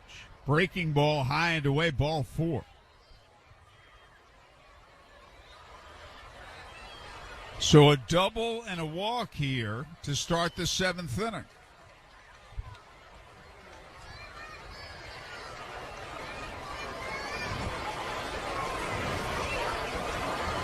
Chavez Young due to be the batter.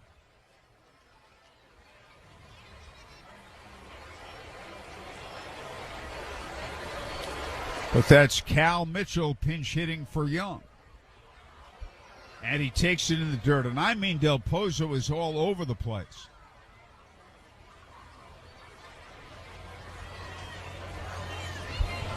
Very surprised there hasn't been a pitching change made. With a double and a walk, and he can't find the zone. And the 1-0 delivery, hard hit ground ball in the hole, base hit right field. And here comes Cook, he'll score. Bissonnette goes to third, and the Indians now lead 3-0.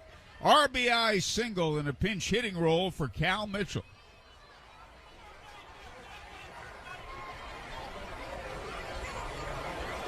Still nobody out. And the batter, Kanan Smith-Njigba, 1 for 3, a home run.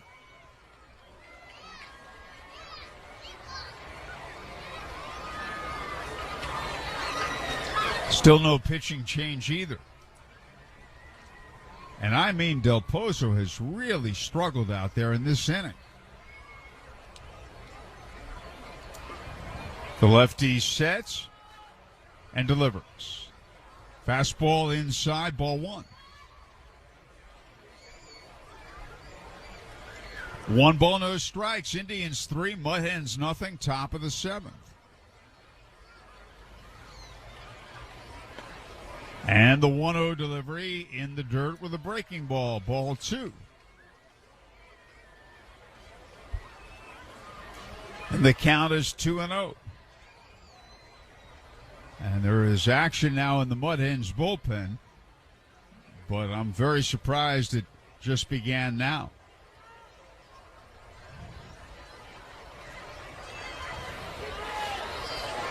Throw over to first, not in time.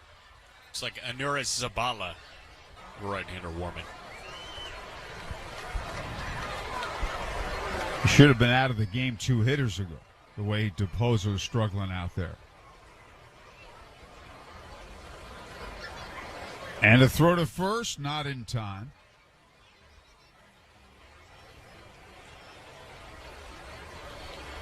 It's much different than when you have a starting pitcher who's been out there a few innings. You want to see him come out of it and work his way out of a jam.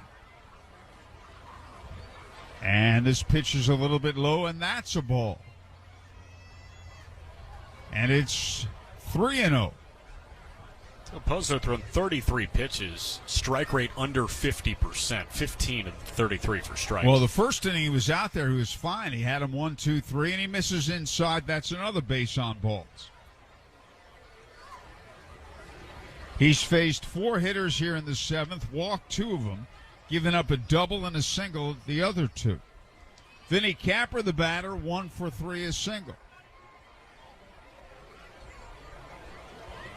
You know, you would look at managers, and you'd always feel over the years that one of the most important things a manager can do is take his pitcher out at the right time. The pitch is way outside, ball 1 to Capra, 1 ball, no strikes. Not too soon, not too late. Time is called. And we're going to have a mound visit.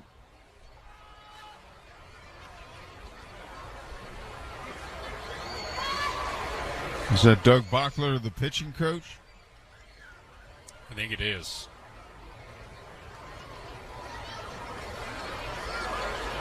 Indians 3, Hens nothing in the top of the 7th.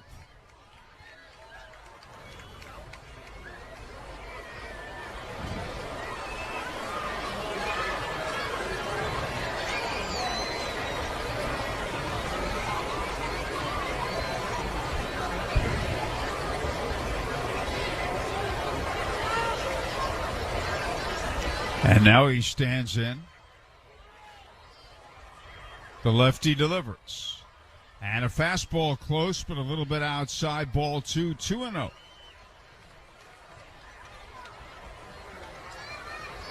Indians looking to add to a 3-0 lead. We're in the 7th inning of a game scheduled for 7. And there's a knee-high fastball in for a strike.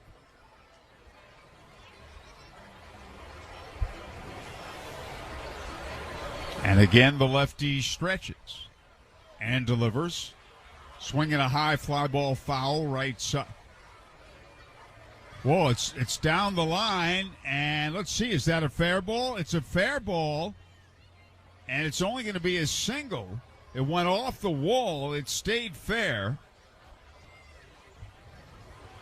Josh Bissonette comes in to score. Cal Mitchell goes to third. And Smith and Jigba to second. So on a ball off the wall, down the line, they only advance 1 base. But it's 4-0 Indianapolis, and we'll have a pitching change. That will do it for Del Pozo.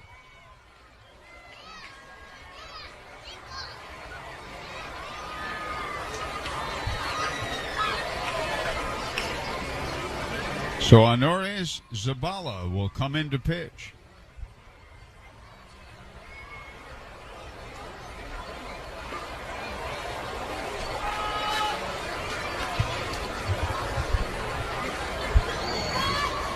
With the Indians now leading 4-0 and the bases loaded, nobody out. This is an Indiana 8-1-1 call to the bullpen. And Del Pozo done. Honores Zabala enters the game. Zabala, big guy, 6'3", 260, 26-year-old from Santo Domingo in the DR. Zabala made his major league debut last June. Zabala threw in 2 games with the Marlins, both scoreless outings. So far this year, 9 appearances with Toledo. He's got a 4.85 ERA, 7 earned in 13 innings, 9 hits. Struck out 10. He's walked 14 guys in 13 innings.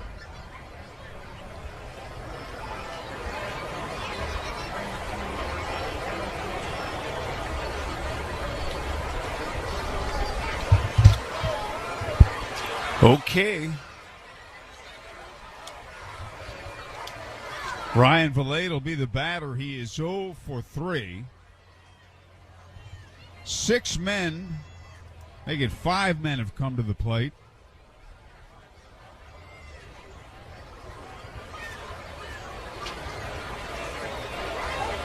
And 2 have scored and the bases are loaded.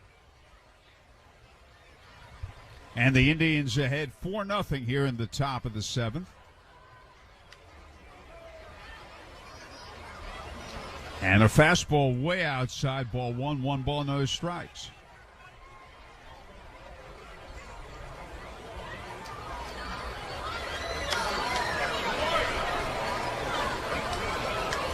And the 1-0 delivery is low and away, blocked by Knapp, ball 2-0.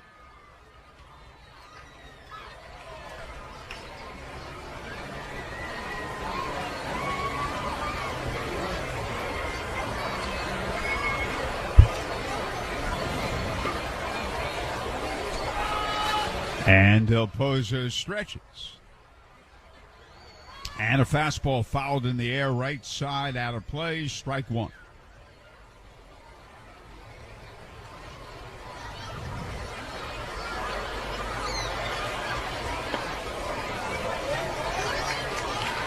Del Pozo delivers. Low inside, a ball, 3-1. I'm sorry. I said Del Pozo. Zabala delivers.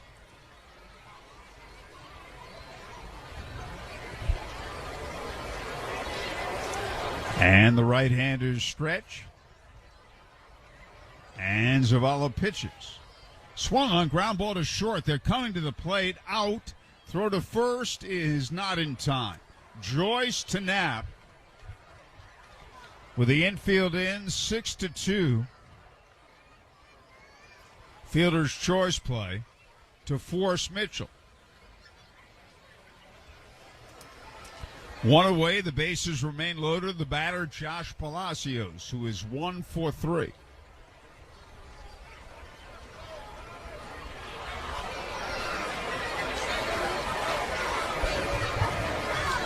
And the pitch is low inside, ball one. Indians 4, Mud Hens nothing. Top of the 7th.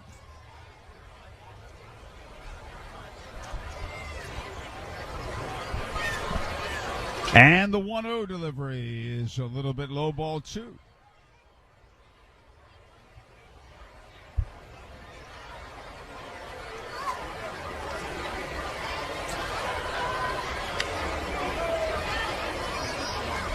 Zabala stretches and delivers.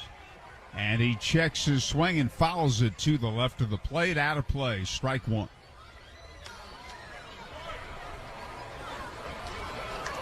Two and one.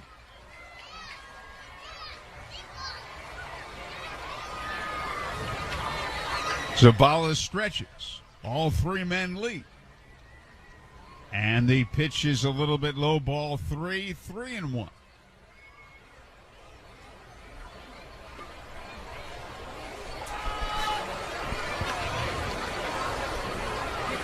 And again, the three base runners lead away. The right-handers stretch at his pitch. Swung on. A high fly ball down the left field line, and it bounces in fair territory. It's a base hit, and it's a single and an RBI. One man scores. That's the second bases-loaded single of the inning that scores a man. Palacios with a bloop RBI hit. And it's now 5-0. The bases remain loaded with one out. And the batter, Malcolm Nunez, who's doubled and popped up and been hit with a pitch ball. Well, you mentioned 2 RBI singles. With the bases loaded. There's a pitch, swing and a miss, strike one. And both of them looked like foul balls until they weren't, right? Yep. At least from the camera angle we had, they did. And that one, I'm sure, was a foul ball until the very last moment with the wind pushing that thing right. Here's a breaking ball, low ball 1-1. 3 runs are in here in the top of the 7th. Tons of pitches from both Del Pozo and Zabala, and both guys, the strike percentage under 50%. And a breaking ball low and away, ball 2.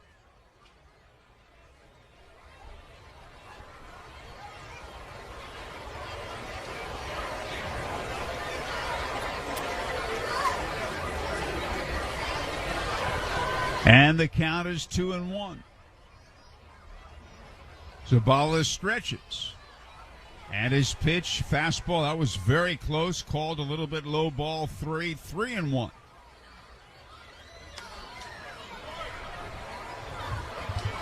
Nunez, the 8th man to bat in the inning.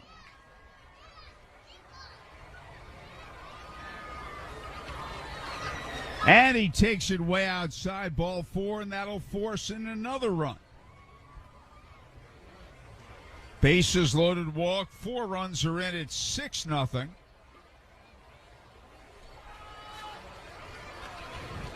As Capper scores. And the batter is Aaron Shackelford, who's walked twice. Messages. No, Angel, why are we all getting this strong wind? Still only 1 man out, and Shackelford's the 9th man to bat in the inning, and he takes a low inside breaking ball, ball 1. So Caleb Smith threw 80 pitches in 6 scoreless innings. We saw Daniel Zamora warming up last half inning. Have to assume that the bottom of the 7th is Zamora's. Even though Smith, he probably could start the 7th, but this is such a long layoff on a cold day. Probably doesn't make any sense. I agree, and Doug Bachler, the pitching coach, goes out to the mound again. 1 ball, no strikes. 4 runs are in. Bases loaded, only 1 man out. Anuris Zabala has thrown 16 pitches, 5 for strikes. I mean, this is AAA baseball. Should it be that hard to throw a pitch over the zone, over the plate?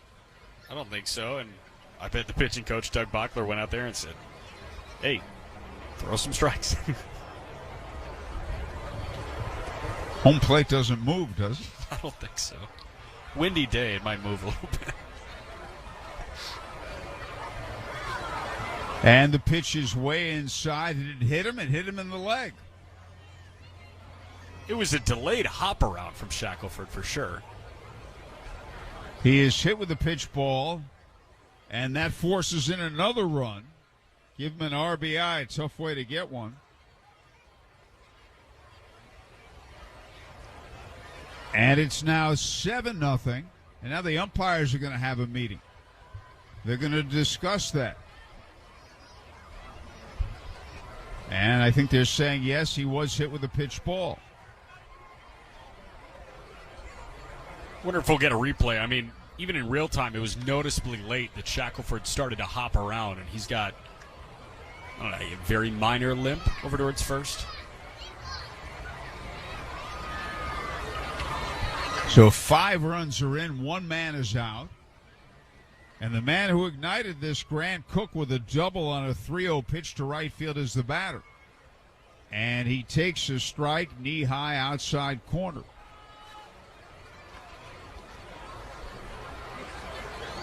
Grant is 1 for 3. Bases loaded, 1 out, 5 runs in.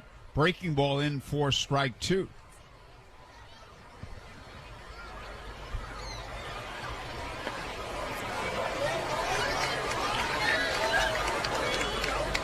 And the 0-2 pitch. Breaking ball, line to right center field. That's a base hit. 1 run scores. 2 runs will score. 7 runs are in. Going to third base is Shackelford. It's 9-0 Indians. And there still is only 1 man out. It's Grant Cook's second hit of the inning. And the batter is Josh Bissonnette, who struck out twice and walked and scored.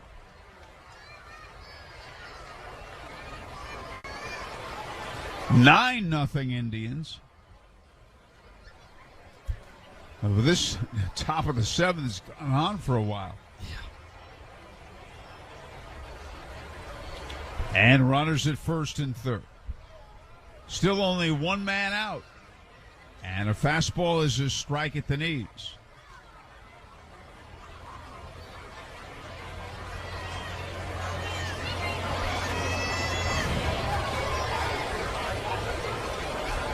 And the 0-1 delivery, swinging a foul at the plate, strike 2.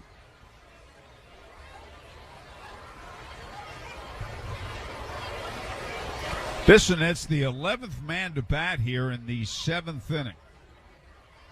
The only out recorded on a fielder's choice play.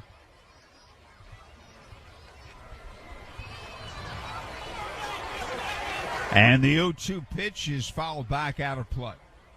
Straight back.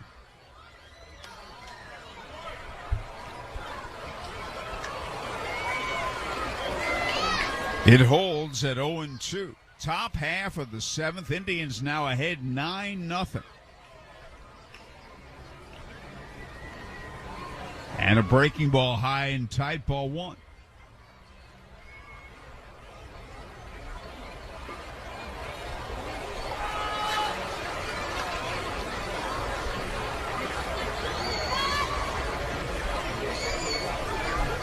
Here's a breaking ball swung on, ground ball to short. The flip to second, out on to first. Double play. Joyce to Lipsius to Nevin. 6-4-3, and the side is retired. But the Indians get 7 runs. And at the end of 6.5 in game 2, Indians 9, Toledo nothing. Now, when an injury comes out of left field, they've got your back. Franciscan Health Sports Medicine provides comprehensive sports care to athletes of all ages and abilities, from students to weekend warriors to college and semi-pros. As the official team physicians for the Indianapolis Indians, they can get you out of the dugout and onto that diamond again. Check them out at franciscanhealth.org/sports training. That's franciscanhealth.org/sports training. Citizens Energy Group, Indy's local natural gas, water, wastewater, and thermal energy services provider, is hiring. At Citizens, we foster an inclusive and collaborative environment where employees work together to serve customers with unparalleled excellence and integrity. We offer competitive benefits that focus on the health and well-being of our employees and their families. With a variety of full and part-time positions available across a wide range of disciplines, chances are there's something for you. Work with cross-functional teams and explore career development opportunities to further enhance your skills. Our work goes beyond providing safe and reliable utilities. Citizens employees are the kind of people who are dedicated to making a difference in our community. If you're looking for a career in a trusted field, with an employer who values quality work and their employees, then Citizens Energy Group is where you want to be. View open positions and apply today at citizensenergygroup.com/careers. Now back to your Indianapolis Indians on Fox Sports 1260, Indy's sports station. Bottom of the seventh, the Indians leading at 9-0. I assume we have an Indiana 811 call to the bullpen. We have not been alerted who the new arm is. We did see Daniel Zamora warming in the bottom of the sixth. And in the bottom of the seventh, after Caleb Smith went 6 shutout with just 3 hits against him. Those were the only 3 base runners. Do have a new arm into the game. That doesn't look like Daniel Zamora, though. No, that's still Caleb Smith. He's going for the complete game in a 7-inning game, Howard. Boy, I don't see that after that long and on a cold day, too. That top of the seventh took forever. Here's a high fly ball foul by Andre Lipsius, who's fly to center twice. Yeah, I don't see it at all either. He was at 80 pitches. And this pitch is outside a ball. And on a perfect day, hey, it doesn't even need to be perfect. On a 65-degree day, I could see it if there was, a ho-hum ordinary inning, maybe 5 or 6 hitters come to the plate. And the pitch is low, and that's a ball.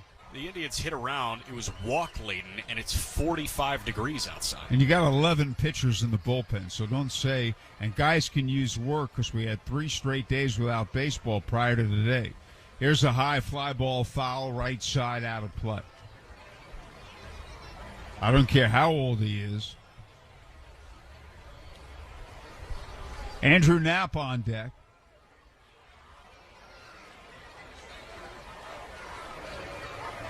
And a pitch is low and inside, and that's a ball. And the count's 3-2. So how's your game day looking?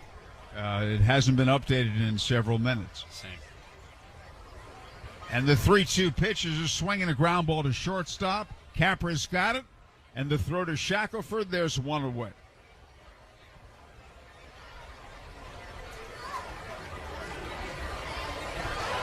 The batter, Andrew Knapp, he's flied out and popped up.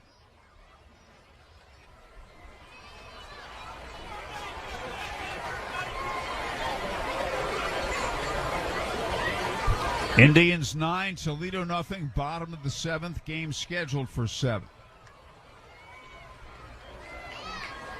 And there's a swing and a hard hit ground ball foul left side for a strike. I hope the game day people didn't toss in the towel after that rough top of the 7th, which the Indians scored 7 runs. Had to go pick up their kid from school or something. If he wasn't here.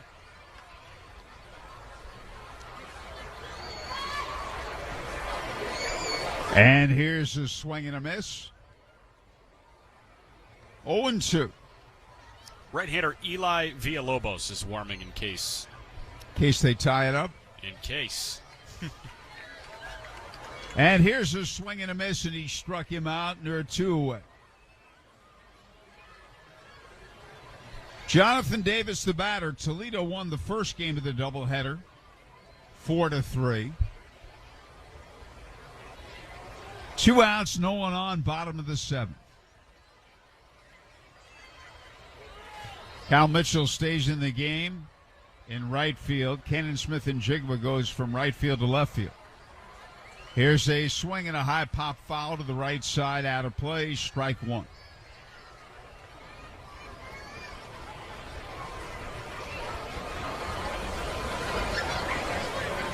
And the 1-strike pitch. Fastball rides high, ball 1-1-1. Indians an out away from gaining a split of the doubleheader.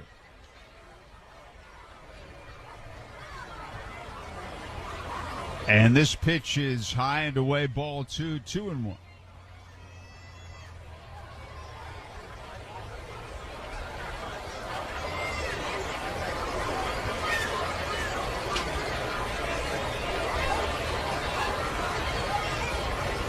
And a fastball bounced foul to the left of the plate.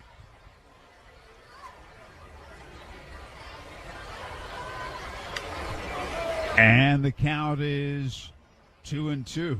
Game day trying to make a comeback, trying to catch up. Just one hitter behind now. A valiant effort. And here's a swing and a fly ball into right center field. Hustling back and making the catch is Palacios. And this game is over. Nice play by the center fielder back into his left. So the Indians gain a split of the doubleheader. They win the nightcap 9-0 after Toledo won the first game 4-3. Indians post